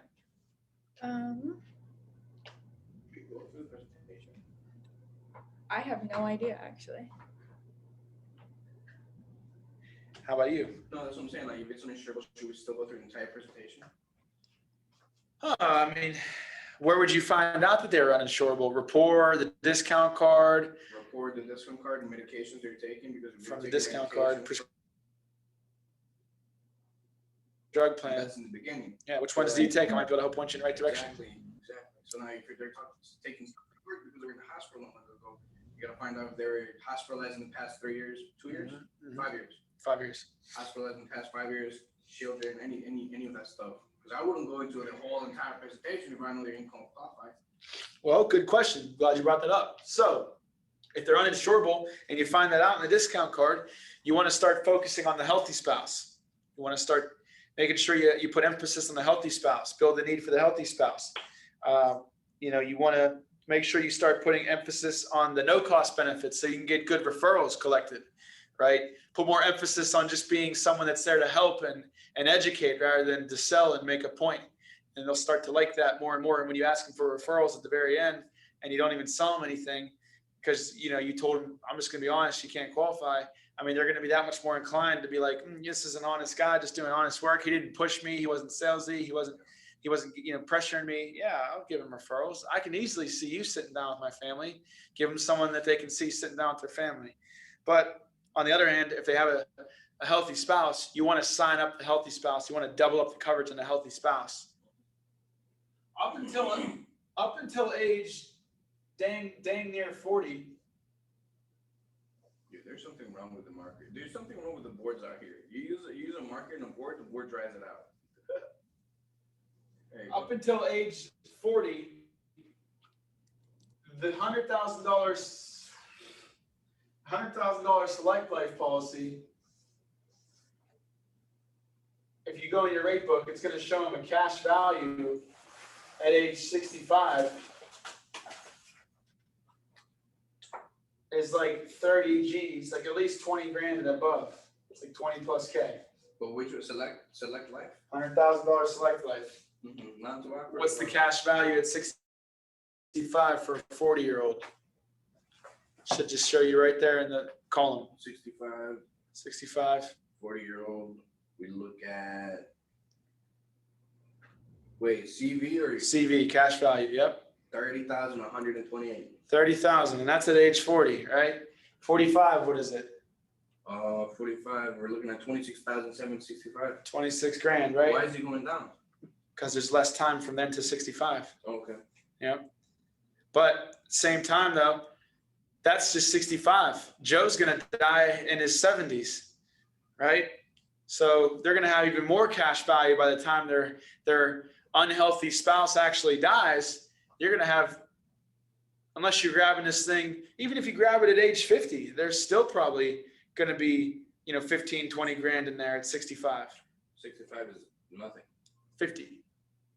Oh, so if you grab it at 50, let's say you grab it at 50, that's 22,232. 22,000, right? So they're always, most likely you're going to catch them and sell them before this age, before they get older.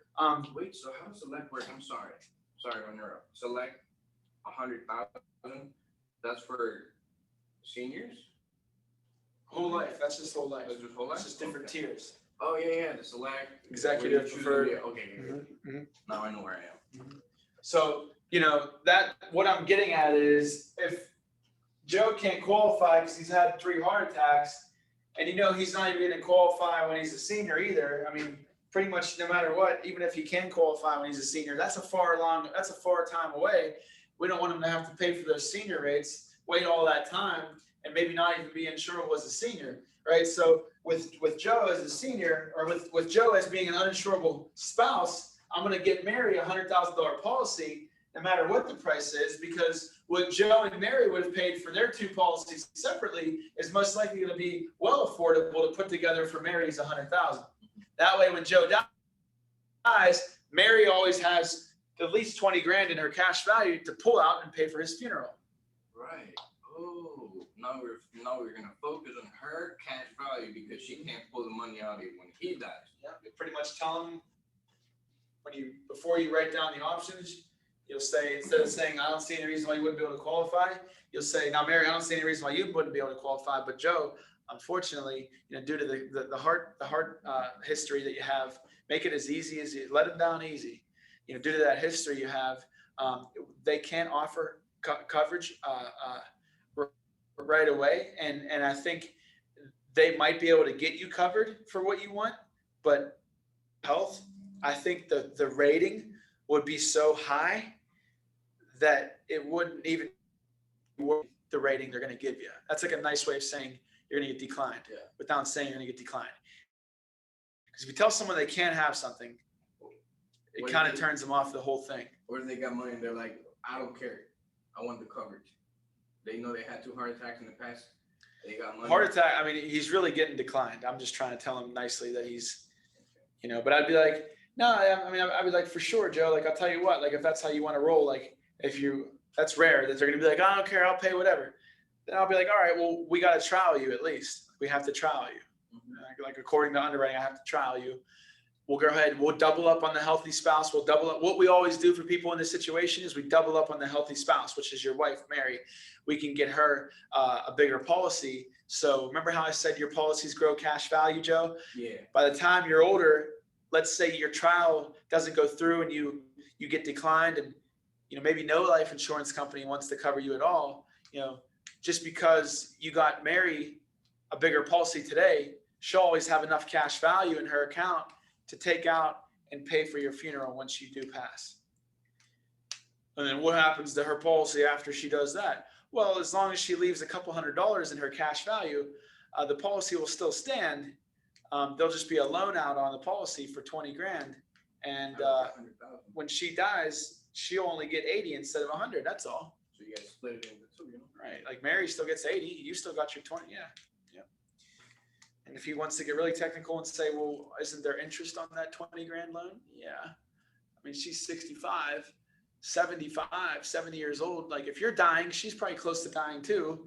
So what are we really talking about? A few years of interest? 8% of 20 grand? $1,000 out of the 80, $75,000 out of the 80. 73 out of the 80, exactly. Spot on. Sometimes people are so concerned about the interest rates. Like, we're talking 8% on, let's say someone takes out 10 grand. 8% of 10 grand is $800.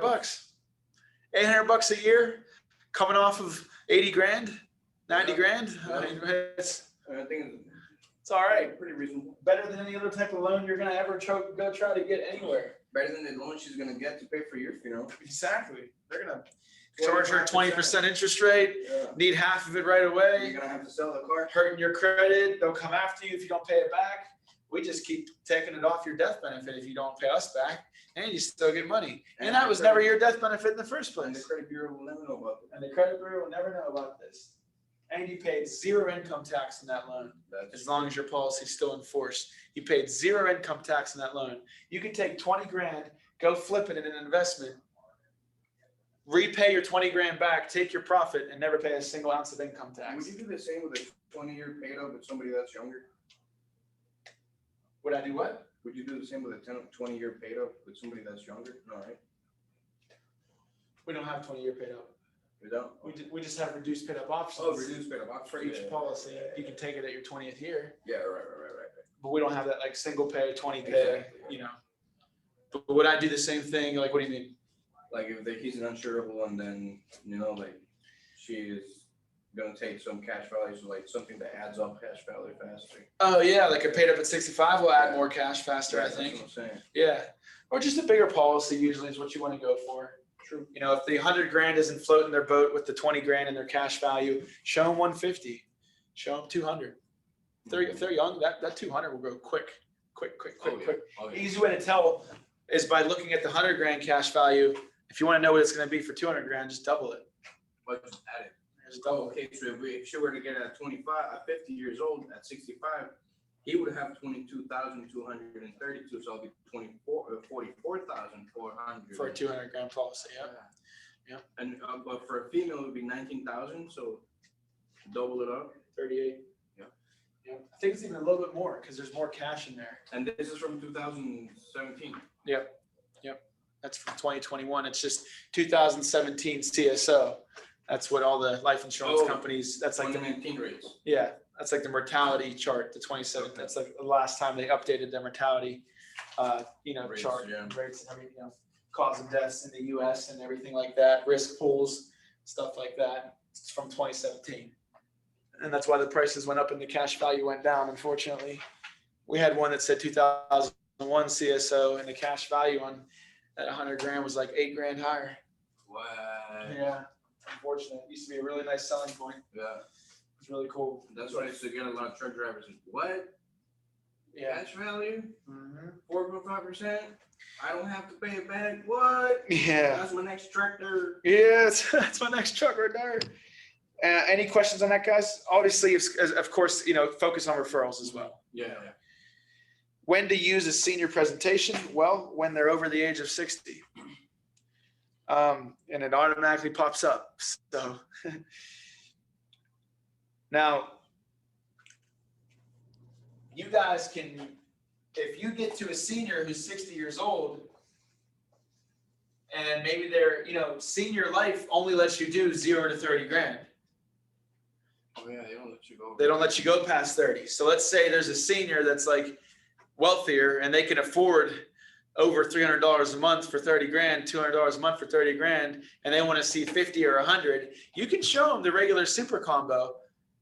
They just have to qualify for those questions. A lot of seniors over 60 probably won't. Would you go with a term?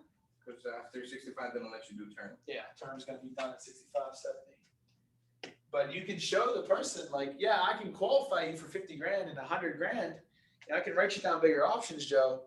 But you can't have like a lick of anything wrong with you. I won't say that to him, but I'll tell him like, I'll proactively do this in my mind. I'll be like, this dude wants something big, Like you have to have no medical issues. Yeah, like I'll ask him like the regular super combo questions and make him feel like it's the senior one, and they'll feel like it's more hard to qualify. They'll feel even more The senior entitled. has only like 10 questions, right? Yeah, it's like 7 questions. Yeah. You can pretty much be dying and qualify for the senior one. But, for the regular one, if as long as you don't have anything besides like high blood pressure, you're too high. You're pretty all right, But like diabetes, maybe asthma's probably okay too.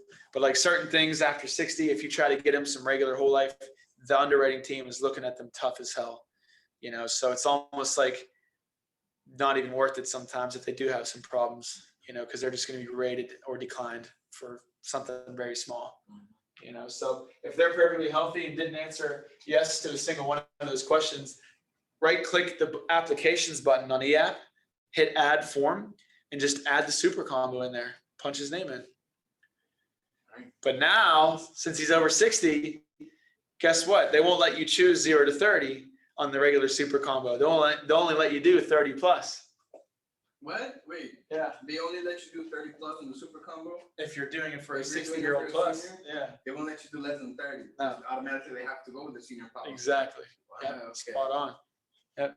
And the price ain't that much different, even if you could go with regular 30 Right. compared to senior 30. We're talking like $20 more for senior. And they're qualifying with like mad problems.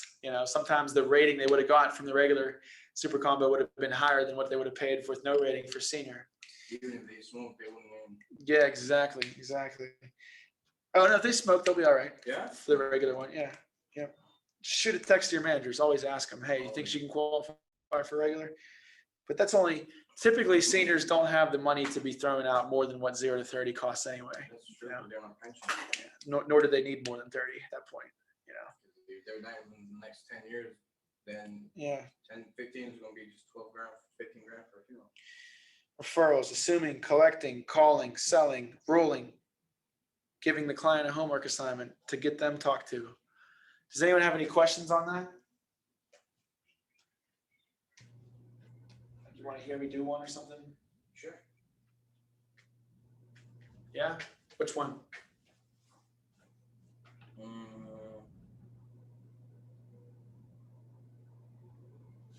Senior presentation? What, like a referral? No, not a presentation.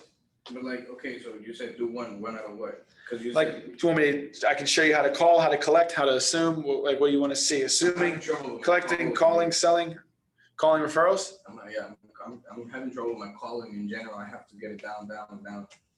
Calling in general is all about being loud. Yeah. All about bringing the noise. And they tell me here I'm not loud enough. I get home and my mom's like, why are you screaming?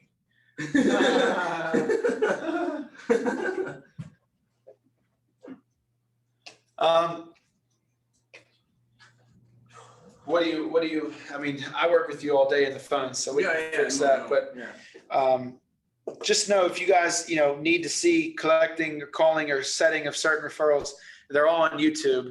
They're all on the another website that's really good is the keyforsuccess.com. Someone named James Kiefer, who was on Tommy's RGA deal in Pittsburgh, made this website and put like everything down on there. The keyforsuccess.com.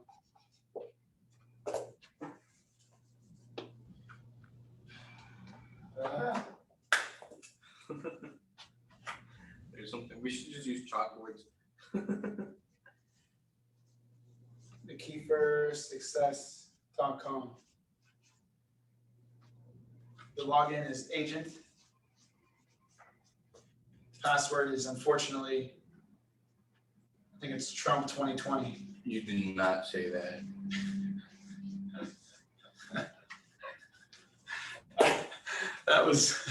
That's James Kiefer for you.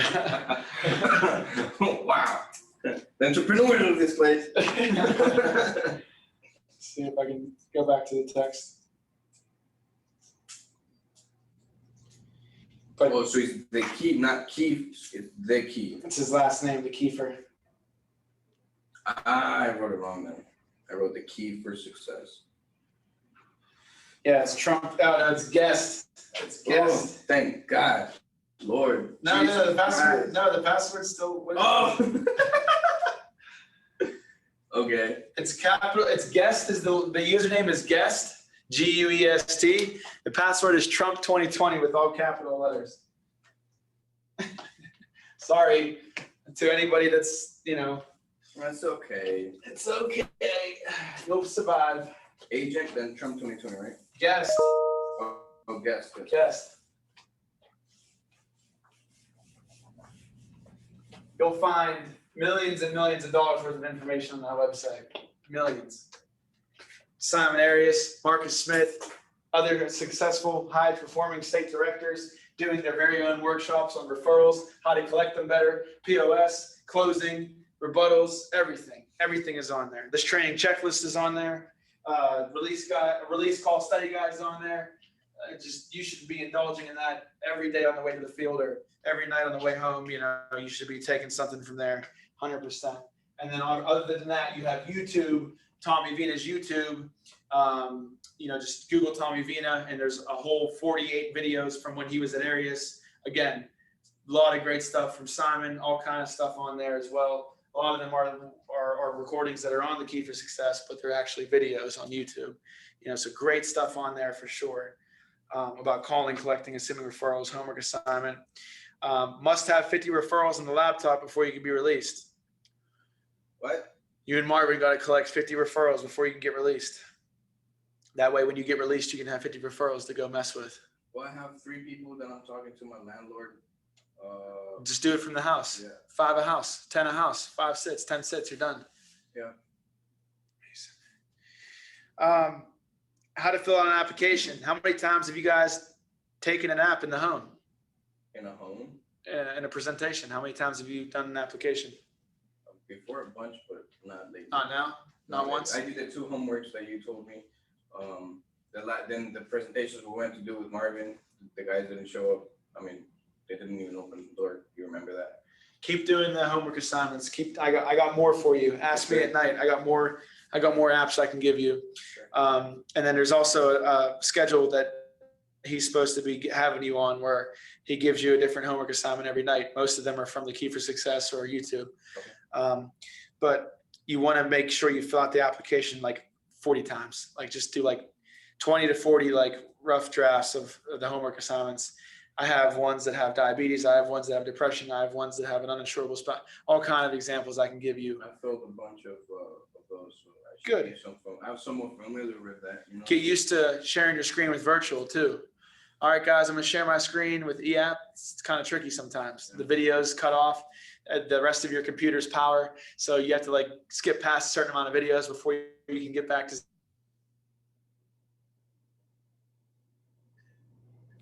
You know, it's pretty tricky on Zoom. They need to see the application. You're frozen. Yeah, always when you're doing, and now when you write down options, I wouldn't recommend sharing it. But when you're writing down their medical information, when you're taking the questions on, when you're punching in their information for their bank and everything, share the screen. That way they would actually see if something is misspelled. Yeah. Names, last names, or kids, or anything like that. Yep, they see the legitimacy too. First 4 questions on the app and the first form that they sign. What are the first 4 questions on the app? Because while you're getting to the point, while you're skipping the videos that you didn't play, and you're getting to the qualifying questions, because you just told them, I just got to see if you can even qualify. Like there's a dead space between that. That's when you want to be having those memorized, so you can be like, okay, skip. What's your first? You know, and hit it with the time. Have you ever been advised by medical physician to reduce your consumption of alcohol or being part of AA? Or did I knew the first 15 by heart? Good. Know the first 4 by heart. AA, NA, any alcohol consumption, you know, control the your alcohol consumption. Second one's any DUIs or moving vehicle violations, yada yada. Third one is, have you had, you know, any kind of street drugs not prescribed by a doctor? You know, fourth one is Should we go into each drug? No. No. Boat racing, motorcycle racing, car racing, scuba skydiving, skinny dipping. Yeah, they'll laugh at that. Yeah, scuba skydiving. What's skin diving? Well, it's when you. I don't know, Mary. Actually, I used to tell them I really didn't even know until this one family was like, "That's when you go scuba diving like naked." I was like, "That's freaking weird." Why would you want to do that? What do you mean? It's fun. Stuff's all over the place in the middle of the ocean. It's kind of weird. A fish goes up to you. What is this? But anyway, know the first 4 questions. What's the first form you should have them sign? HIPAA? No. Try again. What's the first form they gotta The sign? electronic, Signatures. Electronic application disclosure form. Good job. Woo! Look at you. it's a little blurry again, but it's okay. Do you guys know how to list medications on the prescription addendum, the prescription questionnaire? It'll just have a big blank for you. It'll say explanation of medication. Do Or the name and the dosage. you put and how much time. Adderall, 20 milligrams, Daily or 1x a day. Try this one.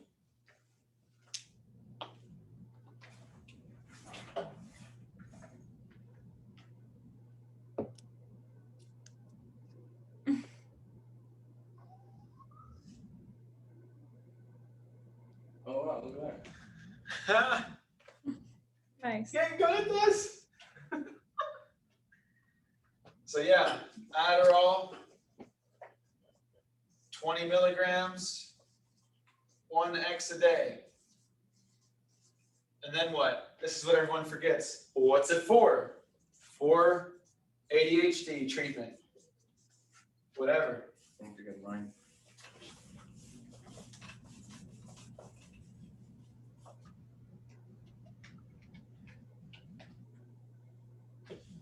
the more information you give on a questionnaire, the less the home office is going to look in, the less underwriting is actually going to look into everything. So it's better to be as specific as you can and make them sound as good as you can. It's well under control. High blood pressure is well under control. No problems, right? No concerns. Don't let the questionnaires bait you into making it really bad for the client. Like when it says, how much did you used to drink? And it says less than monthly, weekly, daily, multiple times a day. Try not to put multiple times a day down for the poor client, you know? And make sure you spell every day, even check your spelling. Yeah, check your spelling and understand that this underwriter wasn't in the sit. They don't know what's going on. You have to make it look exactly what it needs to say from an outside perspective so they can understand what's going on. If they don't understand what's going on, they're going to start guessing, taking shortcuts, and that's hard for the client. Or they're going to need to make a bulletin and go call the client, and then you have retention problems because you got all these bulletins. Your client's on vacation and he didn't answer you for a week, and the policy went incomplete. Or you didn't tell the client to put your phone number in their phone when you were doing the what comes next form. Put my phone number in your phone right now. That's what I would tell them, for real. And the picture that you guys take together is added. Yeah. Yep. So you know who you're going to be talking to and the right person that you got to talk to. Yep. Send them a thank you card. Also their birthday in the system. You can send them a card. Yeah, I put their birthday in my contact system. Yep. Yep. How to handle a Globe lead. Globe lead? Globe Life gives us leads. Basically, you know, you call them as if you were going to call a regular union lead, but you don't have the union card to go through. You just say, hey, this is Vince Masseri with American Income Life of Globe. Just calling about a request for more information on some life insurance that you had turned into us. I just need to verify the information that's on the card and I can get you off the phone here. Yada, yada, yada, yada. Okay, great. Now, Mary, did they ever go over with you? Has anyone ever come out to deliver any of the information that you need to know about, like, you know, what policy to choose? Or has anyone ever come out there to discuss options with you? No? Okay, great. Well, I'll tell you what, that's probably exactly why they have you on my schedule, because Globe Life has no field representatives. They just do stuff through the mail. So when somebody wants some special types of insurance like you, they give us the card so we can take care of you. I'm with American Income. We have field representatives. We're a unionized subsidiary of Globe, which is actually pretty cool, Lynn, because that means you're going to have access to some union negotiated rates. But the only problem is I'm slammed. We've been in this area for about 10 days now, yada, yada, yada. What's a good time to come see you? Not always going to work, but that's kind of the approach. Yes. Difference between a union and association, a credit union and child safe. Okay, I should know that. Associations are like Firefighters Association of America, of Illinois. You know, the Nurses Association of Wisconsin. We've seen a couple of those types of leads. ABATE is the biker club. That's an association. ABATE biker club? Yep. America's Bikers Against something. They're like. And that's union? That's an association. Oh, association. Okay. So that's the difference, right? Association is like a group, like a VFW. You pay dues every year. You're a member of this group. That's like what associations are. They get cool incentives to be a part of that group. And what do you know? American Income's 4-0 cost benefits just happen to be some great incentives for them as well. Obviously, the head of that group saw value in booking the contract with us, just like the union leaders did. A union is obviously a union, a labor union, where everyone collectively pays dues, and in return for their dues, they get collective bargaining agreements, and they get union negotiate wages, benefits, insurance, rates, safety, everything. Credit union is same thing as a union, but without the labor time, the labor thing. You know, credit unions are, you know, a bank that is member owned by its members. You know, your $50,000 in your savings account is another dude's mortgage loan. Oh, crap. Okay. You know what I mean? So it's not something that goes into the stock market. It's invested within its own members. Yeah. All right. Yep. So, and then they get incentives too for being, you know, members. They pay a yearly fee. They have meetings and they get cool lower interest rates on car insurance, all that good stuff, you know. Credit union gave me a free phone repair once a year. I got a $300 screen replaced for free. What? Yeah. How cute. Child safes, you know what child safes are. How to handle objections at the door, don't gotta worry about that. Know the agent playbook. walk yourself through the entire agent playbook. It's in that zip file I gave you. Takes at least an hour. Put an hour aside to go through that playbook, and you're going to come back out of that hour with a lot more knowledge and a lot more little tools in your tool belt. Which one is it? It's an agent playbook in that new agent zip file I sent you.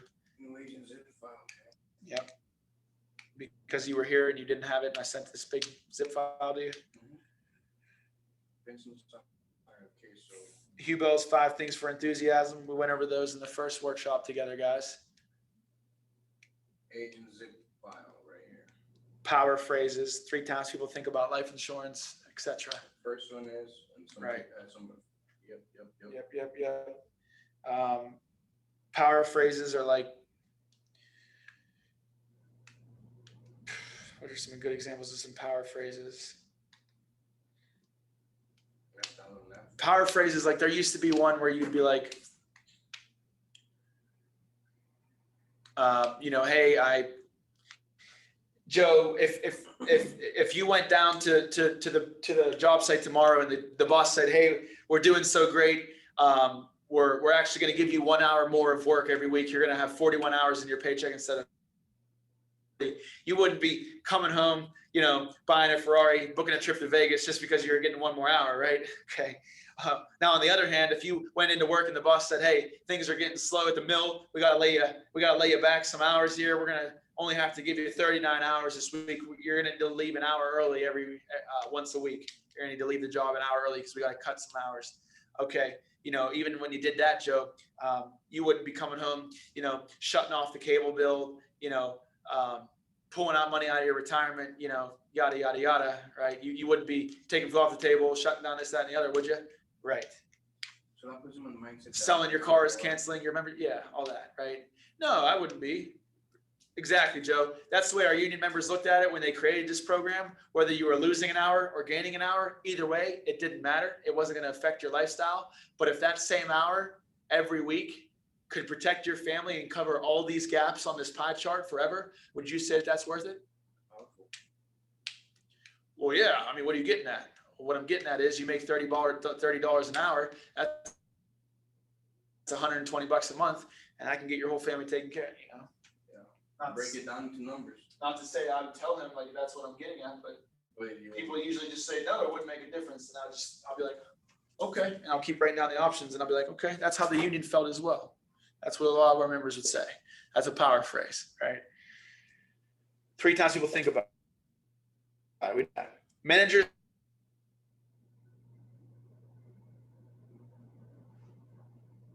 At least 2 sales. You cannot be considered for lease unless You're cutting out. I can't. How to handle a POS. That's a story for another day. You guys know at the end of the, I'm sorry. Oh, you were just cutting out. I think it's good now though. Did you say something? No, I just couldn't hear what you were saying. What did you last hear me say? The POS is the story for a different day. No, we can't hear. POS story for another day? Yeah. Can you hear me? I missed like a little bit. The last thing you heard me say was POS? Yes, but I missed a little bit before that. A little bit before that? Yeah. Before that, I said, know the agent playbook and then power phrases. 3 times people think about it. Yeah. 5, Hugh Bell, 5 Things for Enthusiasm. But it says managers must also, you probably missed was your manager must witness your trainee do 100% of the presentation on at least 2 sales. Okay. Yeah, I didn't hear that. Yep. How to code leads. So your leads, you're going to get 100 leads for your lead pack, your release pack, right? When they're on your schedule, because you set them on your schedule, they're going to stay on your schedule until 12 p.m. midnight. When your day is done, go back to Impact, go to your schedule, and resolve them as accordingly. Presentation, no sale. Presentation, sale. I wouldn't resolve people I wouldn't do refused appointment, because that's just going to take them out of the system.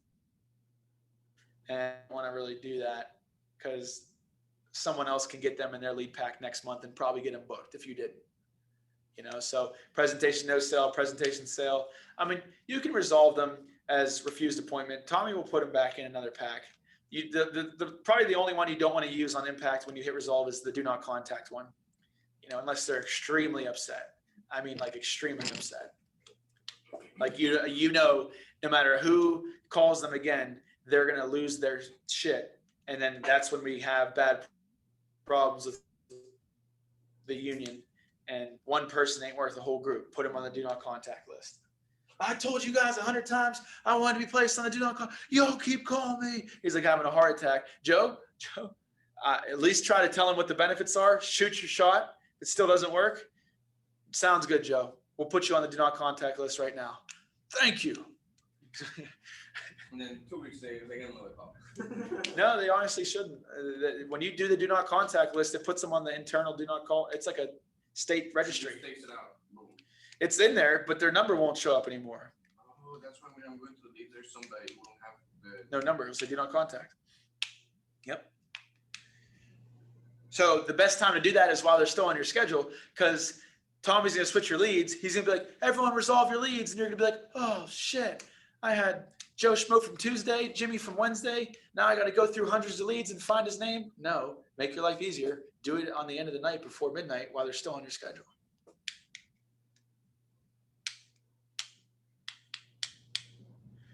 Solidification, rated risk, the importance of good retention. Okay. This and then policy mods and the underwriting field manual is the last touch base on. It's all we'll have time for. So your first 12 months. No way. Here. Put the spit on it? Like, what do you got to do? I think this is my last one. I think you suck the ink. Okay. Here. Bro. My last one. It's working. It worked on my paper, so if it's not the paper, then it's the damn board. I think you're right. This board does something weird. It has all this residue left on it. Oil. Oil does that. Coats the thing. Here. And it just sprags.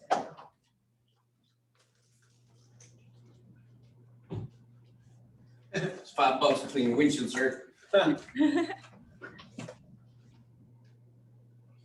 I ain't laughing. Oh, what are you talking about? All right. Thanks, Lynn. For the first 12 months, you're going to be on net to gross. Net to gross looks at your gross ALP that you've submitted. Let's say for this example is 30,000. And it always looks at what's actually still on the books. That's your net. So let's say you still have 25,000 still on the books. That's your net number for that month.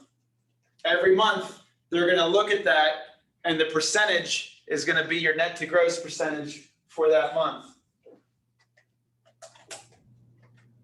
So let's say I start in January, and in March, I've already written 30 grand, and in March, only 25 is still on because I wrote some big deal and it fell off, right?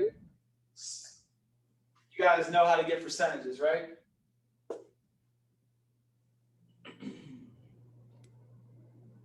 $25,000 divided by 30,000 is 83%.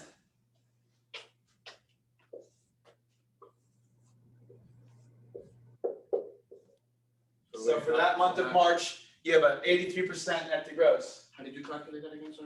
25,000 divided by 30,000. 0.83. 83. All right. Now here's where this comes into play.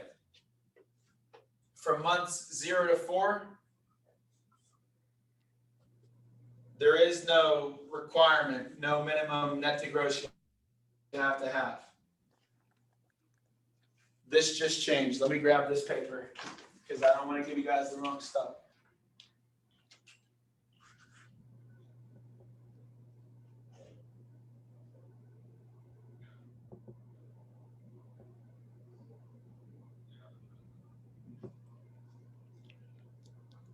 to go.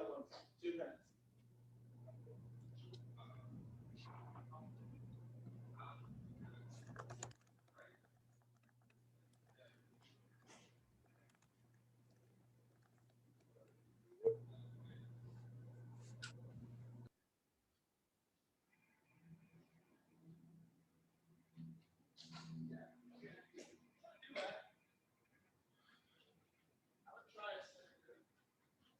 Señor Lee, Yes, sir. ¿tienes tu cargador?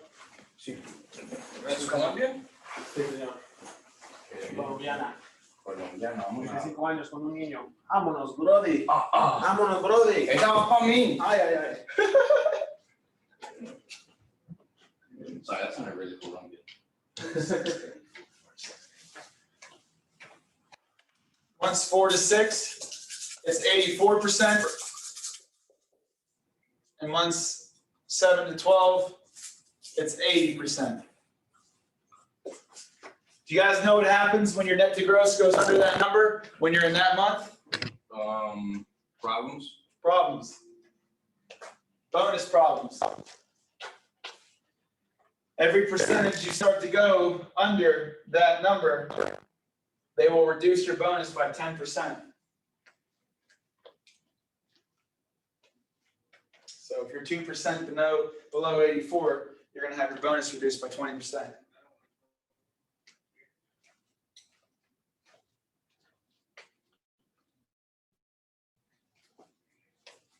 You'll start to pretty much lose your bonus.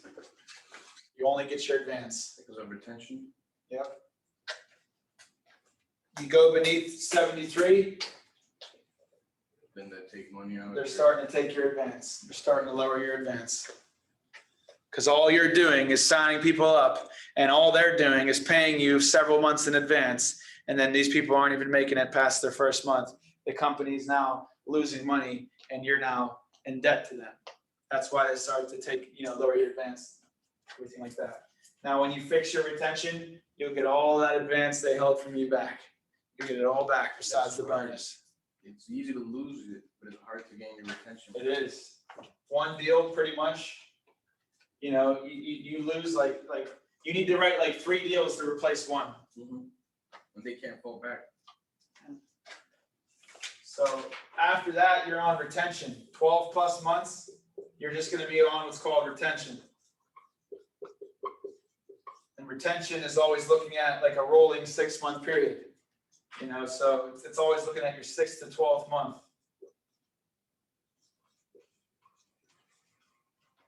No one's probably going to go over this with you guys, so make sure you take notes on this. So let's say we're in March again.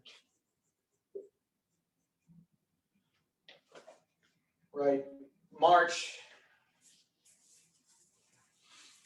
Let's make it easy. January, February, March, April, May, June, July, August, September, October, November, December, right? So let's say you're in the month of March and you're on retention now because you've been here for a year. They're going to look at the 6th to 12th month, and that's how they'll grade you. So 1, 2, 3, 4, 5, 6. They'll look at September, 7, 8, 9, 10, 11 to March.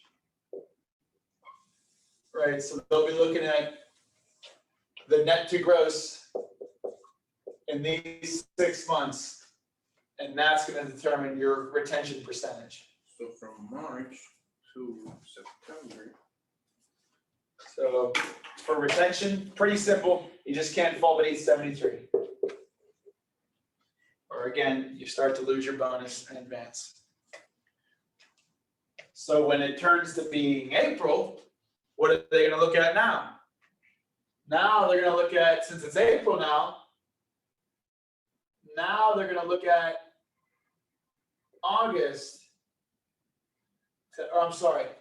October to April. Then when May comes, they're going to be looking at November to May. Exactly. They're going to always look at your 6th to 12th month and the net to gross that's in those 6 months, and that's going to determine your retention percentage. And that's what you're on. That's what you're rated on for 12 months. Any questions on that? Seton client? No. You even get a retention bonus boost on your bonus when you have good retention. Like if you have above 88% net to gross and stuff, they'll give you up to 10 to 20, 30% extra on your world's greatest bonus, which is just amazing. So good retention is going to make you a lot time, because Gio taught me how to build a solid relationship and stay in a home for way too long. Looks like you have your ID down here is 9295 Rachel Drive.